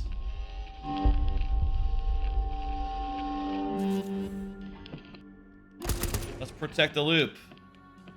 We got our equipment. Let's matchmake.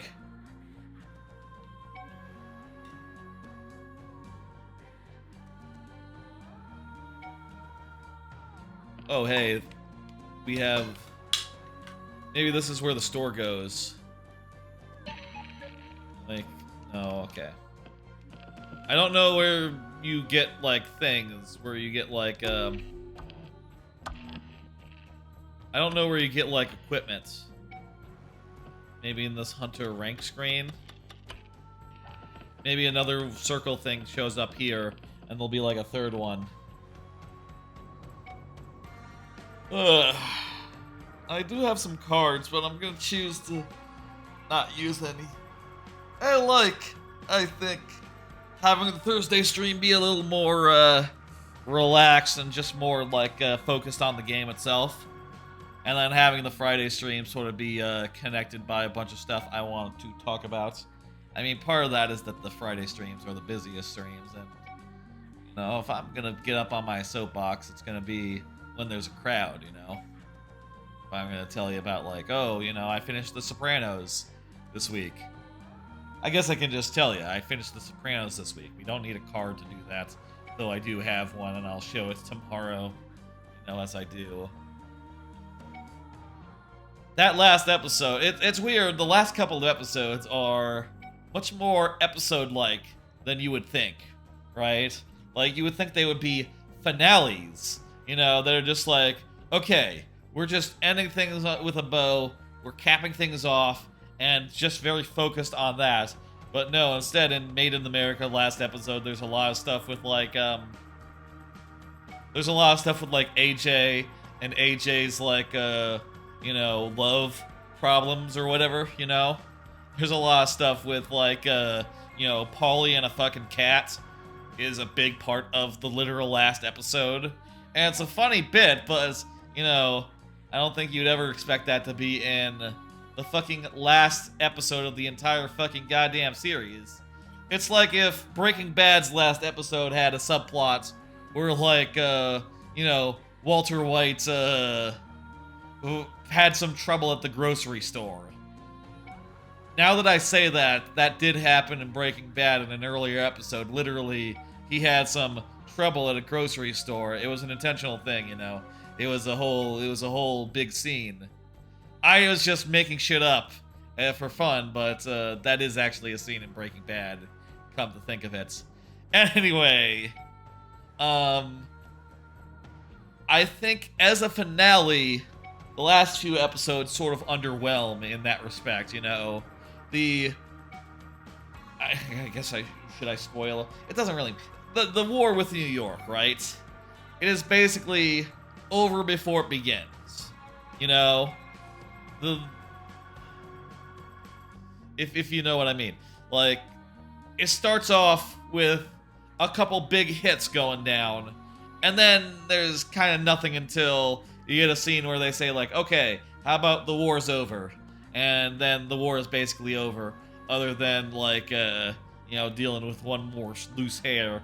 And, you know, no one acts like they're at war at that point, and everyone is just, like, relaxing. You know, they go to ground, but they don't even go to ground that seriously, you know, because there's a scene in that episode, in a big chunk of the parts of the two episodes where the war with New York is, a big part of that chunk where they are at war with New York is attending a funeral that people know where it is, you know, in public. And, you know, even the characters are like, wait, what the fuck? AJ is like, what the fuck? And, you know, Carmela rightly says, like, there's always a big FBI presence. That's fine, you know, don't worry about it. No one's gonna whack you when the FBI are watching.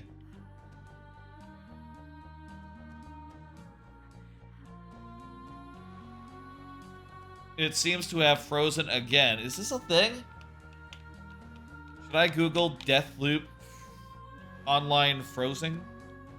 Should we just, like, trust the process? Deathloop.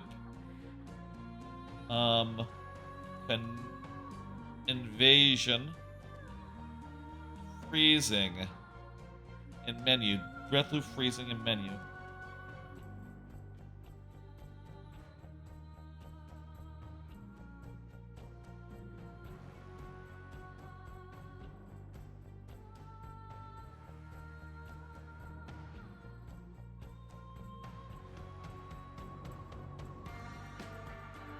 It's not even a pause menu thing either. This always online bullshit means it keeps going, and when you die and you pause in an area where a guard haven't... No, that's not that's different. Let's see...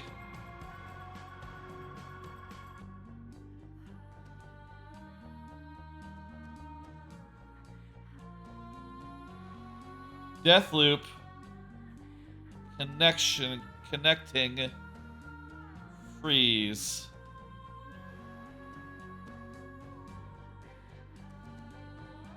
Infinite connecting bug. For days now, I've been unable to load into an invasion. I don't think I've been invaded by a real person. Deathloop is allowed through my Firewall. Well, this is an Xbox game. That's not how it works. We don't have to worry about any of that stuff. People use VPN. Still no solution. Network connection to server failed.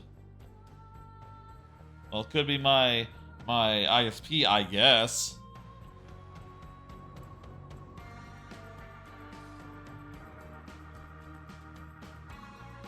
I'm not seeing anything that's like specific to Xbox. I guess I should search for Xbox.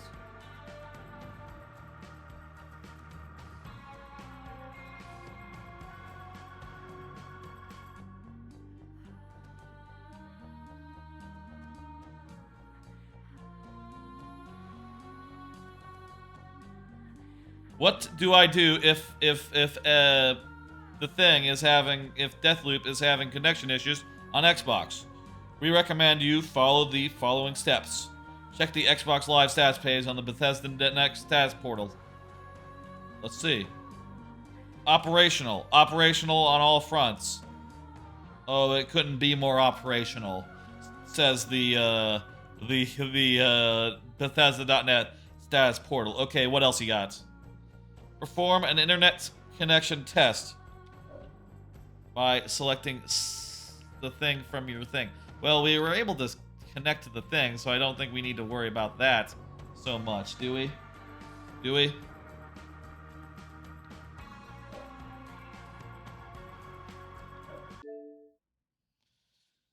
You are using a wireless internet connection. Try switching to wired. I now have my Xbox all wired in, so that won't be a factor anymore.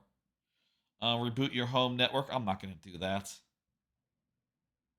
You should open the following ports on your router. I don't know how to do that. That's never something I have ever done. It actually doesn't. I thought I saw that it suggested rebooting the system itself. But no, it's just doing a bunch of other stuff.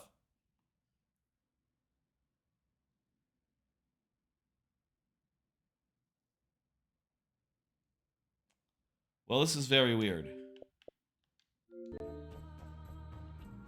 Even if it was still connecting, you know, people aren't in levels forever. You have to get in, like, pretty quick, like.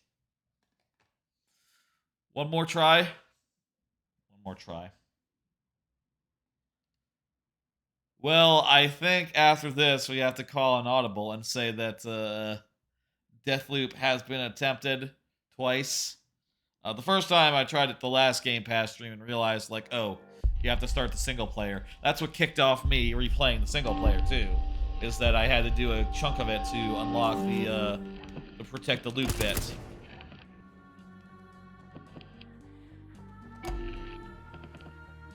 So, you know.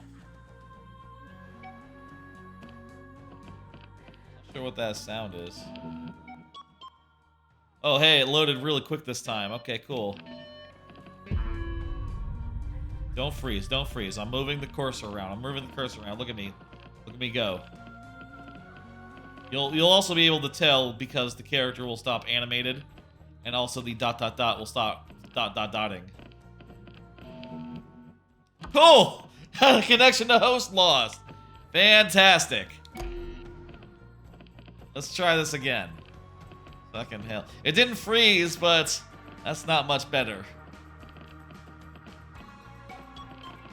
I'll say I've really been super enjoying the single player. It's fantastic. It's really fun to, like, work your way through each of the levels and find your way through, and I'll say I've been playing very fast and loose, which is fun. Looks like it froze.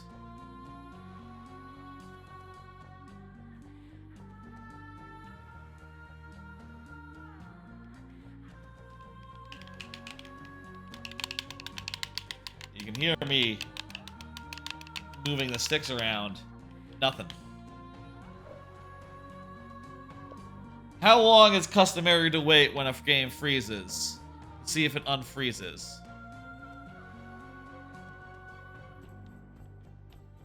This can't be normal. If this was normal, people would say, like, you gotta relax. It's gonna freeze for a minute whenever you're connecting, but it will unfreeze and you will be able to play.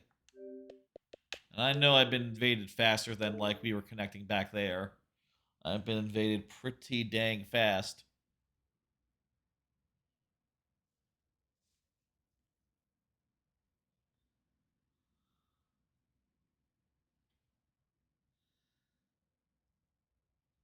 One more try. One more try. I can't believe this isn't working.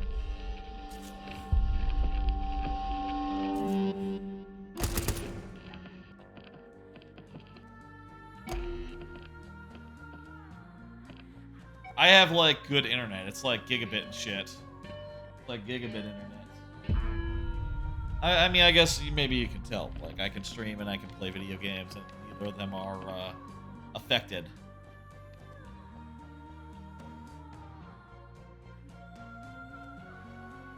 It froze again.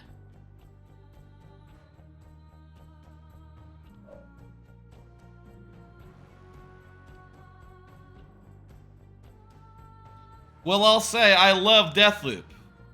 You know, from my experience with the single player, most especially, I love it. You know.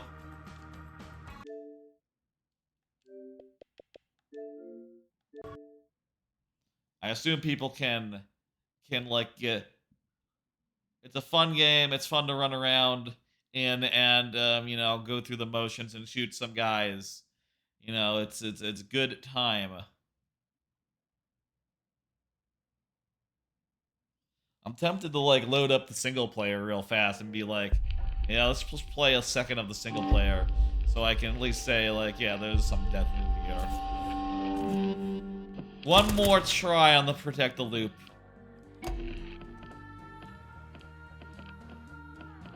Because this is fucked up right here. You know what? We'll have this screen open. Maybe this will make a difference. Having the screen open. Why would that make a difference? I don't know.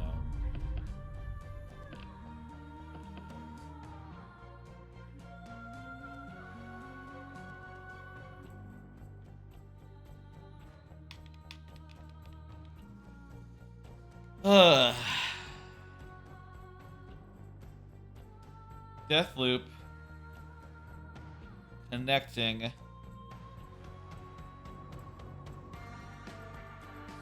Juliana. Just loot Juliana matchmaking. Can't find a game.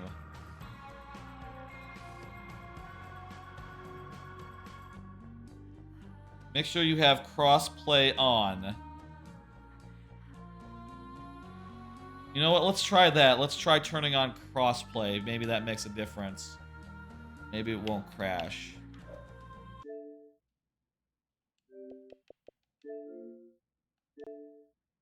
Or if crossplay is on, we can try turning it off and seeing if, like, you know, trying to connect to PC or X or like PlayStation is the deciding factor here. And I don't care, you know. Hey, if they're using a mouse to aim, whatever, man. It's all good. It's not that serious of a game that you have to worry about what controller the other player is using. Okay, let's see. Options. Where's the, don't... Gameplay, interface, accessibility, no. Oh, you can, like, set the additional amount of, You can set to have, like, more respawns if you like. Or infinite, even. Wow, okay. Of course, you can't do this when playing online. Hold aim. Loop stress? mechanism that scales difficult loot quality and overall residium in an area based on how successful you are killing revisionaries. Huh. Loot quality, match loop stress. Game speed, 100. You can slow down the speed, okay. You can't increase the speed.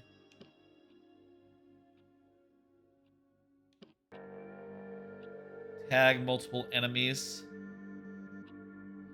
You can automatically tag enemies if you like. Pause game when Neil is active. And Bob.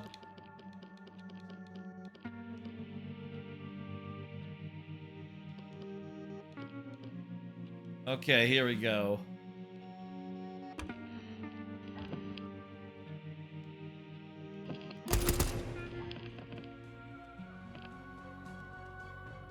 I should be online.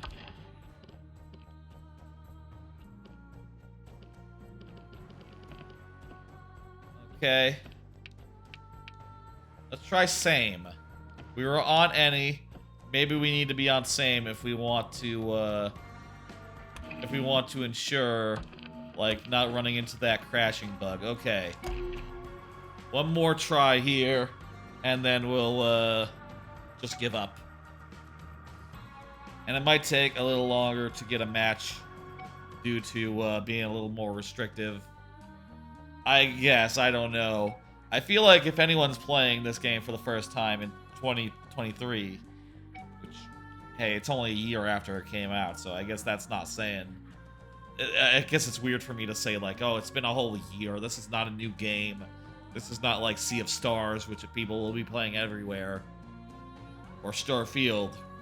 Well, Starfield's not on PlayStation, but, you know, you get my gist.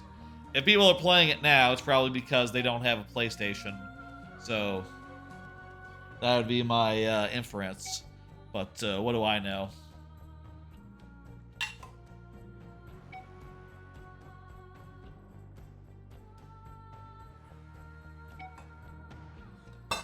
Might be that we were really being helped out by having access to the other consoles. I'm gonna pull up the Game Pass app on my phone and look at the other Game Pass games that we have tonight. Maybe I'll talk to like some of the ones that are that we might look at, like Call of the Wild Wrangler. Now we're not probably gonna look at that. I downloaded that as like half of a joke, and we've gone too late now to look at Call of the Wild the Angler. Humankind, I have no idea about. Looks like some sort of like a civilization type game. Probably too big to get into at this moment, but could hey. Texas Chainsaw Massacre, I've heard good things about that. Let's see. Broforce Forever was added. I could go for Broforce. I think that's like a just run and gun, dumbed down, a dumb run and gun type game. Could be cool. What's coming soon? Hey, Party Animals, Lies of P. Both of those things are this month. Payday 3 is also this month. Lamplighters is in October, as is Motorsport Forza. I'm not really a driving game person. Like, you thought I was kind of bored doing a lot of GRIS. Man, doing like a Forza game, I'd be like 100% more bored. Which I guess is to say I would be doubly bored. It's just not my thing. Persona Tactica is in November. Man, that's gonna be a good one. That's pencil. When that game hits, we'll definitely do another Game Pass stream with Tactica being like the anchor, 100%. Persona 3 will be in like February of next year. Maybe we should check that out as like one stream's worth, but I don't imagine I'll play through the entirety of Persona 3 again. That's 100 hours. And also it's, you know, I'm not going to make that into content. Was far too heavy of a commitment. Persona 5 Royale was at the start of the year, you know. I could see doing something like that in time, but not anytime soon. No. Maybe, like, you know what I'll say? And this might be out of pocket, but I'll say Persona 6 comes out. I could see doing a bunch of streams of that. And having that be a full thing. But also being a thing of, like, different from Persona 5 Royale. I would do it differently, I think. Maybe even, like, if I'm playing a Persona game for the first time, I'm not going to play it twice a week. Like, look, that's how we did Persona 5 Royale, but that is no way to get through a Persona game in a speedy manner. I would probably do, like, daily streams or something. I'd do, like, probably daily, but also probably, like, shorter length than the ones that we did for Persona 5. You know, like, an hour or 2 or 3 a day would maybe be, like, manageable. Except for Friday, which would always be viewer levels. You know, hey, I would always have viewer levels be on Fridays. Anyway, that's just a thought. Maybe Persona 3 or Persona 6, I'd rather just do it all off stream and, you know, not schedule every time I'm going to play that game. Because, you know, let's face it, like, with like, Mario Wonder, I'm not going to schedule every time I play Mario Wonder. Get out of here. It's going to be one of my favorite games of the year. I'm going to play it, like, all the time, constantly for, like, a month. And, that's not going to be, like, my streaming output. Maybe we could do, like, a couple streams of, like, Mario Wonder check-in, where it's like, okay, well, for today's Thursday stream, you know, like, the week after Wonder. The week after Wonder. You know, I will say, actually, come to think of it, with Wonder, I do have to figure out, like, if Ghost Trick is going to be, like, how I'm going to juggle, like, Twilight Princess, Ghost Trick, both playthroughs, but Ghost Trick I have to do in October. I need to think about that. And also, because there's games coming out in October, how I'm going to fit those games around Ghost Trick and, you know, like, first streams of XYZ. I don't think I can not do a Mario Wonder stream. And in fact, maybe we'll even do multiple. But, you know, I guess we'll see. I did multiple Pikmin streams, and I did, like, multiple Tears of the Kingdom streams, so would make sense to do multiple Wonder streams. What else is on the agenda? Let me look at the Xbox app and see what's installed on my Xbox. Oh, I need to use Xbox Live to sign in. Use this email address. Enter password. Use this password that's already on the phone. Thank you. Good, I didn't have to type it in. That'd be a security issue. Someone saw my thumbs moving in a certain way. Could ascertain what the password is.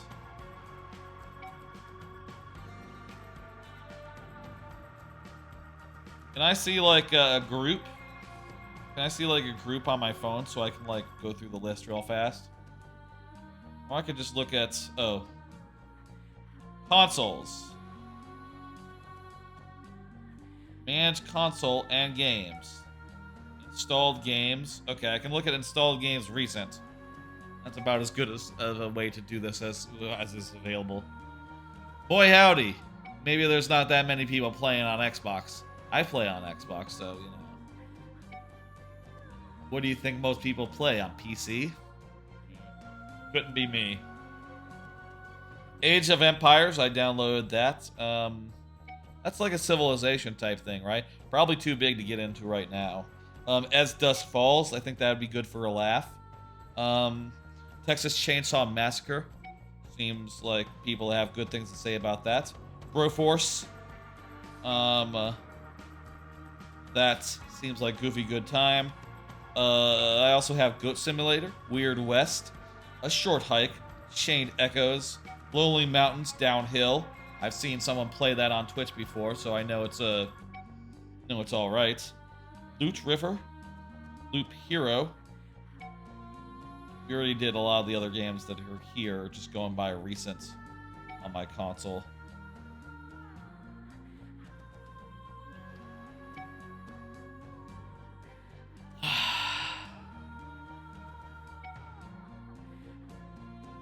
Should we give up?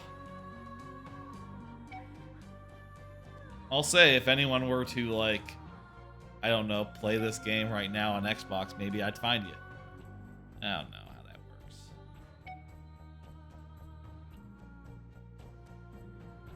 It's weird to me that there's seems to be a lot more people playing on like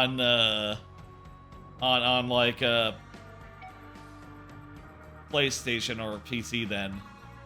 Like, you'd think with this one being included in Game Pass, it'd be a lot more common right now, but maybe, you know, it has to do with install base, actually. And also the fact that a lot of people started there, and if this is like a big multiplayer thing, you know. I guess that's why I've never had problems, like, playing the single player. A lot of multiplayer people did show up, right? I did get invaded a couple times, and it's been people. And that sort of, like, made me go, like, what? But with all this, like, progression stuff that is, you know, specific to this mode, I guess this would make sense as a thing that you just play, you know. It's like a live game, almost, except that it's not really live so much. You know, just as a game that you just plug away at and continue playing long after you finish the single player. Which does cause an issue when there's sort of a bottleneck for single player characters and single player people.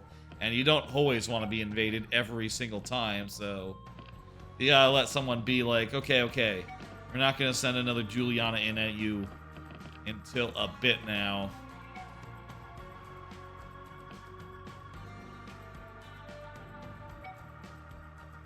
How about I go refill my water? And then we give up. Or we switch it to be more generous and then do one more time where it's probably going to crash. That sounds like an idea. I'm going to switch to a wider camera and walk back and refill my water.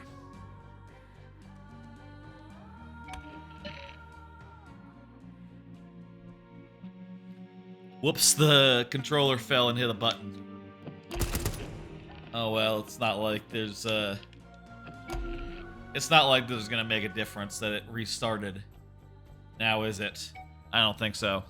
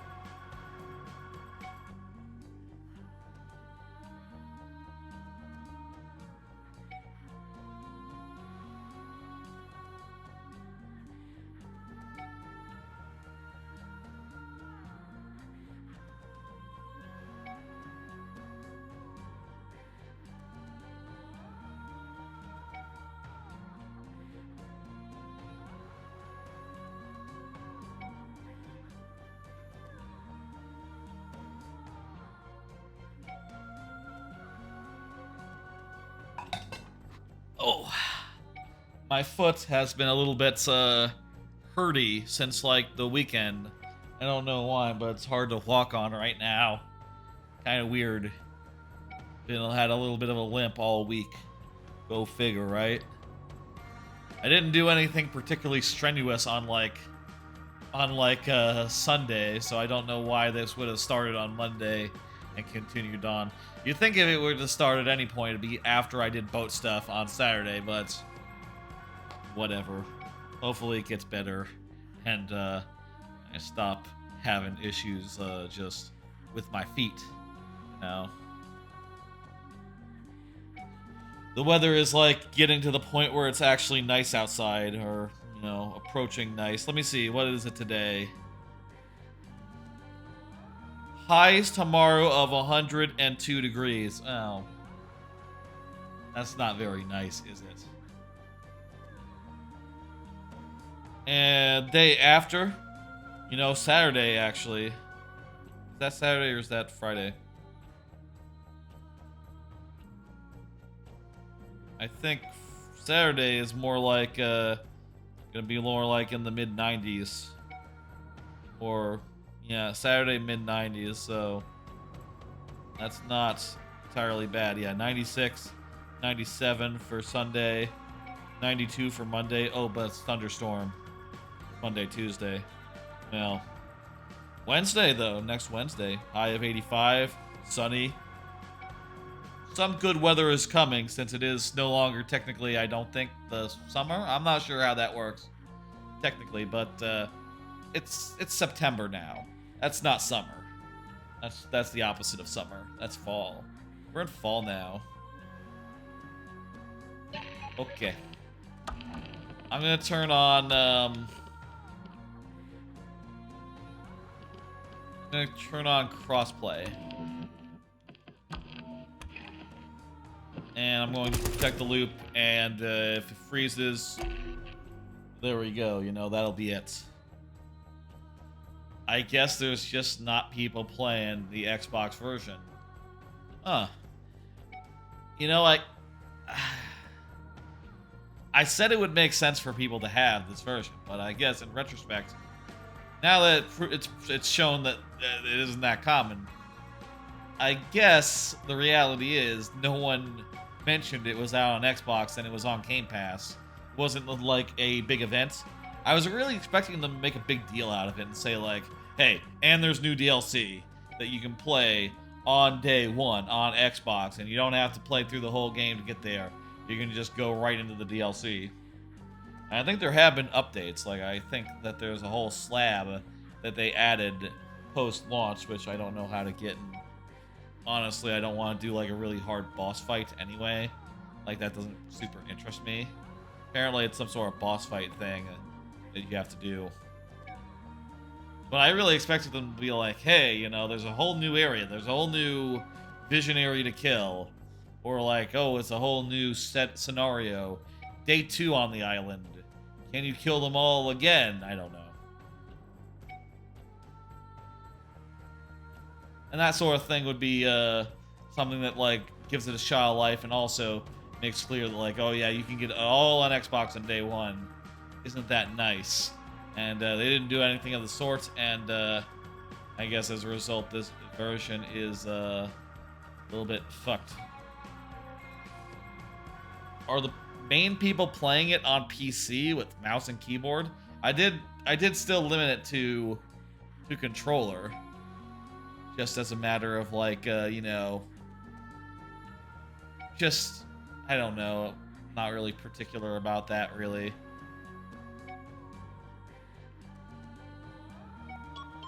Oh, hey. Starting. Okay, cool. Let's see what happens. This is likely a PlayStation that we're connecting to. Keep an eye on her. If she freezes, it's over.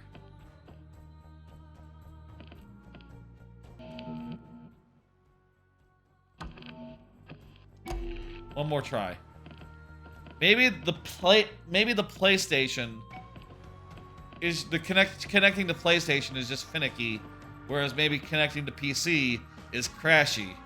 Maybe that's the distinction, because we did have one other matchmaking thing where it got connected and it just like booted us out. Booting us out like that is better than crashing. I'll say that.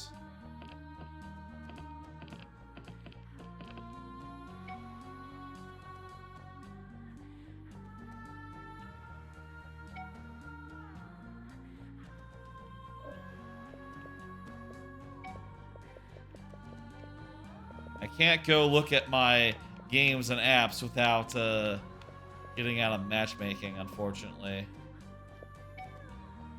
Or I would love to talk and say things and, you know, discuss. I guess we could look and see what we have to do.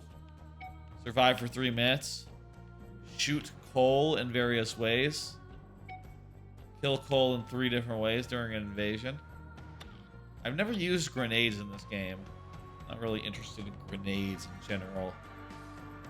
Kick him to his doom. Kill him with a shotgun. Kill with a proximity charge in the head.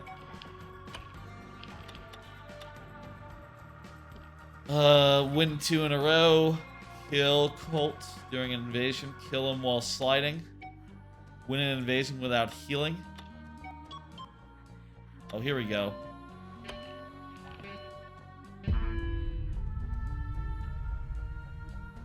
If it freezes, we're done.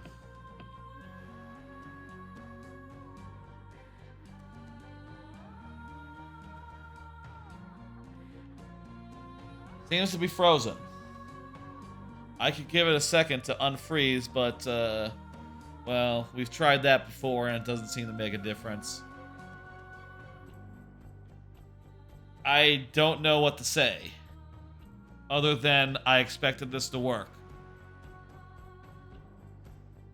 I love the single player and would fully recommend people go through the single player of Deathloop. It is worth playing. It is one of the best games of the year it came out. Top 5 for sure. Even despite the online apparently being kind of broken right now. At least in my experience. Maybe if I try it when I'm not streaming, it'll work better. Or if I do port stuff. Or if I strictly refuse to connect to anyone who's not on Xbox. But it seems like that's uncommon. It's on Game Pass, so if you haven't played it and you have Game Pass, you have no excuse. Let's say that, and let's quit. Well, that was a whole fucking waste. What the fuck? Let's go over to the Game Pass night group and actually, like, find something. I'm gonna remove this from the group. You know what? We're not gonna try that again. And I'll say, like, after this stream, I'll remove everything that I actually tried on stream. Broforce Forever.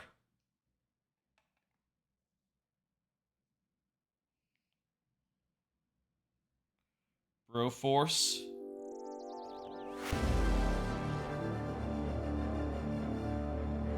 This is like a dumb run and gun action game.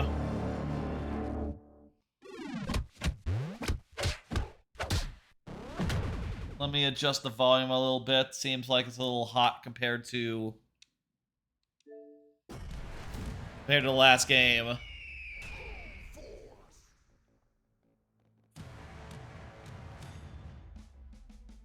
Should be good now. Could be a little higher. Let's say there.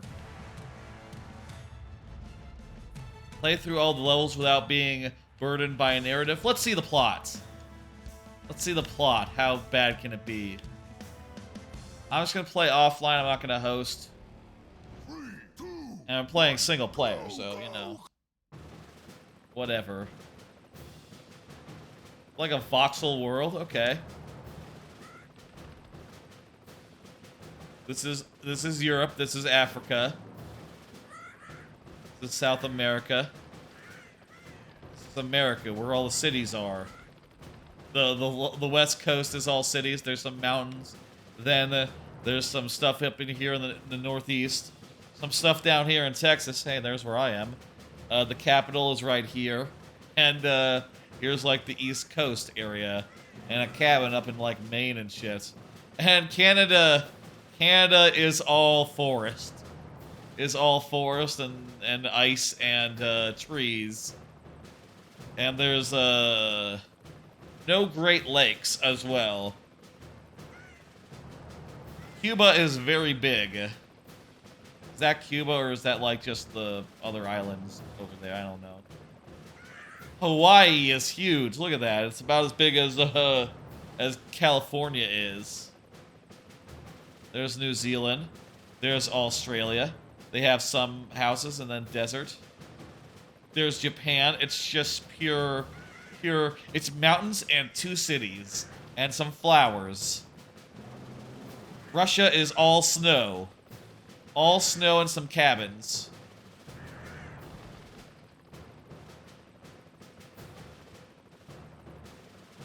Japan, cities on the coast.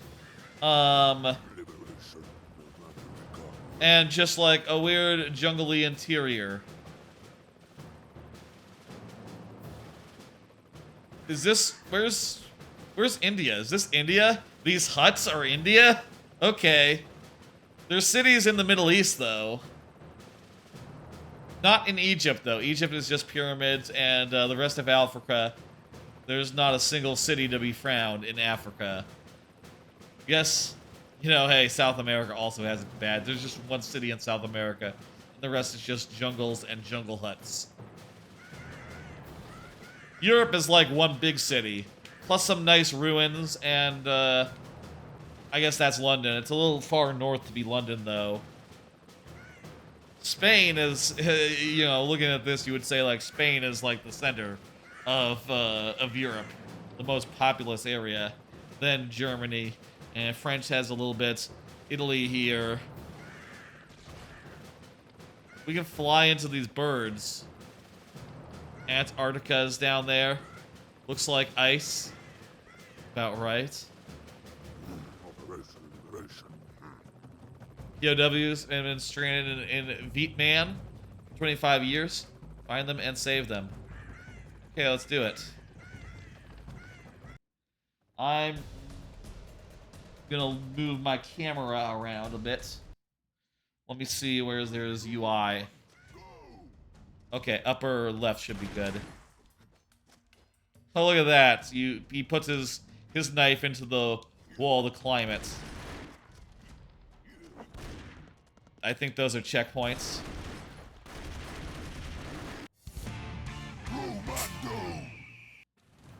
Okay.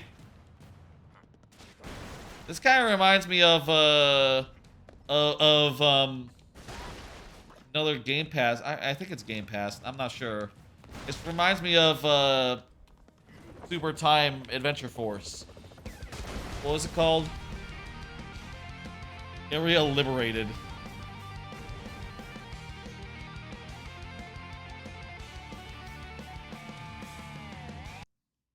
Guy reminds me of Super Time Force. But I guess, you know, it's aping the same game, pretty much. Let me see. Broforce developer. It's not the same developer, is it? Broforce. Devolver Digital. By developer Free Lives. Is it their first game? Might be their first game. Well, I can't check on Steam. I'm going to check on Wikipedia. Free Lives. Oh, they are most known for creating the video games Broforce and also developed the comedy game Genital Jousting and the virtual reality game Jorn or Gorn. Genital Jousting is a game that you cannot play on Twitch because it's literally just a bunch of dicks sort of trying to fuck each other in the butts, in like the ass end of the dick. Basically, you fly around, you like sort of squirm around and you try to like get in each other's butts and, you know, fuck each other. In other words, that's genital jousting.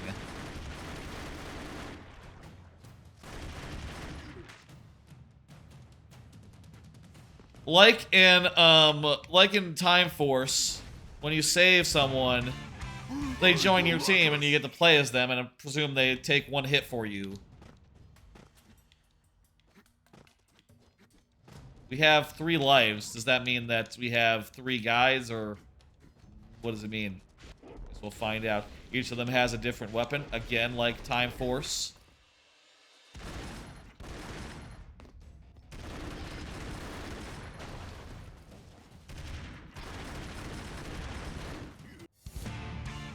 The music is very understated. It's a cowboy with a shotgun. I wouldn't be surprised if this was like, if they looked at Time Force insofar as like, yeah, you got a lot of characters and, you know, mixing that up throughout levels sort of keeps it interesting, you know?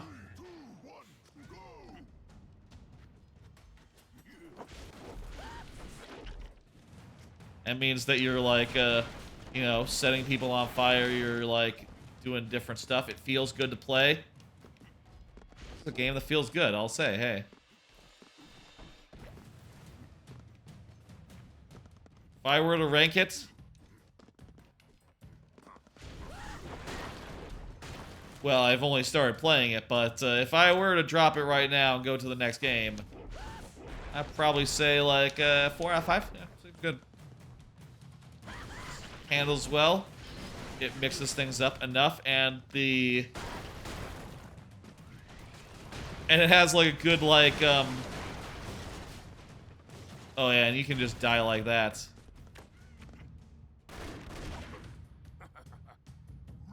I lost all my guys? Didn't realize I was that close to death.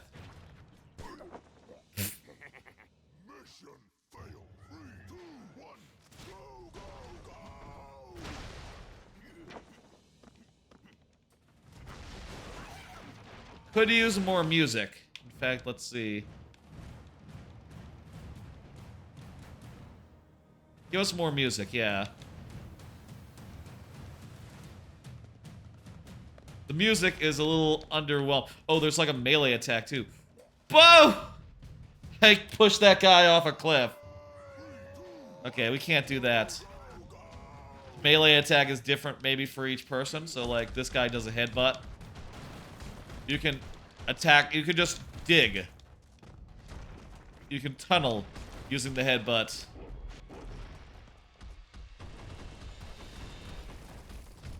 I don't think he could go down, but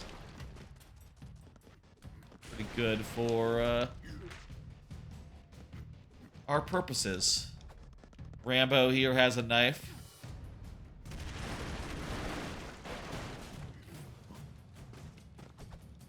This guy kicks, the cowboy kicks.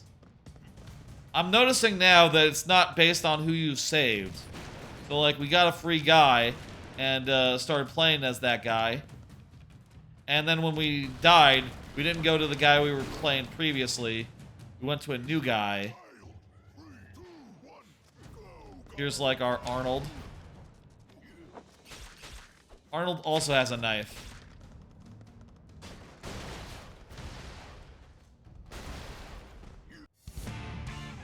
Bro hard.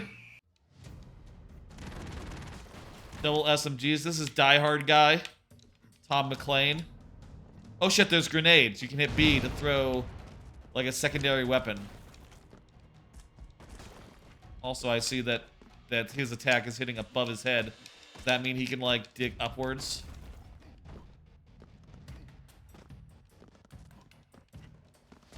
Oh, here we go.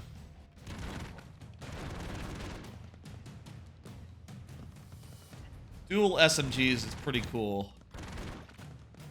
As far as like weapons to wield.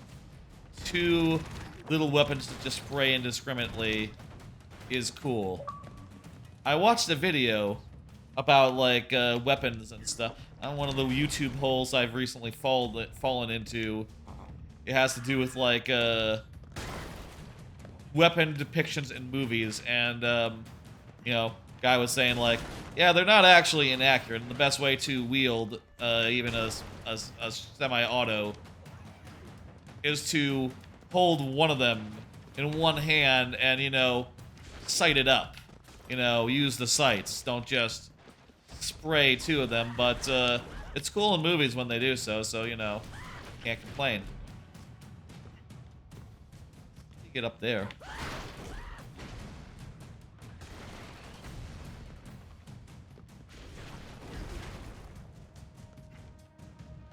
Does everyone have a grenade? Yes, it looks like everyone has a grenade.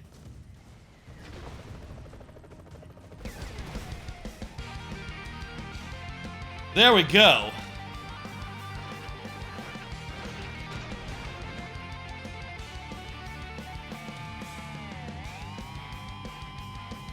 This is a fun little game.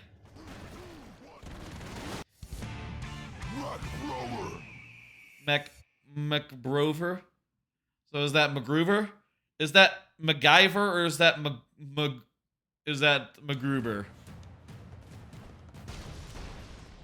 MacGruber doesn't really throw bombs. His throat ripping is his main move. This must be MacGyver or something. This must be MacGyver, not the more obscure MacGruber.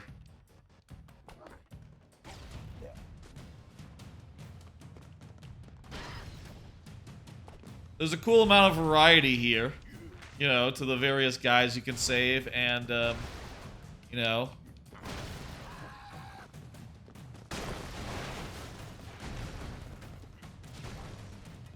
physics get a little bit chaotic in a fun way.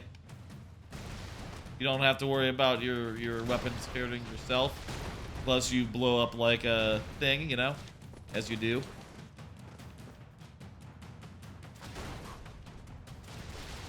Oh, that's like a homing rocket on his B. So they have different B buttons. Our fellas do. I don't know what he just threw. Is that the Bruisers? Okay, we got some tough guys to deal with. Well, good thing we're playing as the guy from, you know, we're playing as Mr. T. That bad guy or a good guy? Bad guy. I was wondering, like, are we trying to save that guy? Or are we trying to kill that guy? The area is liberated, so I'm gonna conclude good. It's good. Cambodium or Arshoza. Sources claim that this is in fact a country. Let's move out. Some good little writing. What is that? Cambodium. Aha. Let's do this one. Let's do number 3. And, let's do number 3, and then maybe we move on to another game. This game seems alright. It seems like, it could have, like, a faster... It could have more to it, I'll say. But as a simple game where you run around and you, like, shoot guys, it feels good to play. And there's an increasing amount of variety as you play more and get more unlocks. And I kind of like how unforgiving it is. Unforgiving it is in one hit, one life, one hit. And you have to get more guys rescued to have more additional hits. I also think that there is some appeal in, like, shit. In, like, seeing all the parodies that they have done. Like Blade. Or Braid, as they call him. Guy with a sword. And he can throw knives.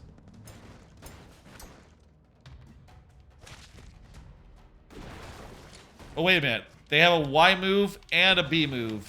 This guy's B move is like a slash. Oh, wait. The Y move is a melee on everyone else, but on him, it's it's the only ranged move.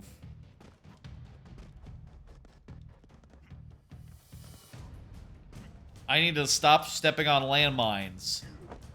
That's the lesson here.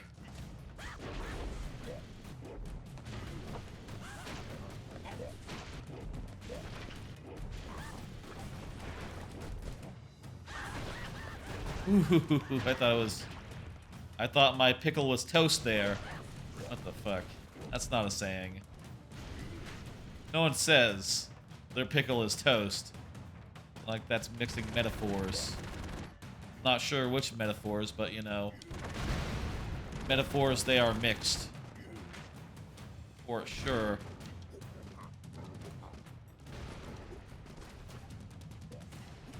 I beamed that guy with a grenade, and I think it killed him.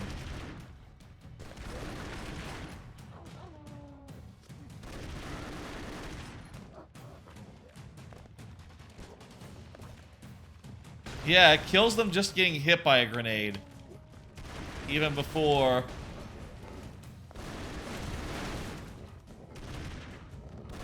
Oh, look at the portrait in the lower left. When you shoot, the changes. I wonder how it is for every other, you know, guy.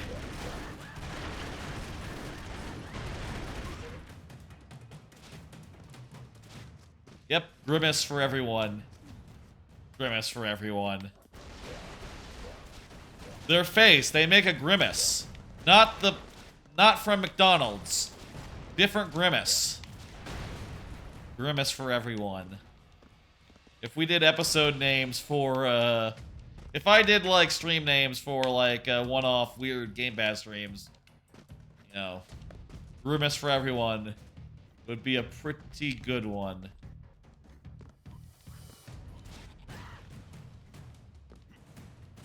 That guy was evil, right? I'm pretty sure that guy was evil. Not sure what the difference is between turkey and turkey gun and otherwise.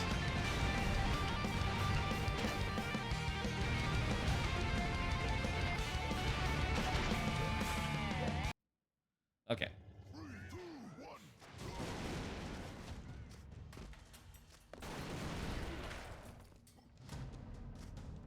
This is fun. Hey. I like this.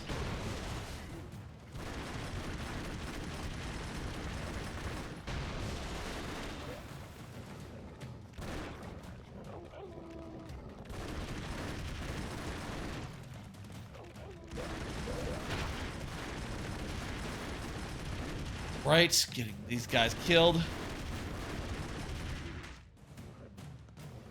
Playing his blade again.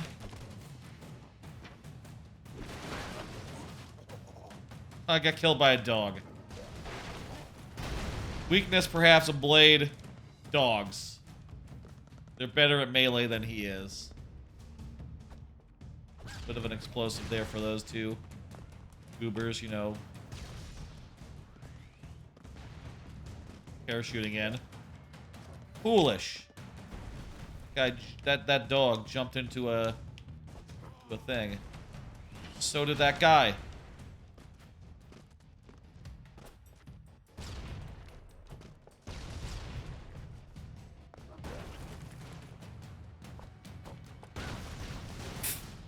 Stuck that bomb right into his face.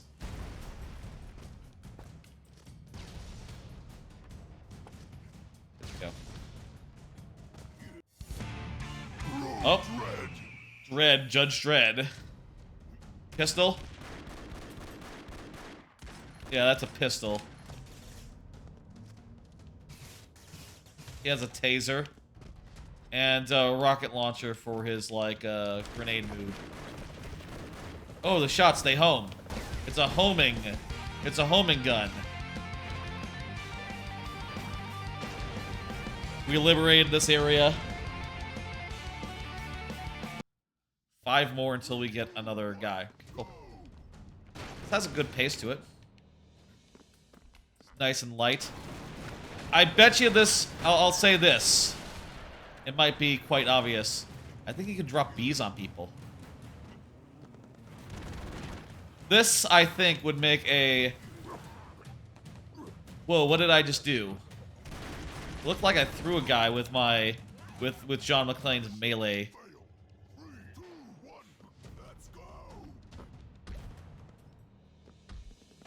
Neat. I bet you this would make an excellent podcast game. To the point where I probably should try it during a podcast.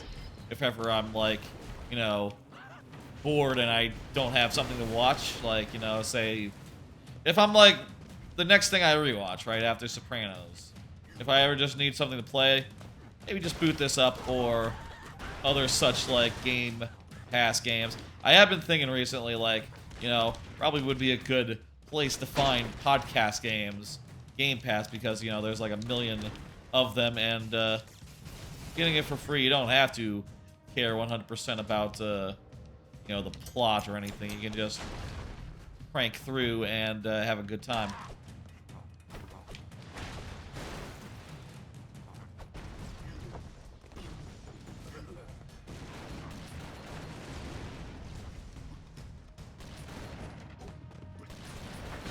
What the fuck was that? American...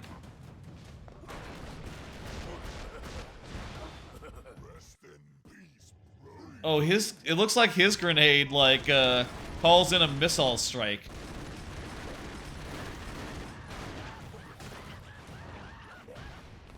A red, white, and blue missile strike.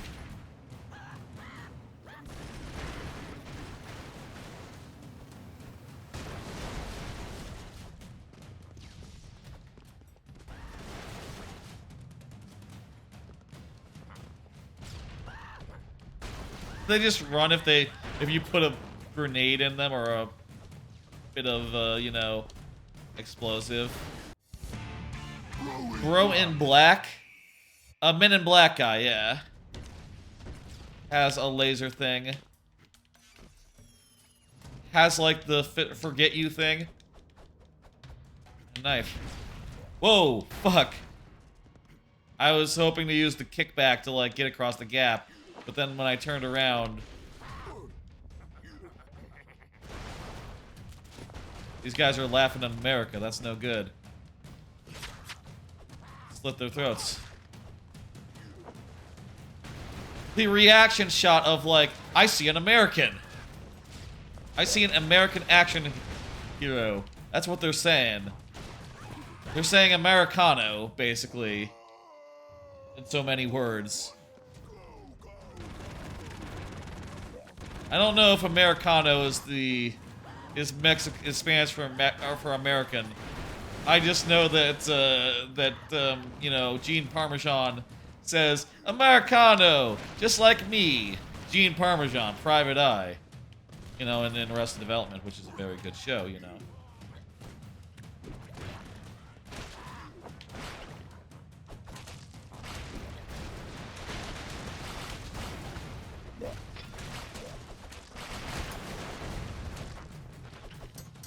Are people coming out of this hole? Is this a bad guy hole? I think this is a bad guy hole. We should get away from this bad guy hole.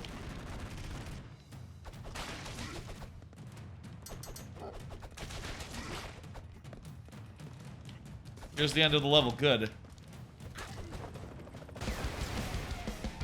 Boom.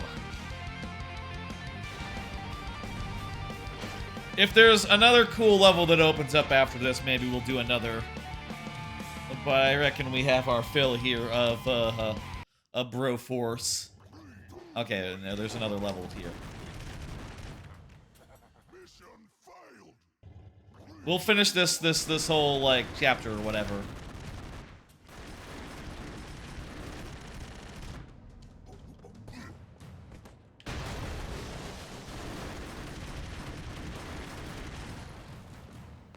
Finish this chapter and then we'll do another game. I'm in the mood to keep going. Whoa! I didn't expect that to go that way. Oh, even the big tough guy hates a bomb being planted on him. They hate fire, they hate bomb. But also, long-range weapons are needed to stop those guys from just, like, shooting you. Oh, cool. We got the Men in Black. Not the most long-range gun in the world, but pretty cool.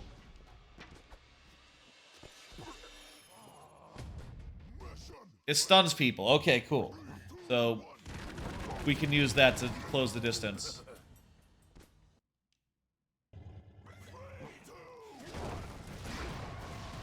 Arnold Schwarzenegger cannot be questioned. He has a rocket launcher. It's good at range. And, yeah.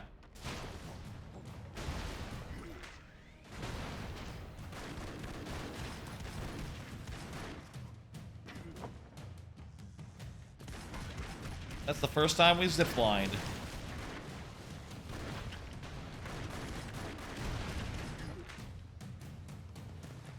Blade.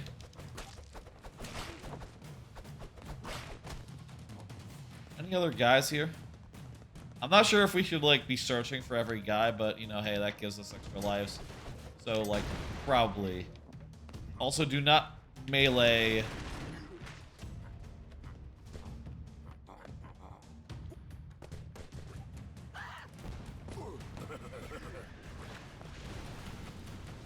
Yeah, I guess that missile strike has to belong to the cowboy.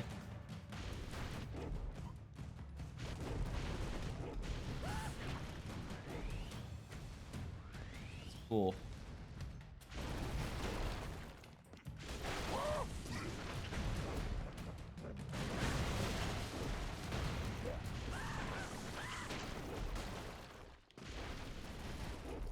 Oh, this feels like a path. No, it goes this way!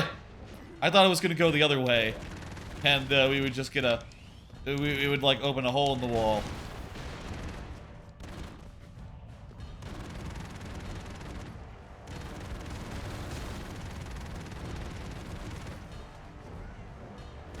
The music is doing things it wasn't doing earlier. More music right now.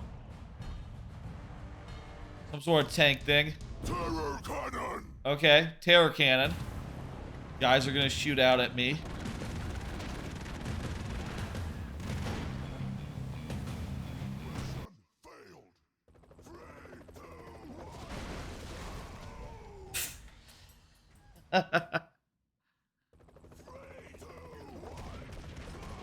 Just dropped right into a pit.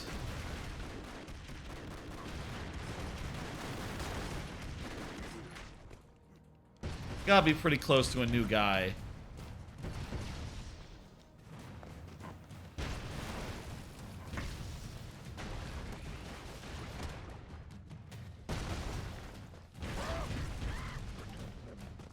Oh yeah, Men in Black.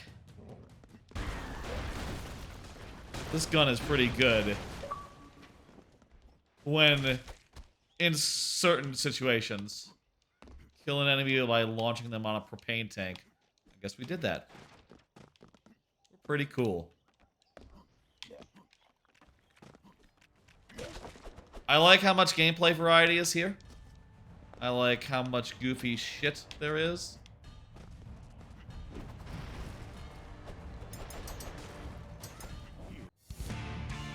Dirty Brory. Like Dirty Henry. He has to reload every 6 shots.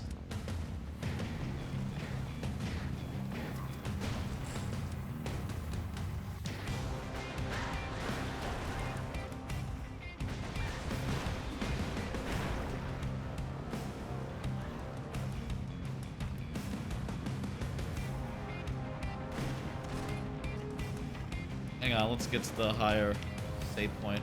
We only have the 1 life left, so we have to make a cat. I shot up explosive from really close up.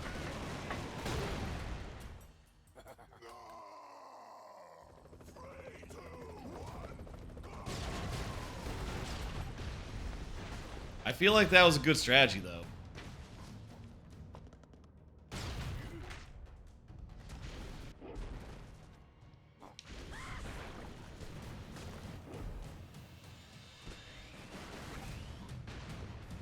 Well, that's how that guy was launched. He was on the...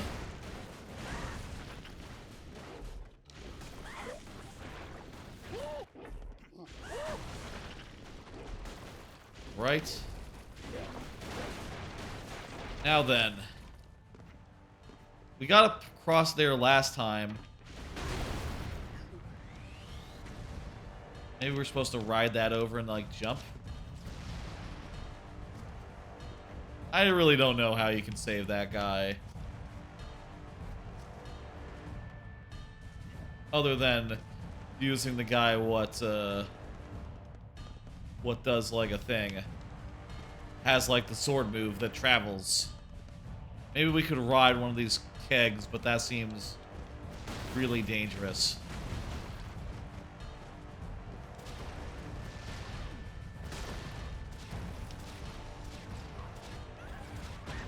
This rocket launcher is pretty good. Maybe we'll be able to just outrange the guy using that.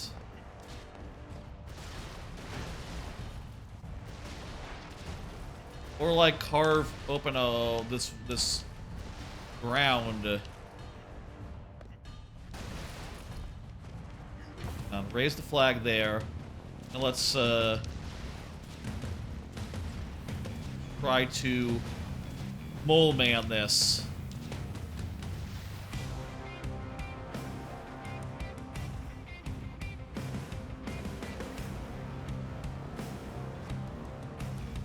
dig through the ground.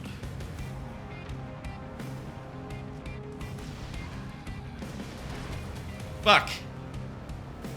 Suicide jockey got me. Do you call that a suicide jockey if they're not like, you know, that's like someone who's in a car, in a vehicle, right?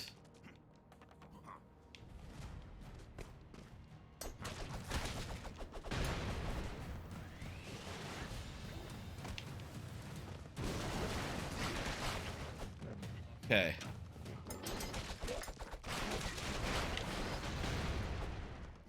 Cool.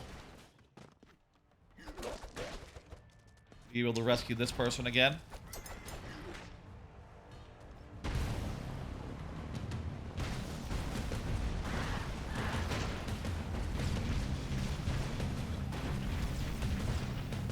Whoa, whoa, whoa, whoa, whoa, whoa, whoa, whoa. Fell off the damn thing just shooting so fast.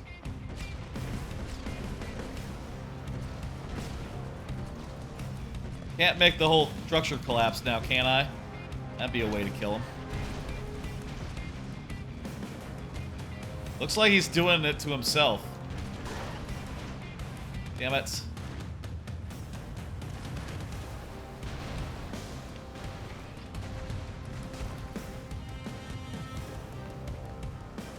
Okay, well, we have 2 lives. That's more than we've had before. For this point. And that's pretty good. Hey, we can do that one more time and that'll be that.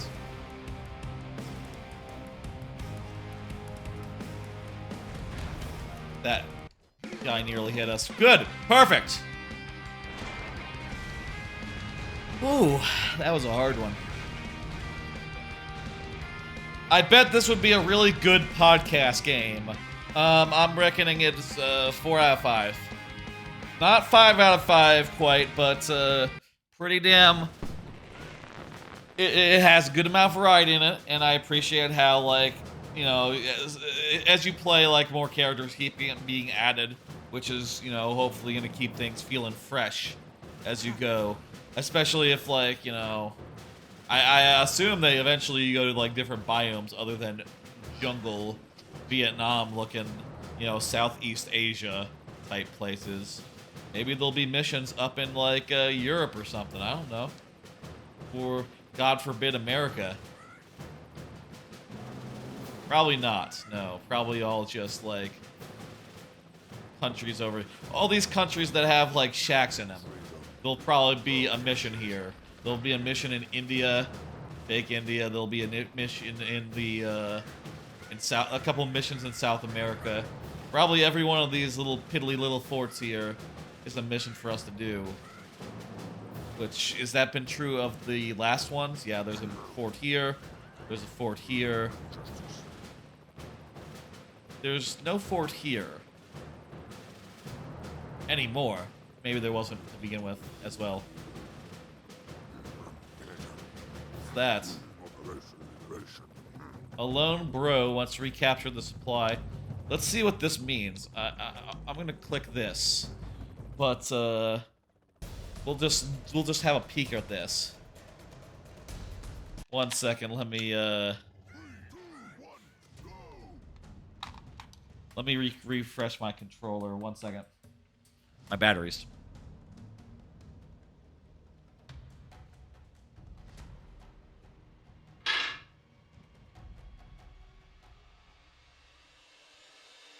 We've been playing for too long, it seems. My batteries ran out. Instead of switching to my slightly zoomed out view, I instead just turned off tracking for a second. Was that better? Was that more natural? I don't know. There we go. Press A to continue. That's right. Let's see what the deal is here. It's a covert mission. What does that mean?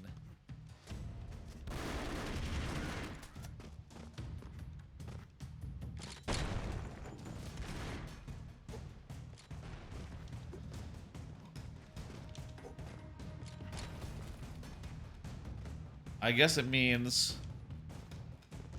just do regular stuff, but it's not gonna be guys. What?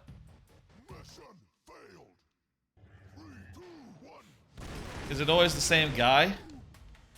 Huh, I guess you have to play as the same guy in this one. 3, 2, 1.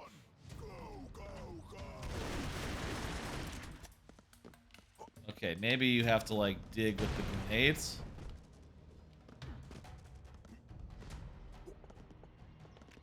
Okay, so there is some, like, slightly different gameplay. Where, like, instead of just going through a regular-ass, series of missions, you have to use a little bit more strategy. And, like, dig down into the ground. This almost reminds me more of Spelunky than, like, a Contra-type game.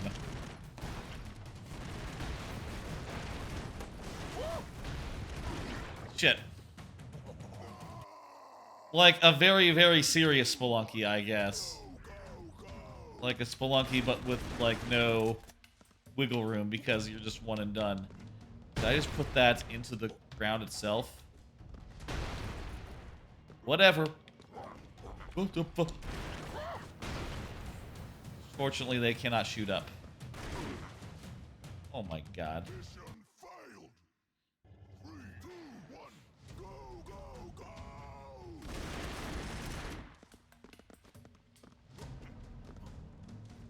Yeah, it does look like I can sort of put it into the geometry if I really want. Go figure.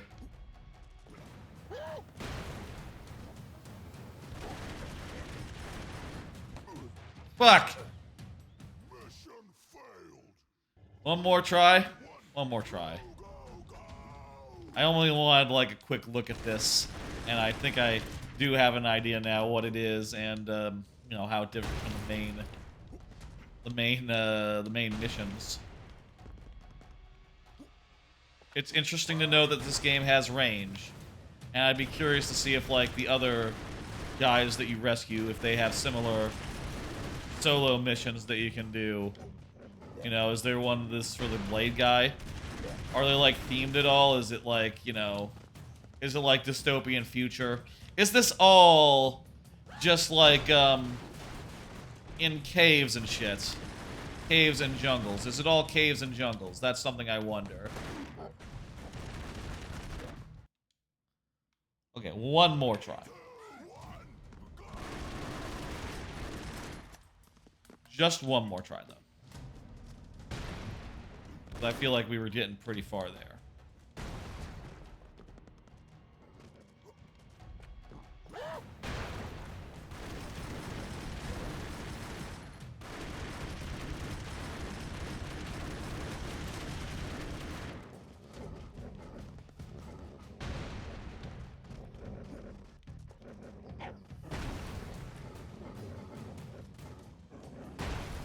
There we go. We can keep digging with these grenades, but we don't have that many of them.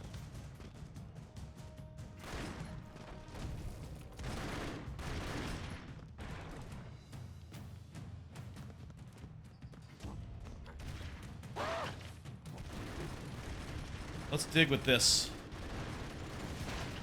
Yeah!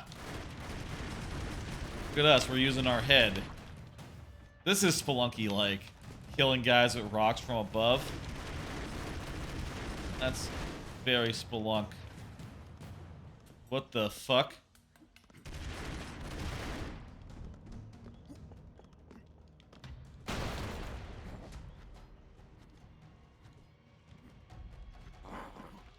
Oh, Jesus.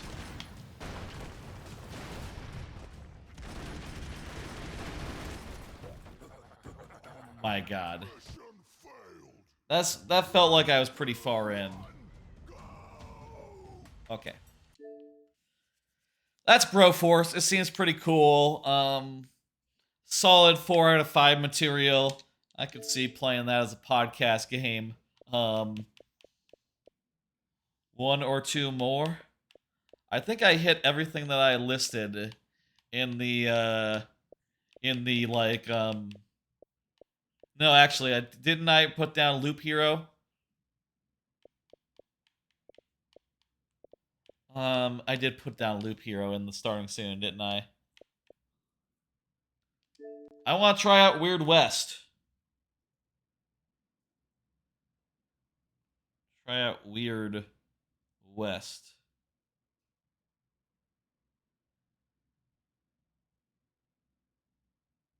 This is like, I think this is a first-person action game?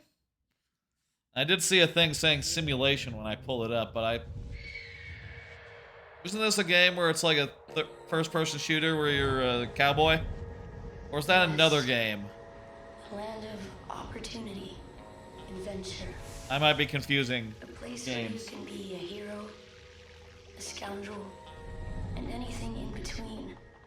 Am I thinking of a different game? I might be thinking of a Right, different and game. coming out here could be the best thing that ever happened to you. If you can survive, that is. Because here's the thing. Let me adjust the volume a This bit. ain't quite the Wild West as you know it. There are ancient powers at war with each other. Strange entities lurking in the dead of night with their own rules and their own peculiar laws. I think I saw a game. Which side you take, you better watch yourself. Don't get me wrong.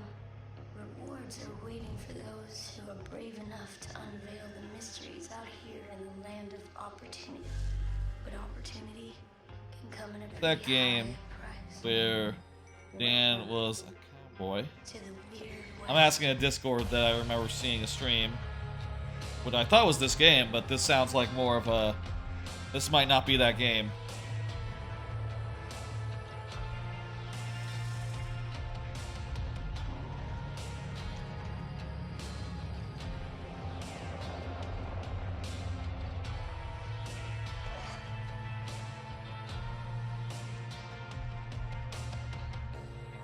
Something weird going on with Discord. Oh, it's just being weird.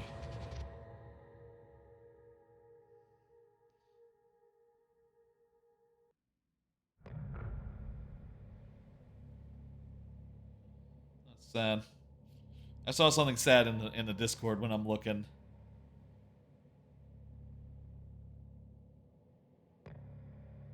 All right, let's try out this Weird West. This might not be the game I thought it was, but also I'm not sure what's the... Was it like Wild West? No, that wouldn't be it. Dumb cowboy shooter. What's that called? Cowboy action game.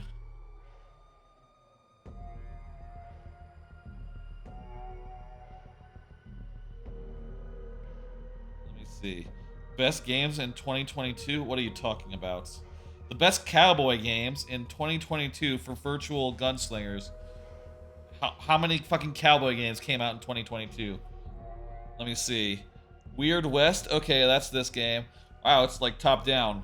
Okay, that's not the one I was thinking about. Call of Juarez, Gunslinger. Okay. West of Loathing. West of Dead. Desperados 3. Oddworld, Stranger's Wrath. Some of these aren't from 2022, to be clear. Red Dead Online, yeah, that's definitely not 2022. I swear there was some game. Hard West? No, that's another top-down thing. I swear there was just some game where it was just a weird Western shooter game. There was a third, I think it was first-person shooter. Weird and dumb. I hit skip. God, I don't have time for tutorials. I just wanted... this is not the game I expected it to be. But I can't for the life of me remember what it was. Maybe I can scroll back and see if I can just look at, like, stream announcements. Because I know I saw a streamer stream it. The game I thought this was. But that was like a year ago, so who could say? What was that fucking game? It looked kind of cool.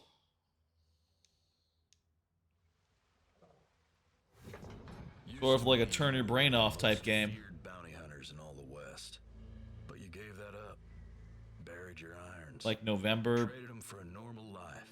October, sometime last year. Though, that's all gonna change. I'm gonna scroll and still see if I can find it. And it ain't taking no for an answer.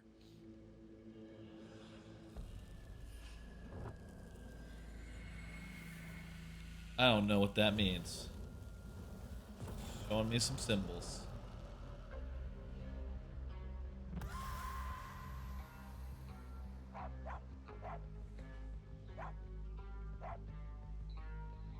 You ain't taking our land? Not after land. Take the adult, kill the kid. No meat on them bones. Now let's move. Laws are coming. So they're like man-eaters. Your son dead in the dirt outside, and a burning at your neck, like you've been branded with a cattle iron. Okay, that's what's happening.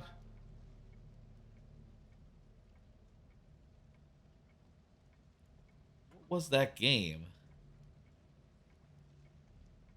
Maybe there's just, until someone reminds me what it was, I'm not gonna remember it. Maybe. I'm gonna ask some people, and I'm sure someone knows what game I thought this was, but I'll say it's not the game I thought it was. Evil West! Evil West! I got it. Evil West. Evil West. I thought this was Evil West, which is like, I believe, a dumb first-person shooter where you're sort of a gunslinger and you shoot guys and you don't have to think. That's the game I thought this was. This is not that. This is like a whole fucking to-do, isn't it? How long do I have to spend with this now that we've started it? We should at least go out the door and shoot a guy. It's like a top-down thing. They came running. It was the still waters. Flood take them. They killed your boy. I ain't seen your husband. Alonzo. Okay, so you're Jane. Okay, so you're a lady. You have a kid, a husband. They're both dead. Which way they head? Better add your shooting gun. Where to find your gun?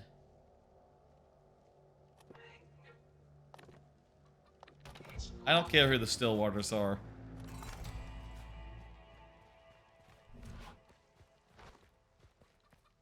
Okay, so this is like a top-down Western action game.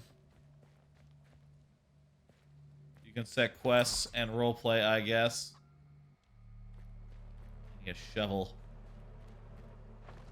I mean, this is like a classic, you know, thing. You know, you think of John Wick, right? Like going to going to unbury your weapons that you gave up after a long life of being a brigand, you know, being an assassin, and it's time to bury them up, because they brought back something that shouldn't have been. Pistol's grip matches your palm exactly. All blue. Been a while. I tried to flip my controller. Didn't work. You can aim with the thing. Left stick, right stick. Well, it feels pretty good, hey. I don't really want to think.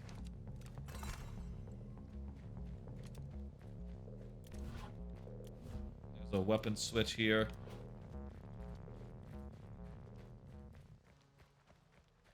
Let's go shoot the Stillwater guys, I guess. Crackle. A coyote attack. Oh. There's like supernatural stuff going on as well, right?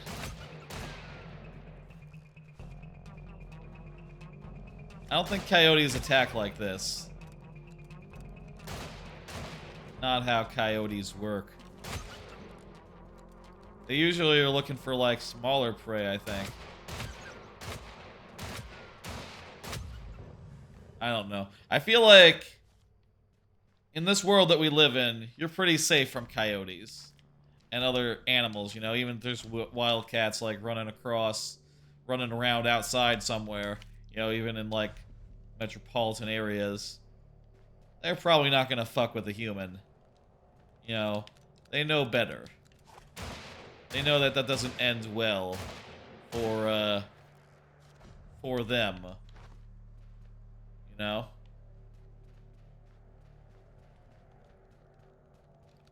Also, just at a certain point, right? Like, all those wild animals, they know that they gotta give you a wide berth. You know, anything they don't want to deal with, they're just gonna give a wide berth, and if you give them a wide berth, you're gonna be fine. Look, the edge of the map is literally the edge of a map. That's cute. This is cute. I was really looking for Evil West, though. I really wanted this to be Evil West. Turns out, though, there are two games with very similar names that came out around the same time. Panic in the air. Folks hollering. Death. I don't need a wetness system in a game. I probably should just stick to shooting bad guys.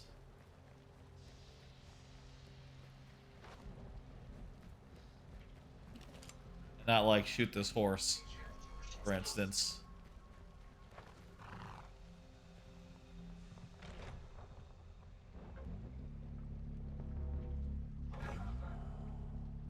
Alright, just tell me where to go. I'm gonna threaten him to give.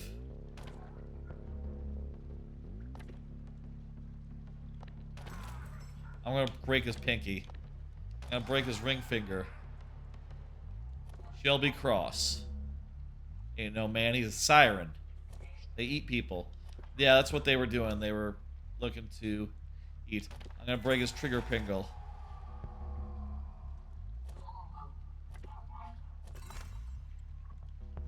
So, it's sirens who took your husband.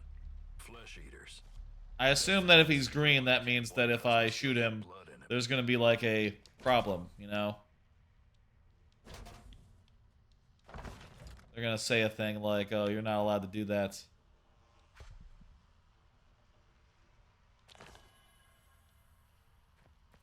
I can't. What the fuck is wrong with you? Well, I didn't know.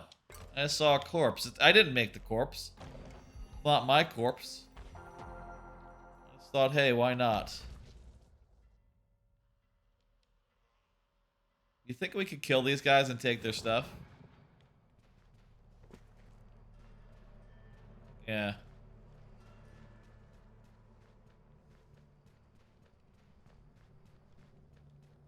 How many guys are there in this group? No one's gonna know. Right?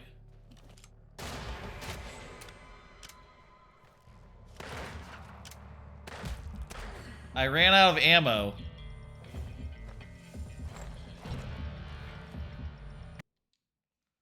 I guess I have to worry about reloading. How do I reload? I forgot. Also, they seem strong. Stronger than the coyotes have been.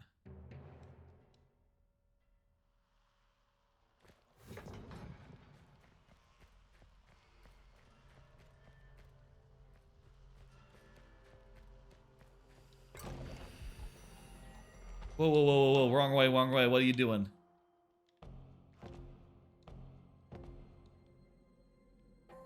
Interesting way of navigating a map. I don't think I've seen this sort of like abstractation where it's just like, okay, we got these points on a map you can go to, and as you travel, you might run into guys. And also the map reveals as you go.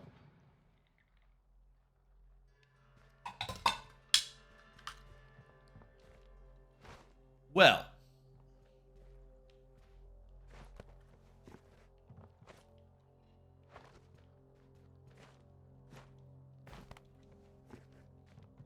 Across the thing. I really don't want to do stealth.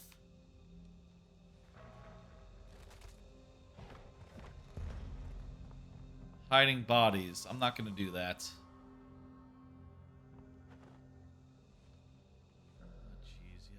Stealth.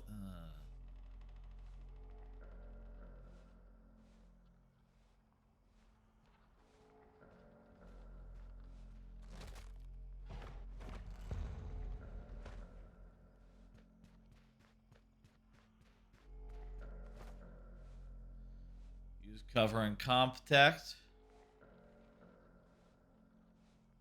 No one ducks with the still waters.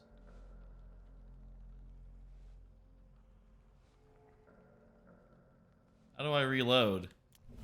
Wait. Do I not have any more ammo? Do I have any more ammo?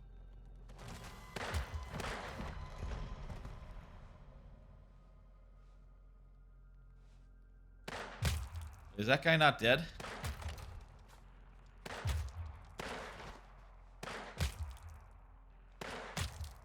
This cover ain't working for shit.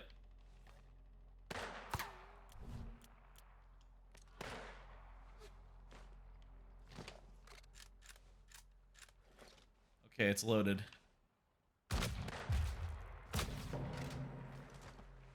Oh, hey, we killed him. That's good. I've got some fucking guns.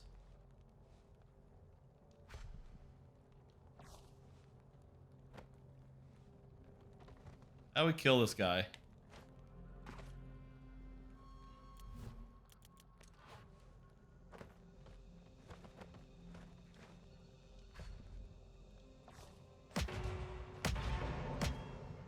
There we go. That's funny. Just had... I know I knocked him unconscious, but I didn't want to just leave him. You know, let's just go ahead and... you know what? We gotta... finish the job here as well.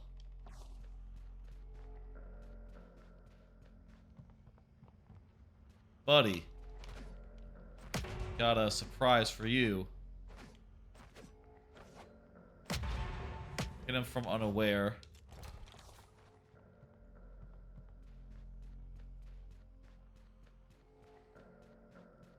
This game seems okay. It's cute.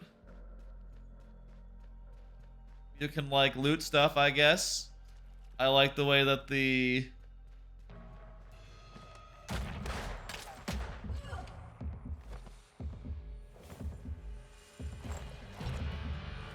Seems like I should have more health. I don't know. Maybe I should be role-playing, like, using cover and such. Those other encounters were pretty good. Now, let's not do that whole encounter again. I think we're good.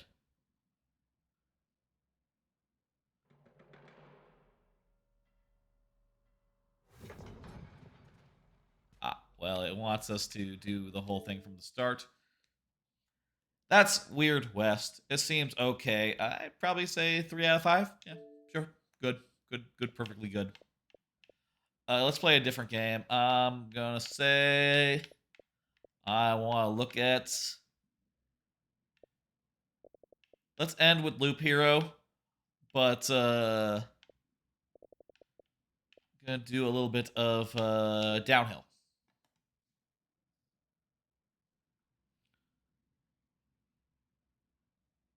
Lonely. Mountains. Downhill.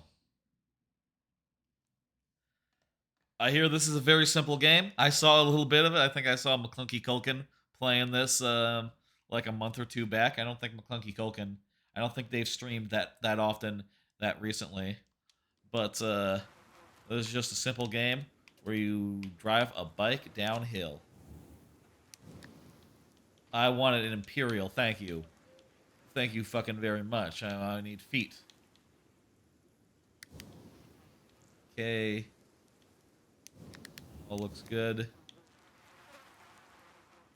Left, right versus screen based.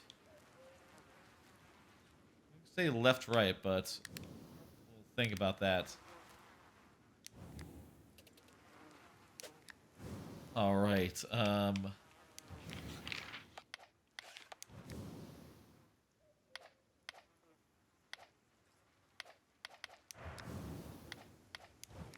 So my understanding is this is a game where you bike downhill.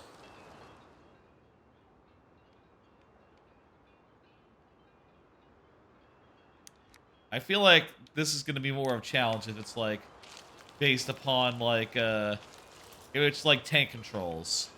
In other words, where left is always left and right is always left, regardless of the position of the guy. If I just have to point in a direction, it's going to be dead easy. Like 90% of the challenge here comes from me having to think about how I'm steering.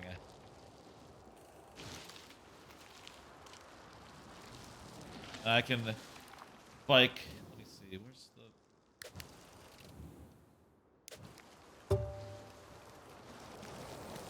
the? I can brake and I can pedal with the triggers.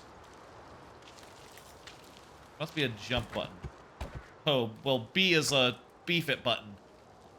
B automatically beefs it.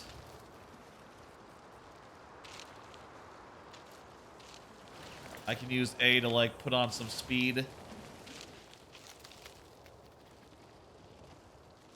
Well, plain and simple, I think this feels pretty good. If I had to say, I'd have to say that I like this so far more than like any Forza game I've ever tried. It's just a lot more like it's meditative. It's got a little bit of like it feels good. You know, drifted route corners. It has a good game feel. And I like the simple challenge of having to worry about, steering my motherfucking bike. And I think the idea is that eventually you can have it so that you have to do the whole mountain in one go. No checkpoints. And you can take shortcuts such as this. But it's going to be a bit risky. Considering that you cannot fall unlimited amount of miles. You know.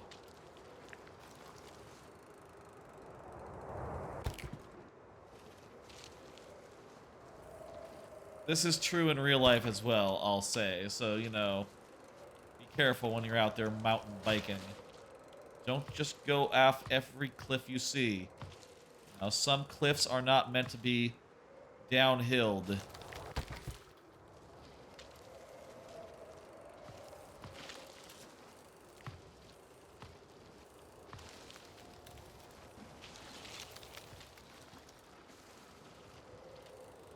All right. So it's sprint for A. Oh, crap. I see the problem. You have to get some speed up to go over that hill.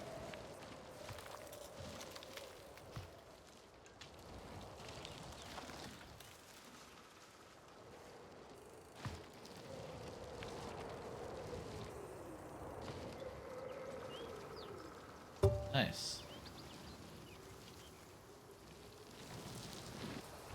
I have, in the recent past, thought about getting a bicycle.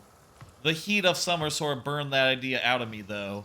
As it did, like, force me inside for, like, the whole length of the summer, other than going to a theme park or two. It was funny, you know, I've been, like, going through old VODs and clipping them up a little bit. You know, like, parsing through them and trying to find any cool moments that warrant clipping, and it's just funny to realize, like, oh, this is what I was going on in my life 2 months ago. That's right, we were talking about bicycles, and then whatever came of that, I just sort of, at some point, stopped thinking about it, because, you know, life comes at you fast.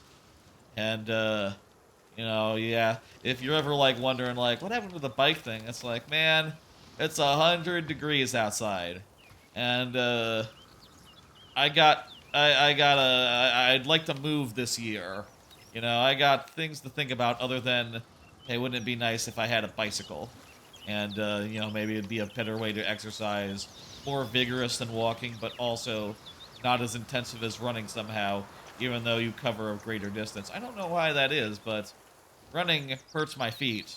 But I bet you biking, at least it did when I was a kid, perfectly cool, perfectly fun.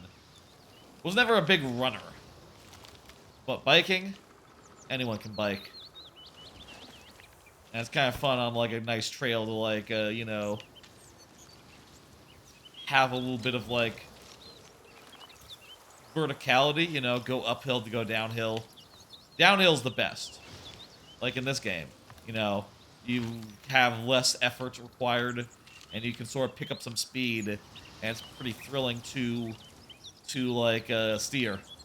I will say, I think, you know, what happened to the original, what happened to my bike as a kid is I crashed it, going across like a creek, you know, near a library, and I ended up like stumbling into the library with like you know, some amount of bleeding. I remember there was blood in my eyes. There was like blood coming up over my eyes, but I think it was just a small cut on the whole. Nothing like too serious, all things considered. Bikes are cool though. I feel like if ever I would get a house, the two things I would be like have my eye on after a house would be like a dog and a bike. You know, feel like bike goes well with a suburban lifestyle versus like an apartment dweller. You have to have like, you have to use their facilities to hold the bike, and that's just not going to be as nice as having your own like garage to hold that has room for a bike. Not that I haven't had a garage in apartments before. My first place, I had a designated garage, you know, like I had one of the units that included a garage. What can I say? And I think I paid extra for it for like years and years after I really probably should have went with a carport after a while, or, you know, whatever. Probably kept my car in good shape, you know, avoiding hail and all that. And in later apartments, I've managed to get into like newer ones that happen to have like you know, parking garages where everyone parks in the parking garage. That's a good way to do that, I think. So long as you don't like neglect it after the fact for years and let it just turn to shit. Haha. Parking garage is pretty cool. It'd be weird to go back to a single unit garage if I, you know, certainly I wouldn't want to pay $100 a month for that, or whatever the fuck I was being charged at my first apartment. Probably way too much for just, you know, a room to put a car in, right?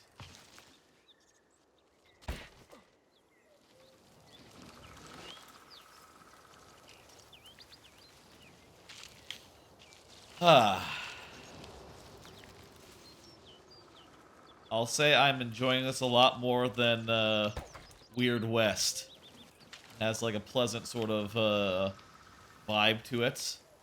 It looks beautiful. I love the art style.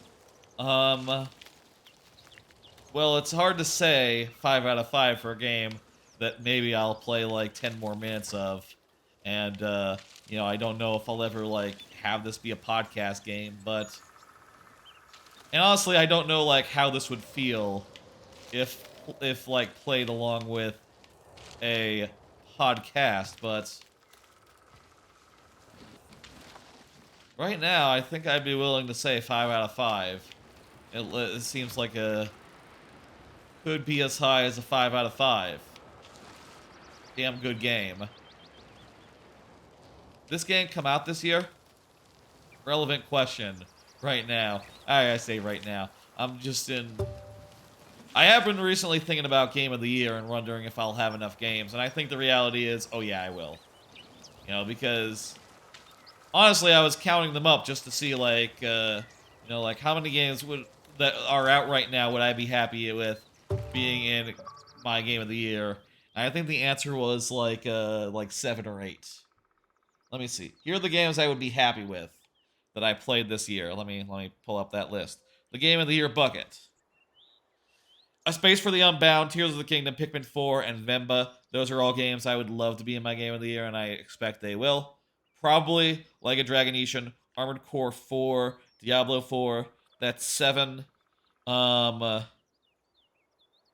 other categories, but they're less important. I'll say, having played Sea of Stars, I expect it to be. In fact, I'm going to move Sea of Stars up right now to the probably bucket. along with like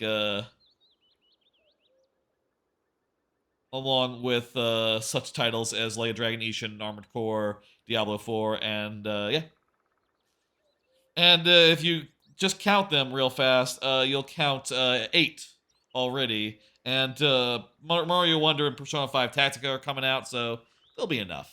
There'll be enough, even if I don't play quite as many games as I'm expecting.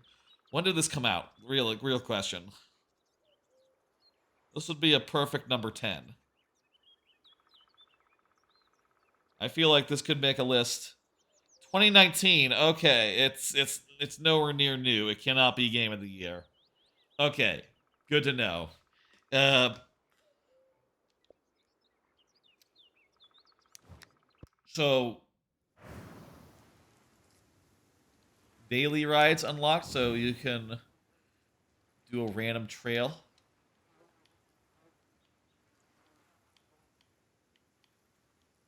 Let's try this daily ride, and maybe then call it for this.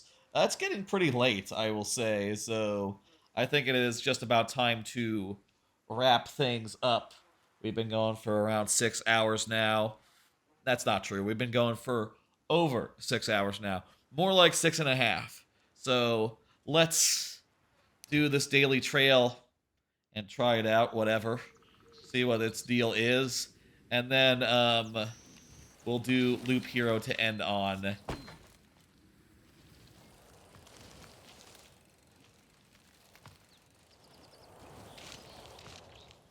Holy hell. This... They're not wrong. They're not fucking around saying this one's harder. Like, I'm actually having to use my brakes and such. Is there a jump in this game? Controls, yes. No brake. Just sprint, restart checkpoint, accelerate, and brake. I'm gonna stick with the left-right controls. I feel like that's part of the fun. Is navigating that and dealing with that.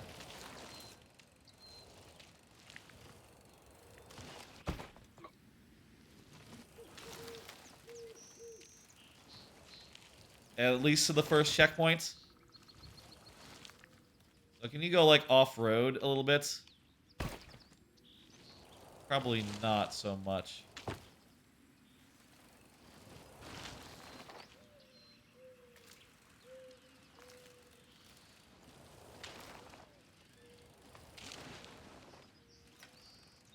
Okay.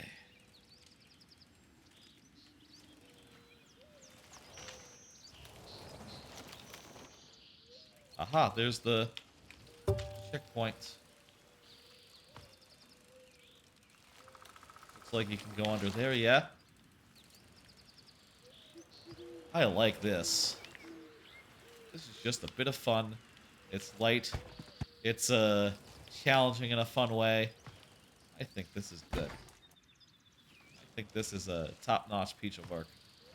I don't know if I'm going to play much more of this off-stream, but consider this a discovery of this stream, in addition to bleh. In addition to Sea of Stars. And you know what?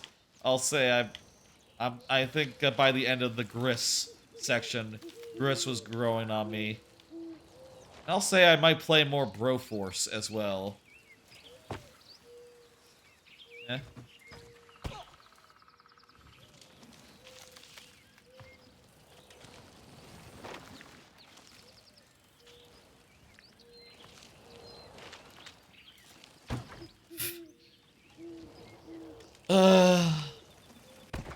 Last tries rules.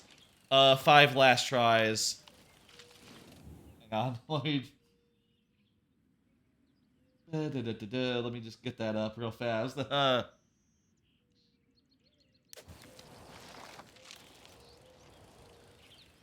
5 last tries and refreshing at checkpoints, as per my Mario Maker rules. If you don't know my Mario Maker streams, they're on. Oh, I see. There's a ramp over there. They're on Fridays these days, and they're pretty fun. And after 15 minutes, I go into last tries. And at the end of the stream, towards the end of the stream, I go into the lightning round where I start at last tries. It's a whole bit of fun. That's a nice little challenge to every level.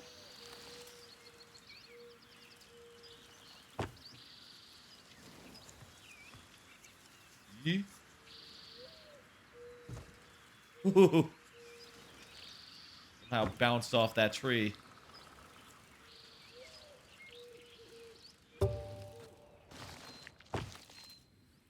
Bah!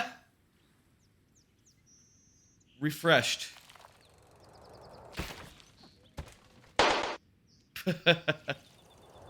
This is a fun. Woohoo! What the? Can I go around, please? Oh, yes, I can.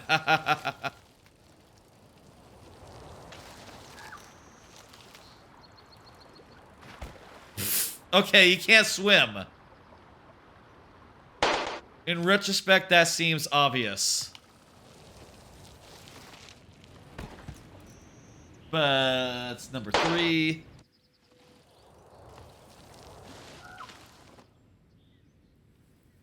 This looks like I'm boned. What the hell? Didn't know what to do with me there. On our last try, we have to get a checkpoint in order to refresh, and there we go. The achievement knows that something has happened here. 1 tree and 1 rock during a crash. That's pretty cool. I like this, this game. I don't know I'll play it anymore, but, definitely good for a look. Last game of the night here. We've done, now 7 games. No, really more like 6 because Deathloop, the match, it kept phrasing every time we tried to join a thing. We've done 6 games, really. Texas Chainsaw Massacre? You know what? I was thinking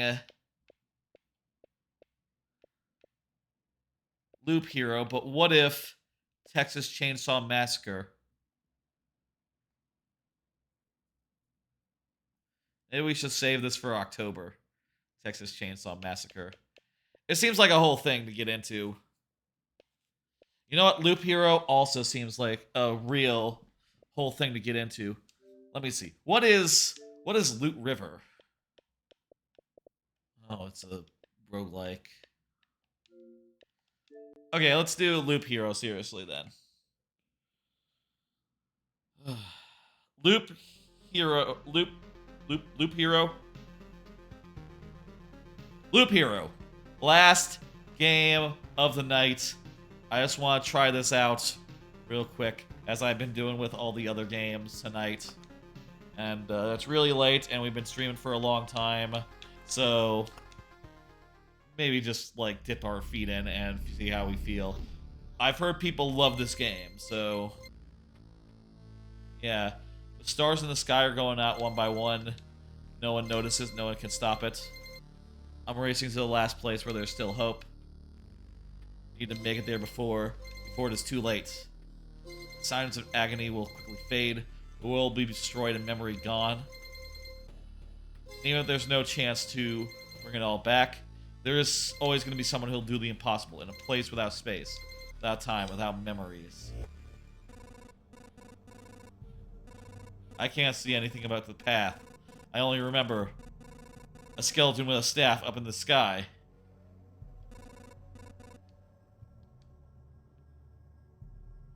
To change between adventure and planning modes, press X.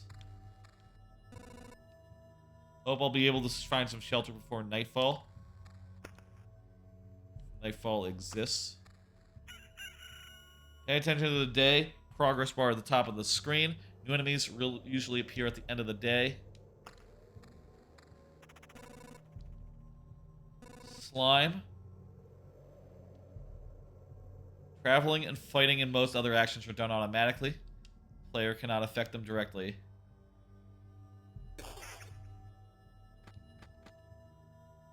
Hold to move. Show equipped. What does hold to move mean? Hard to fight with your bare hands. So we can mess with this fellow's equipment. Grove nearby. You can take cards and put them onto the map. So now there's a grove. Okay, so we basically are just building out a path for him to walk across, rock around, and beat up enemies that he runs into. Easy, simple.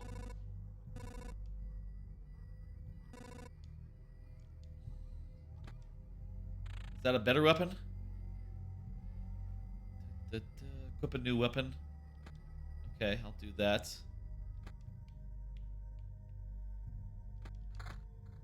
Okay, there it goes. Place a card on the map. Place a forest. Place it in the middle. Get new items and cards during battle. Some items have unique features. I could be reading a bunch of stuff here. Do I need to move? Am I covering some important stuff? Oh, this isn't a good place either. Here. How about here?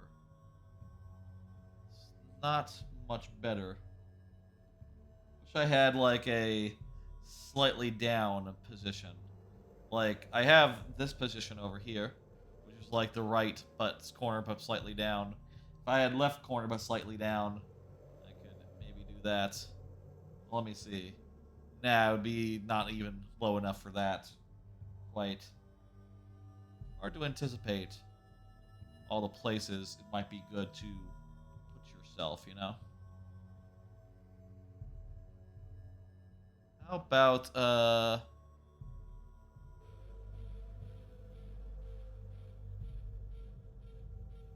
covering the eye in this position. Covering some of the info panels here.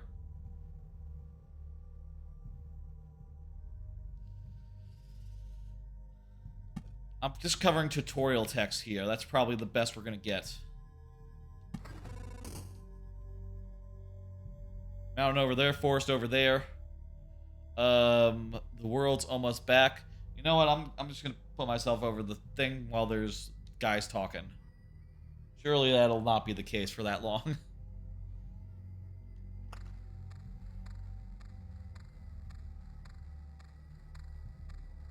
let me move again. Oh, I think it's time I get some rest. In itself, as a journey on a loop path, only you will decide when it's time for the hero to return to camp. Either you are the fangs or claws of your enemies. You can retreat almost any time, but a special animation will let you know when it's safer to do so. Hit the Y to retreat. It's cold and dark, a small fire. Build a camp. Select the build button. How do I do that?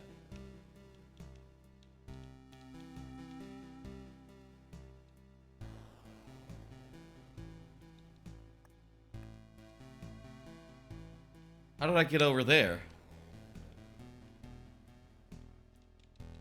Hello? Oh. Holding down RB lets me go over here. Right trigger, no. Left bumper?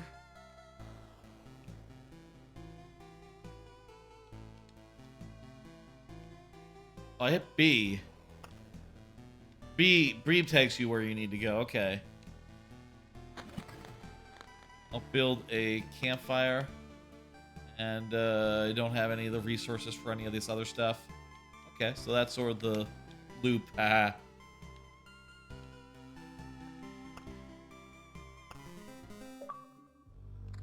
Go on a loop path.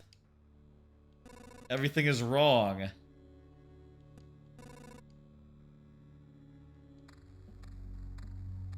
So this guy is just existing in the void and, you know, walking around purgatory, essentially. Huh. That is kind of weird. I'm gonna move back to here. I'll be on top of the retreat button. That'll be fine. Worst things to be on top of. Let me equip some of this stuff, like the ring and the armor.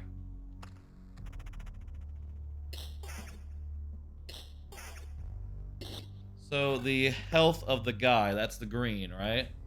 So I guess that's a thing to keep an eye on. Exploration speed. Let's crank it.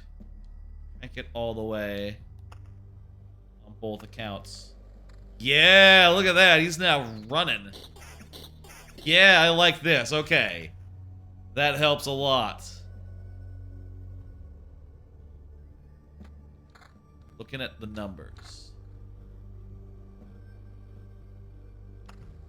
Yeah, okay. I like it now that it's faster more. Faster is better. What does this do? I don't know, but I put it down. Road Lantern. Reduces the maximum number of spawning enemies on the tiles around it. Road Lantern effects can stack. Worse armor and worse shield. Okay, cool. Cemetery, place for a dead. Spawns a skeleton. Okay.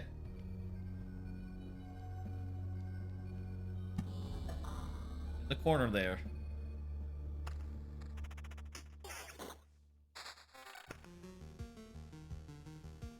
Axe. Equip that.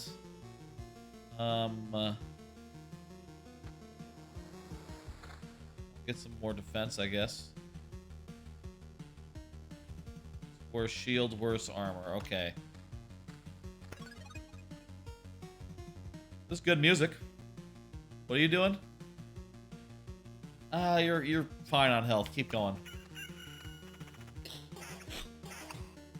Keep cranking, my man. Battlefield.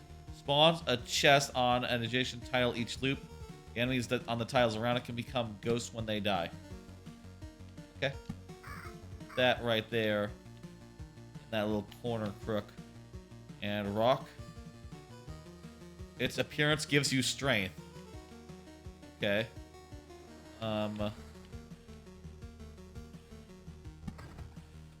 Right there, I guess. I don't know what the effect of it is. What does this do?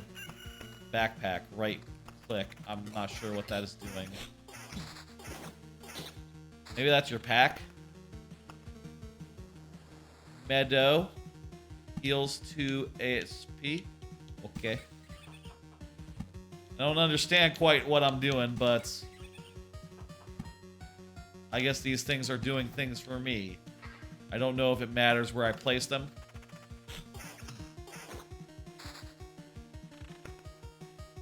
There's probably a whole lot of nuance that is just like completely lost on me. Still keep bashing of 8-legged hunters. Spider's right there.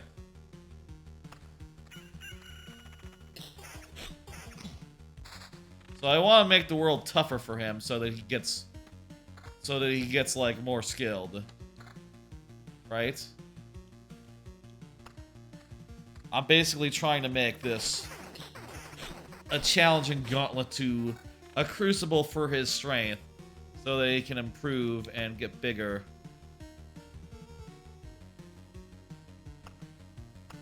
No, keep going. More rocks. Rock right there. Mountain right there.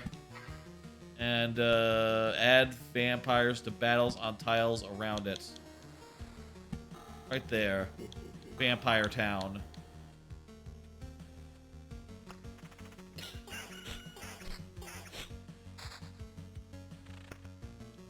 meadow, and a beacon. 40% movement speed in with its range. 20% attack speed for all units.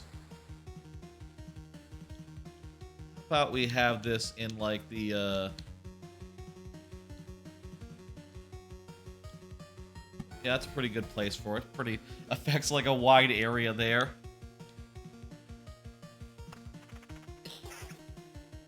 Check the regen per second. Put that on. That's better armor. I'm not sure if I should just be like thoughtlessly putting on every piece of armor that appears. Maybe that is the thing. Maybe that's how you're supposed to do. You know, just you see armor, you put it on.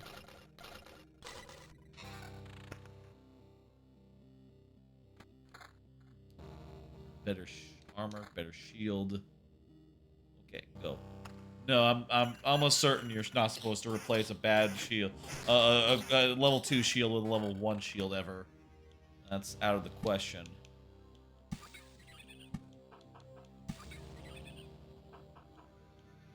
Maybe I'm supposed to be making contiguous areas. Looks good to me. And this is the worst version. Can I throw it away?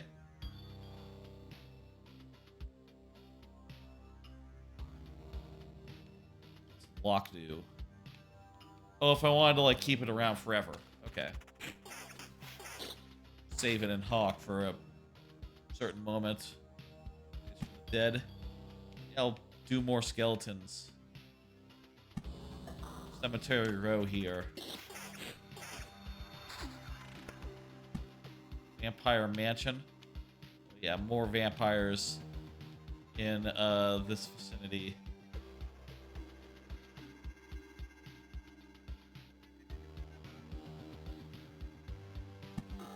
Yeah, put it at that corner. I assume it's better to make for a tougher time for our main guy to deal with. Ooh. How's the volume, by the way, for this? Check. Easy to hear me. Easy to hear. Not a problem. Rock. Right here. Another vampire mansion.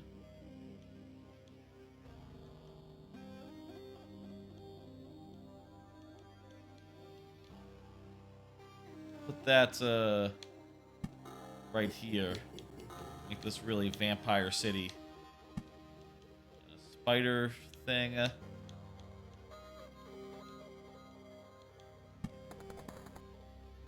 Spider cocoon right here. A vampire. Where are your lands? If farmers need help, I would be glad. A vampire? Where are your lands? If your farmers need help, I would be glad to offer it. No more lands, more folk. Only empty hundreds of years of emptiness. Hundreds of years of hunger.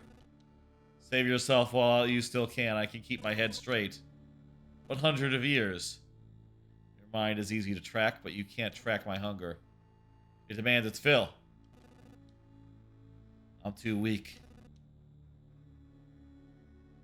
I'm doing this not for myself, but for everyone in the name of the greater good. Be careful for my hard work and just be blessed you meet me today. So this guy, he wanted to be killed. Vampires often owned our lands. They kept the police and helped our settlements prosper. But this won't do it all. They are just pale shadows of their former selves. Psychologically, physically and mentally. Okay, not psychologically. Apparently the blood of other creatures can't sustain them. Wasn't joking about the hunger. What's beacon? Ah, yes. Speeds up attack. Put this down and put it down on this side of the thing. You can see we're like covering that whole area now in the beacon. Should I really be like using? Yeah, okay. I should be like grouping up these mountains or rocks actually. Probably also the meadows, maybe. Guess this is meadow. The stuff like real near the path probably should be saved for stuff that's spawn stuff. Meanwhile, the other stuff can be pretty far away from like the core area. My guy is getting pretty beat up. We got better rings and better shields though.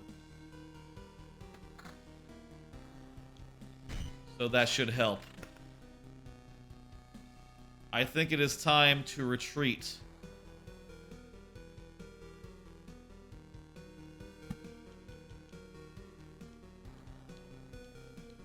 Okay. You know what? Let's delete this to make it a little easier on the way back. We'll add another lantern. And a grove. Let's see, right here. I think it's time to, reel it in. To retreat.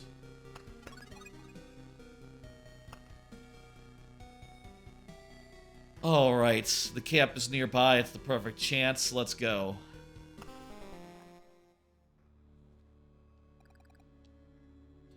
I can't believe it. The boy managed to return. Here's the boy. The boy is not alone anymore. Where did you come from? Is there a place without darkness? We don't know where it came from. We can't remember. These few people are all that's left of our group, I think. You're not sure. We're not sure. Yes. Each day we see the signs of other people's presence around us, but as far as we know, they don't exist and never did. It's like we forgot them. I'll move for a second. Forgot them? Exactly. My name is Yota.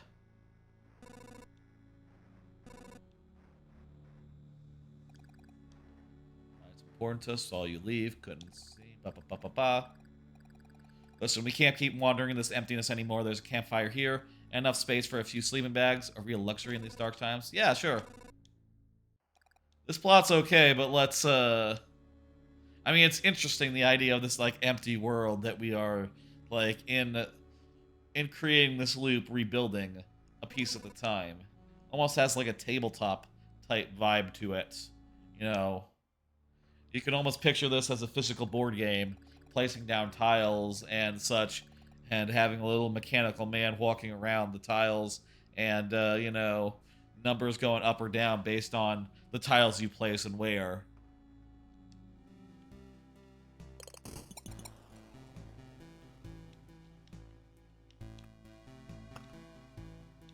Can we afford anything? We can afford the field kitchen. Let's do that. Or choose a direction to build in. Left. The food made by a good cook is tastier. Yes. Look, I have a cauldron, a hearth, a couple of knives, bucket of potatoes, 3 onions, and some ham. Nothing special. Very simple. Give me a few minutes and everyone will be coming. Cool. That's good. I don't know what that does. 10% to Campfire's healing powers. Unlocks the Blood Grove card. Oh, okay, so we can build towards certain areas and that'll get us new thing. Its inhabitants will gladly move to better housing if you build it. So we're gonna have to build some better housing, basically. And presumably also connect up to these. I guess I was expecting, well, doesn't matter what I was expecting.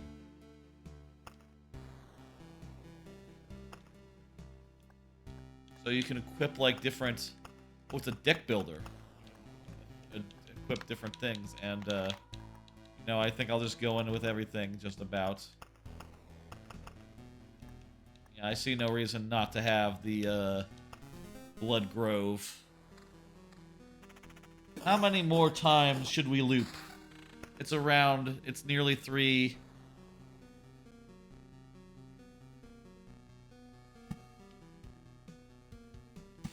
I'm gonna put my fields and stuff like off the beaten track. I don't know if proximity is important, but we'll also have this area over here be Vampire Town.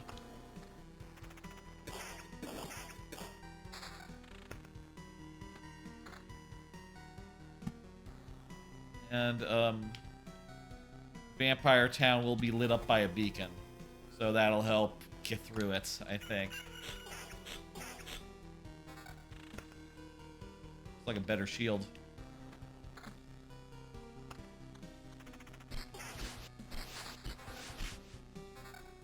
Armor, yes. Ring, yes. Different ring. I think I like this other ring. Cool. And cemetery. Where do we want our cemetery? Have this area over here become a cemetery. I kind of also like the just like city planning aspect of it, where like, you know, you're placing down this stuff and building out, you know, little bespoke little regions. I think that's very cool. I want that actually.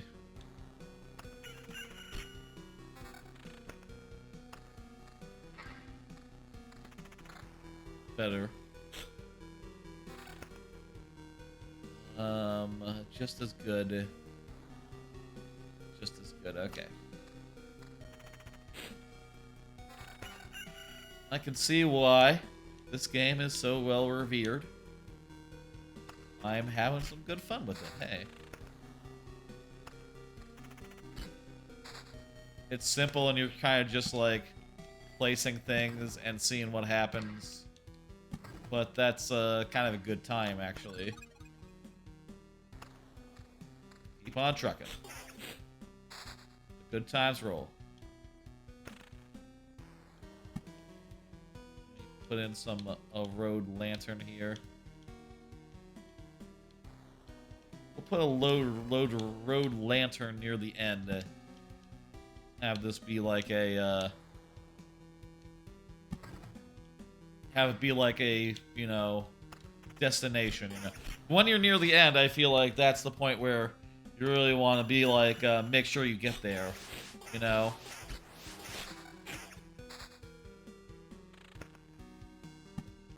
Road lantern, also add to the end.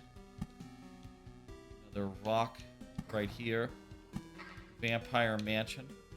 Like I said, this is going to be Vampire Town, so right here. We have another road lantern.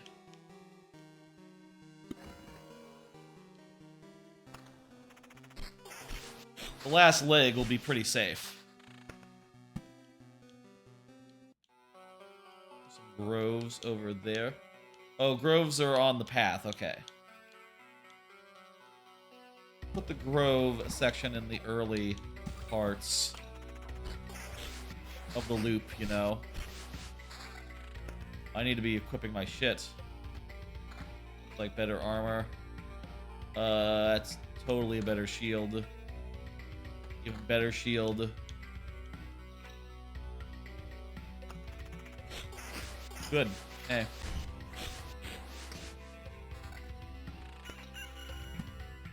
Spiders.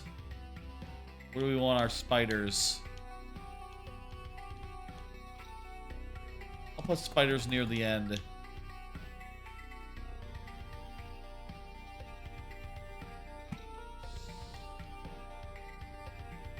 I'll also put the chest near the end as well.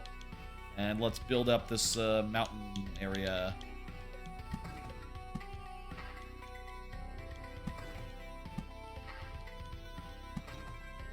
Like that.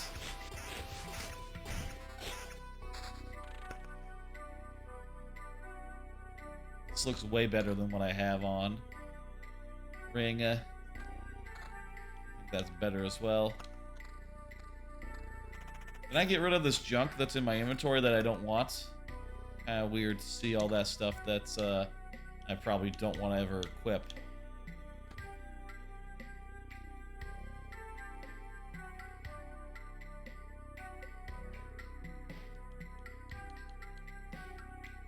Like, I'd like to take it to the trash, honestly.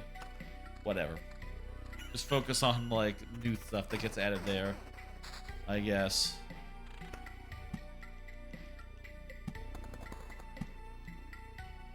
Meadows. How we doing on health? We're perfectly good. We're most of the health.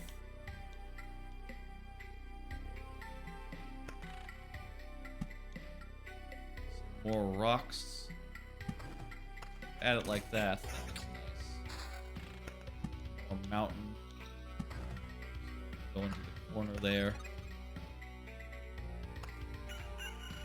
Keep on a rolling. Keep on a trucking. More rocks right there. Meadows. Going there. What was this? Blood Grove? Place into the road near other trees. Its roots devour enemies. Okay. That's cool. I should have put it here so that the blood root could be in here. Well, next one will go right here.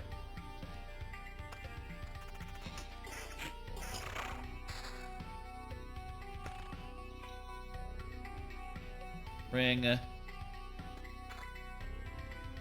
Better. The rest is worse. Okay, and the rock. Put that here.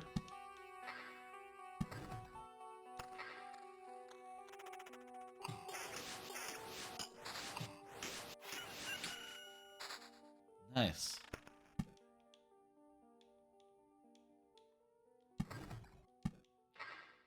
You know, I think this game has a pretty damn good loop. Pretty damn good gameplay loop. It's simple, it's automatic, and yet it's compelling. Just like thinking heavily about like where the rock is gonna go. It has all the appeal of like a city builder type thing, or like Carcassonne, or not Carcassonne. Yes, Carcassonne. Carcassonne is sort of a tile builder thing. Of like it's not entirely dissimilar from Carcassonne, actually. Come to think of it. Dude's evading a lot light right now. That's nice. Because of the road lantern. Stop! Where do these goblins come from? I don't remember remembering you. We remembered ourselves. Now give us all your things. Why don't you help me restore order first? Goblin must rob. No other order in the world. That's, yeah, okay. Fair. How about I kill you instead?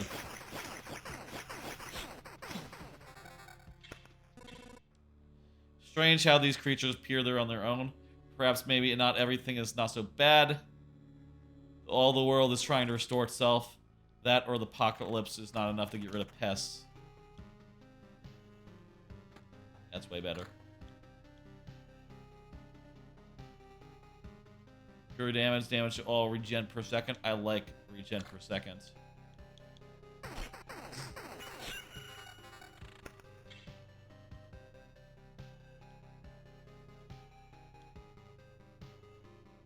Let's play some meadows.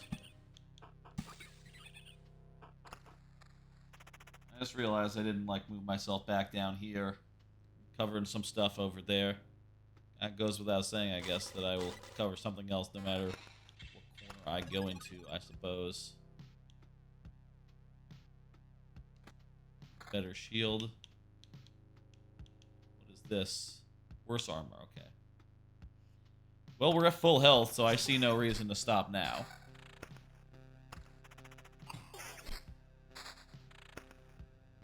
Oblivion. I really don't want to use Oblivion.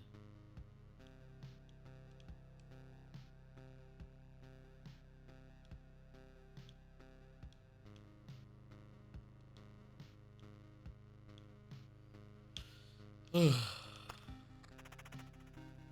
I have to use Oblivion? Is that required or nah? Is it recommended to use Oblivion? Or are you getting better stuff as you go, so you might as well obliv it? Where's our battlegrounds?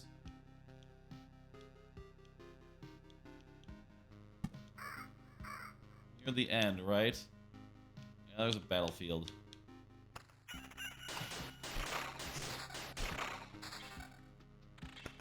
Good. Ooh, another cemetery. Bigger cemetery. Make for a bigger meadow. That is way better armor.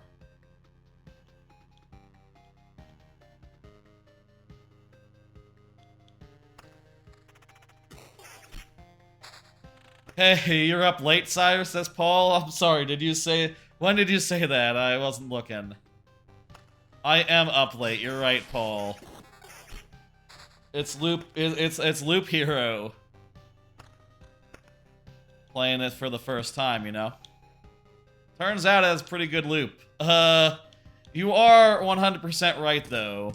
I really should be thinking, when are we gonna end it? And I'm thinking... Soon as this loop is done. We'll wind up going for a conclusion to a end to the stream, you know? I'll say we found some good stuff tonight. I say found as if everyone didn't know that. You're chatting with Snapbots, Snapchat AI. It's pretty crazy. I've not heard of this. What is that? Snapchat AI? I know Snapchat. Well, I've heard of Snapchat. Remind me what Snapchat is. Isn't that where you, like, take a pic? Isn't Snapchat where you take a picture and it's gone after 24 hours? Or is that something else? I'm thinking of something else, aren't I? I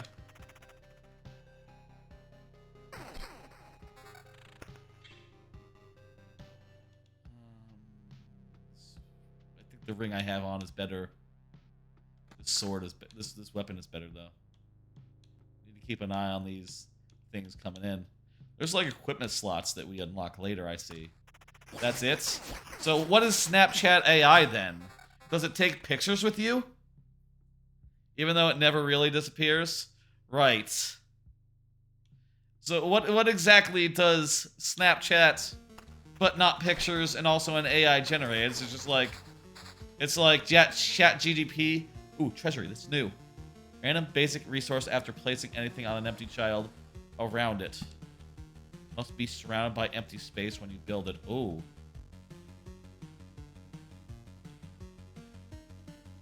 I didn't know there was such a thing to build around. I'm gonna put that there. And, I guess let's build a second meadow.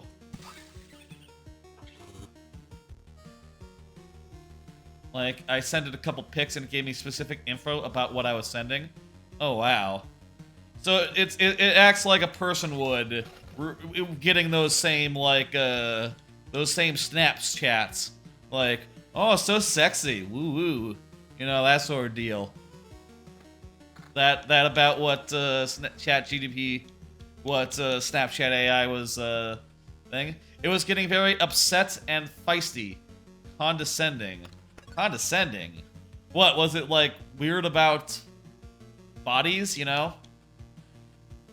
This is a better shield. I totally missed it earlier. Is it like, oh, you're not, you know... Is it, like, judgy? What the fuck? You'd think they'd make it, like, really, like, you know, whatever you put in, they'd say, like, oh, that's you know, you're sexy, you know? I'm into this. But maybe that's not what people are looking for. Maybe they're looking for, like, realism or something. We're getting some good shit now.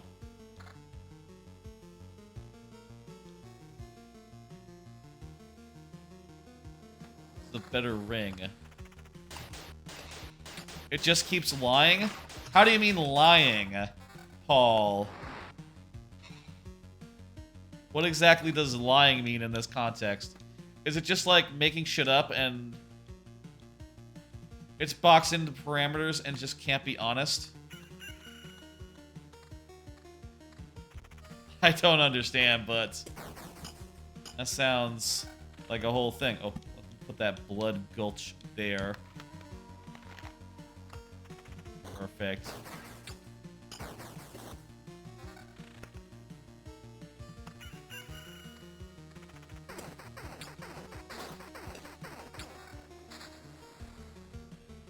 Better armor. Worse shield. Worse shield. I want more treasury. Tell you what, it occurs to me maybe I can use the Oblivion. I have an idea. What if I used Oblivion, sort of like, I don't know, make a space here. Okay, so I can only clear one thing at once. So the treasury, it's not going to make it easier to place a treasury, for instance.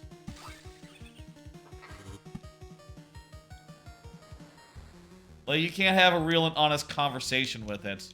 Well, that's true of many AIs, I'm sure. Because they're not, like, real, you know? You know what I mean?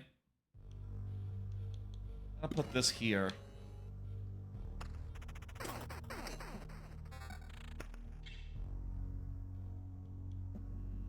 Let's see, where's, okay, good.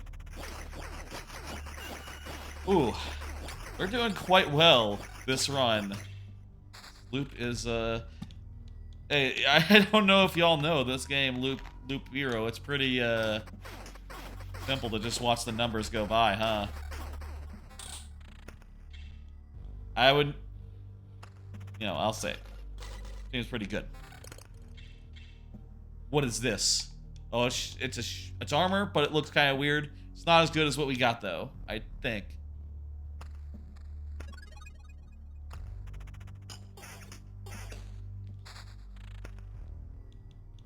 Mountains, mountains, mountains. Put some mountains over here. Put a meadow here, I believe. Yeah. Very good. AI cannot be real, but it can at least have some level, honestly, with the user. But it can't give in the way of program. I bet you it's just more it doesn't know what the fuck, right? It's not that sophisticated that it can, you know, react in a way that would be considered normal to whatever you're giving it, you know? Because it's just sort of churning up some words and trying to make it sound like what real people would sound like. By the way, the audio all good right now? It's a better shield. And a better weapon. And that ring is a higher number than the one I have equipped, which I'm going to take to mean it's better. This one has vampirism. I want that one.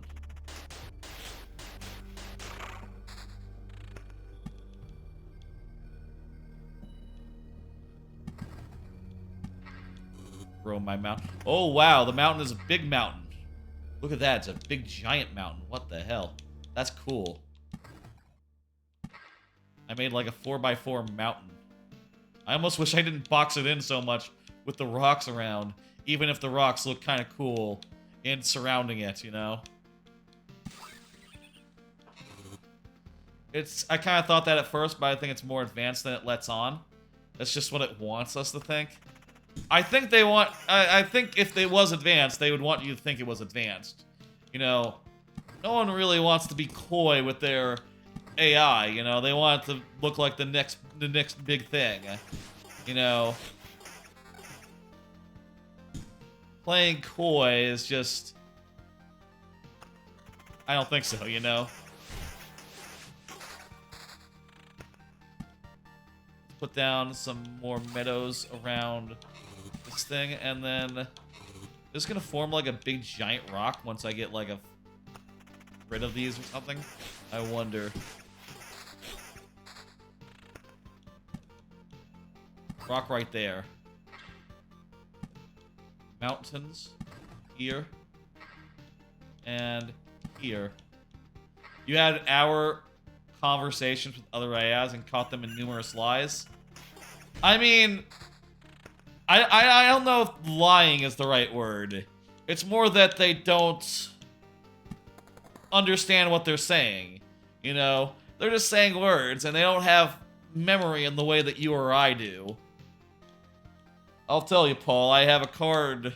I literally have a card about some AI-like stuff that I have in my... I'm not using cards tonight. I'm going to save them for tomorrow at this point. But tomorrow I was gonna... I have a card that's like a thought experiment. Whether you could... Here's the thing, and I'll bring this up again tomorrow when they actually pull that card and talk about it then. On the topic of AI, do you think that if a significantly advanced AI had, like, access to someone's life, just their entire life, was just watching them and seeing what moves they made, and started trying to make predictions about, like, okay, what are they gonna do next, etc. You think eventually, with enough information, they could just, like, replicate that person down to a T, right? Could they act as exactly, indistinguishably the same as that person would? You know, if you replace that person with a AI, wouldn't it be as if that person, like, you know, let's say they died, right? Let's say this is a method of immortality. Instead of, like, copying your brain, you just, like, make an algorithm that behaves exactly as you do. First off, I would say that when they do that, whenever they get that done, it's going to be very weird. Second off, just to think, right? It's not going to work. It's not going to have your brain in there. It's just going to be indistinguishable. It's going to act indistinguishably from your brain by constructing some algorithm that works the same as your brain. If possible. I think that's a, you know, hey, it's a fun thought experiment. I don't know. With the way things are going with AI, I feel like the answer might be, hold on to your horses. They're not that good. You know, they're not going to, like, they're not gonna, like, act like a new human, let alone, like, exactly like a doppelganger, you know? They're not that sophisticated. What if I nuked something that's connected to the thing, and then I would get an extra chance to put extra resources on that armory, right? I feel like my health is starting to drop a little bit more now than it was earlier, but we're still pretty fucking good, I think. Put spiders here. We got a lot of spiders in the back half. What is this? New person, new person. No. What do you mean, no? You want to save this world. And you want to ask for help? Our answer is no. How do you? But why no? We see deep inside. For a long time, there has been an emptiness instead of the sky, but it doesn't stop us from seeing. You're saying the world is one-sided and naive. Each person sees their own way to save the world. That's why no one will ever join you. Fine, whatever. Just tell me your version. May they join the cycle of life and death. That is life, that is this world. So they just want to live and die. I will kill you and feed on my flesh to your flesh to my lungs. Life will go on. How many lives can your blade prolong as you kill again and again? Only one. But we have a camp. We're prolonging other lives other than our own. The harpies can have all the sky and all the hunting grounds they need. Yeah, that's a good idea. I can't feed my children your beautiful worlds. Farewell. This game has some good writing. And now we're just gonna kill them in a quick, like, automatically fought fight. Cool. I'm gonna move back to the bottom in a second. There's no home for the harpies except in the highest mountains, but there's no food there, so yeah. Alright. I need to place down this grove, actually. I can't do it when he's fighting, I suppose. Oh, wait. What can I do here? Oh, I can look at their stats. Huh. Living has a soul. Wow. How about that? So we're fighting wild animals here is basically what we're learning. Let's put another blood grove right here. And some meadows. go ahead and put that there. More rocks. I want to see if we can form a really big rock. And even more cemetery. Perfect. Oh, we got a better ring. Pure damage 20? Yeah. So long as number higher, I think I can just, like, slot it in without thinking. That's how I'm gonna do. More attack speed. Number not higher. No sell.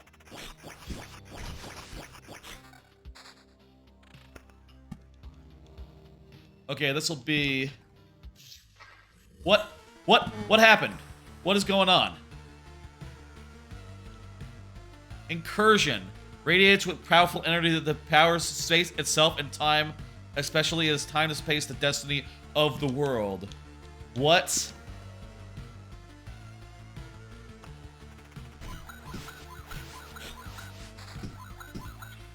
We are doing a little worse than we have been for a while now, but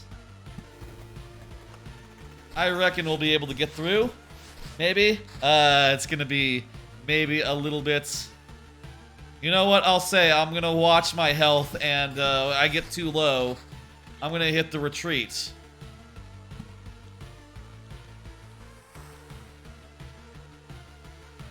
Hang on, can I make... I would really like to have seen a really big rock, but I don't think I'm going to get a group of 9x9 rocks together right just now. Put this right here, even though I don't think this is going to matter.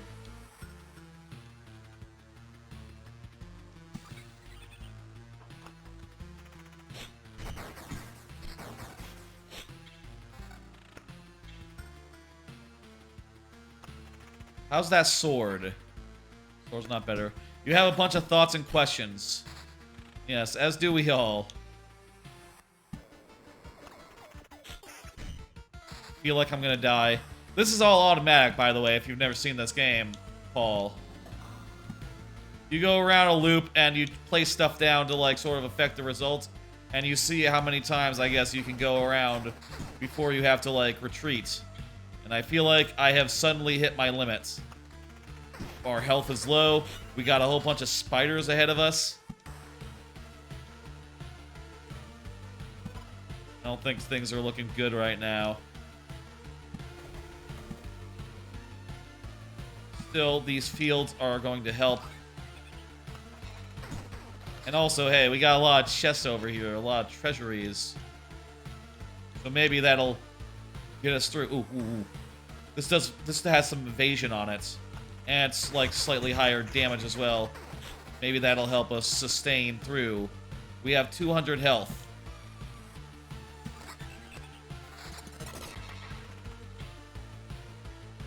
This ring is way better. Let's go with this ring.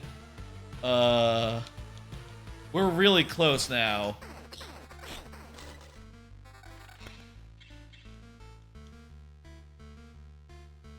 Regen per second. I already have... Wait, this has more regen, more counter. Yeah, let's go with that. Let's put down another beacon. You have a bunch of questions that make people think. Gotcha. I'm gonna place this over here. Yeah, I think that we're going to be retreating if we can make it. Our health is going down really quickly.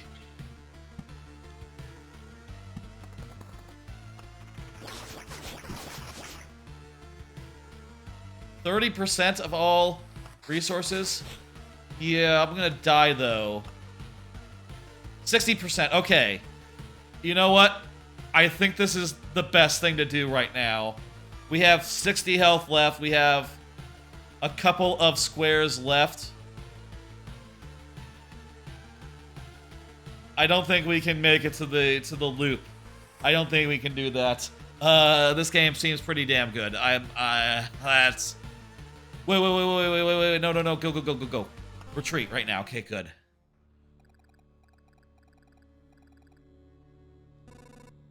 Huh. That was mixed success.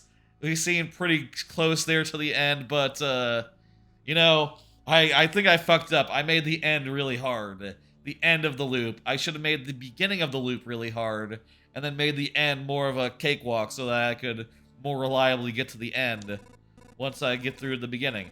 Does that make sense logically? Do I watch any sports? No, I'm not really a big sports person, Paul. I like sports anime, but that's all fiction. You know, that's all fiction. That's you know.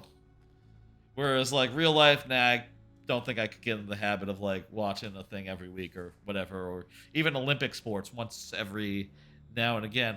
Trying to think, are there any sports that I have watched like even on YouTube or something and gotten into? No, not really.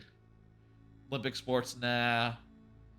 Even ones that I play video games of, like skateboarding, you know, I haven't really like, you know, the Tony Hawk is more my speed than like real life skateboarding.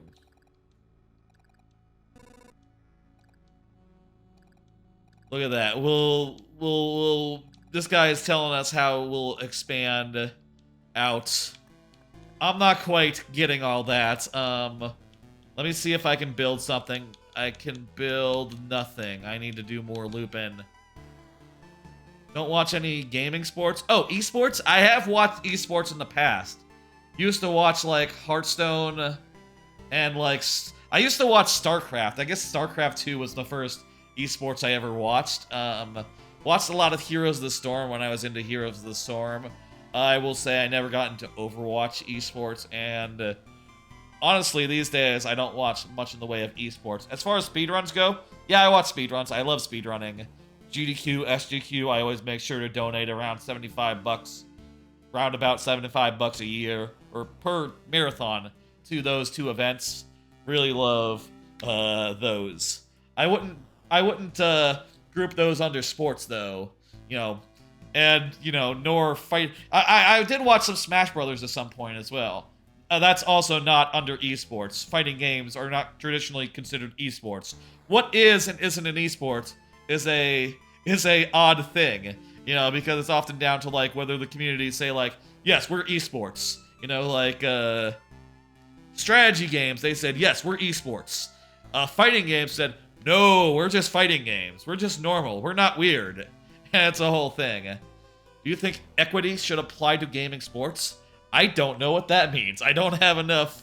I don't think there's that much money in esports, honestly. So, you know, I can't speak to that. Folks, it's 3:30 in the morning. It's time to end. We went pretty late, pretty long. We played 7 games properly, and we tried our best on Deathloop, but it just wouldn't connect. Let's do a little recap here, just going over these 7, 8 games that we played tonight, this 7-hour stream. Most of it, or like the first 3 hours, was spent on Sea of Stars. Chrono Trigger meets Paper Mario, but has a whole bunch of new ideas about how that should handle. I'm really impressed with Sea of Stars. I super want to finish it. I want to keep playing it. And it's probably going to make my top 10 almost definitely for this year. I am so pickled tink. Pickled tink? I am tickled pink by it. I like it a lot. I'm definitely going to finish it.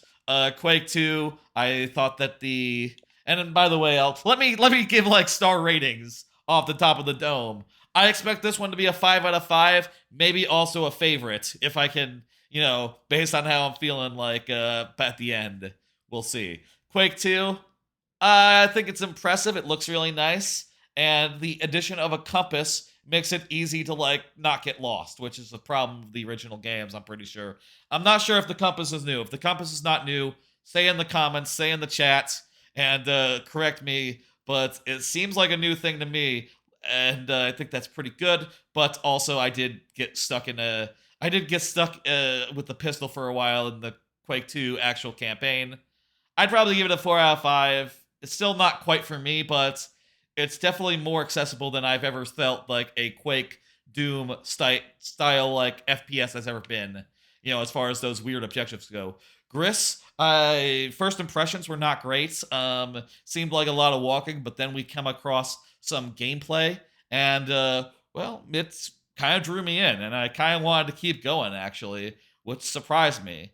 I'm thinking now it could be 4 out of 5, or maybe even a 5 out of 5 if I were to like go back to it and finish it off stream. And probably not that long, so I could do that. Deathloop, we tried to play the online mode, which I've never played before, but it would not connect and kept on freezing.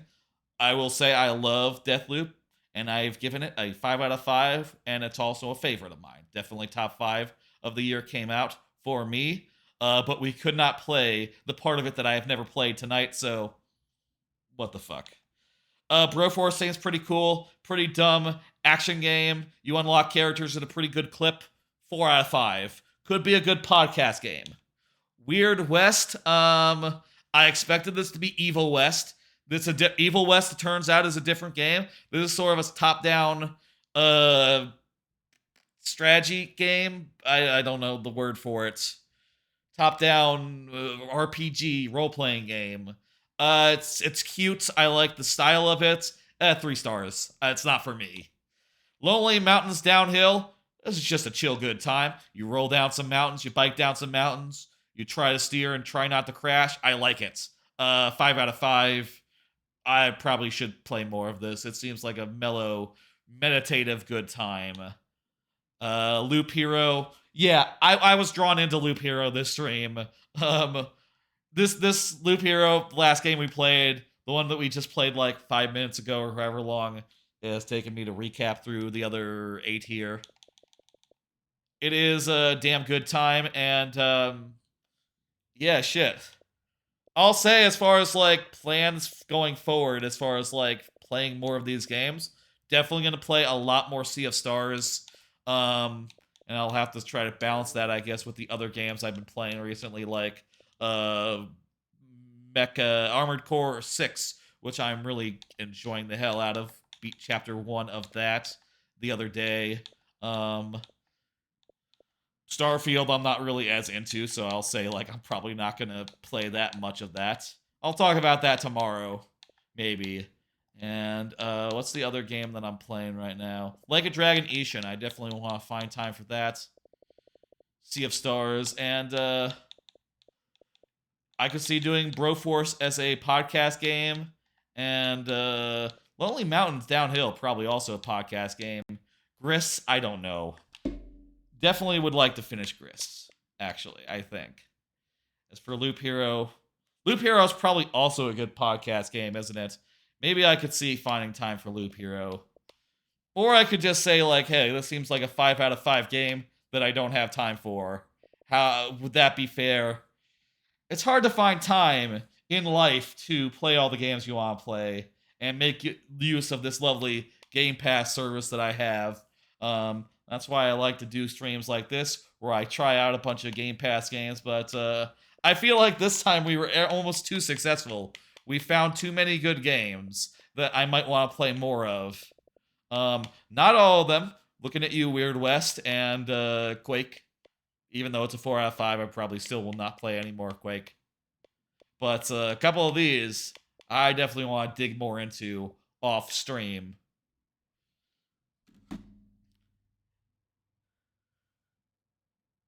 This has been a Game Pass stream. Let me go ahead and see who is online and do the raid and do all that and sign off. I will say probably do another Game Pass stream in like a month or two. Definitely when in November when Persona Tactica hits. That'd be in 2 months, I guess. We will definitely do a Game Pass stream when that happens. I don't know if we'll also do one in October. I'll say if we do one in October, Texas Chainsaw Massacre will be a good one to do during the spooky season. But why is not one of these in quick select? Doesn't matter. we still have a lot of games that I haven't played that I've downloaded from Game Pass that we could look at for, anywhere from 10 minutes to an hour or multiple hours. So, lots of potential.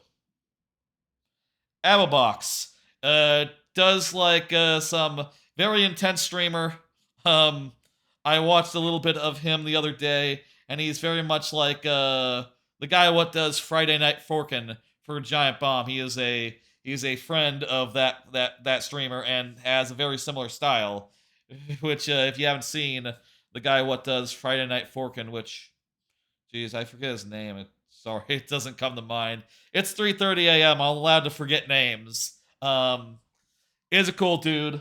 Let me go ahead and I'm gonna like pull up Sea of Stars again just for a second and pull up the schedule. I will see y'all tomorrow for Friday evening viewer levels. That'll be around 6 p.m. Central, as it always is. I have a number of cards already made for that. I'll probably make a few more before that stream.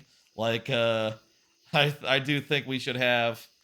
Jesus, there was something about. Oh yeah, we'll have. I'll put in some sort of esports card into the lineup. Actually, that's not a not a bad idea. I'll put that esports card there. I'll write that later. And yeah, that'll be tomorrow. Monday, we'll be doing the finale of StarCraft True Wings of Liberty. After that, Monday will be for Twilight Princess HD. Not sure when that'll start, but we'll see. I'll see y'all tomorrow. Next Thursday, I don't know what it'll be. Friday, 6 p.m. Central, viewer levels. See ya, folks. Oh, I forgot to, I need to remember to get the stop thing ready. Okay, folks. I'll see you later. Bye.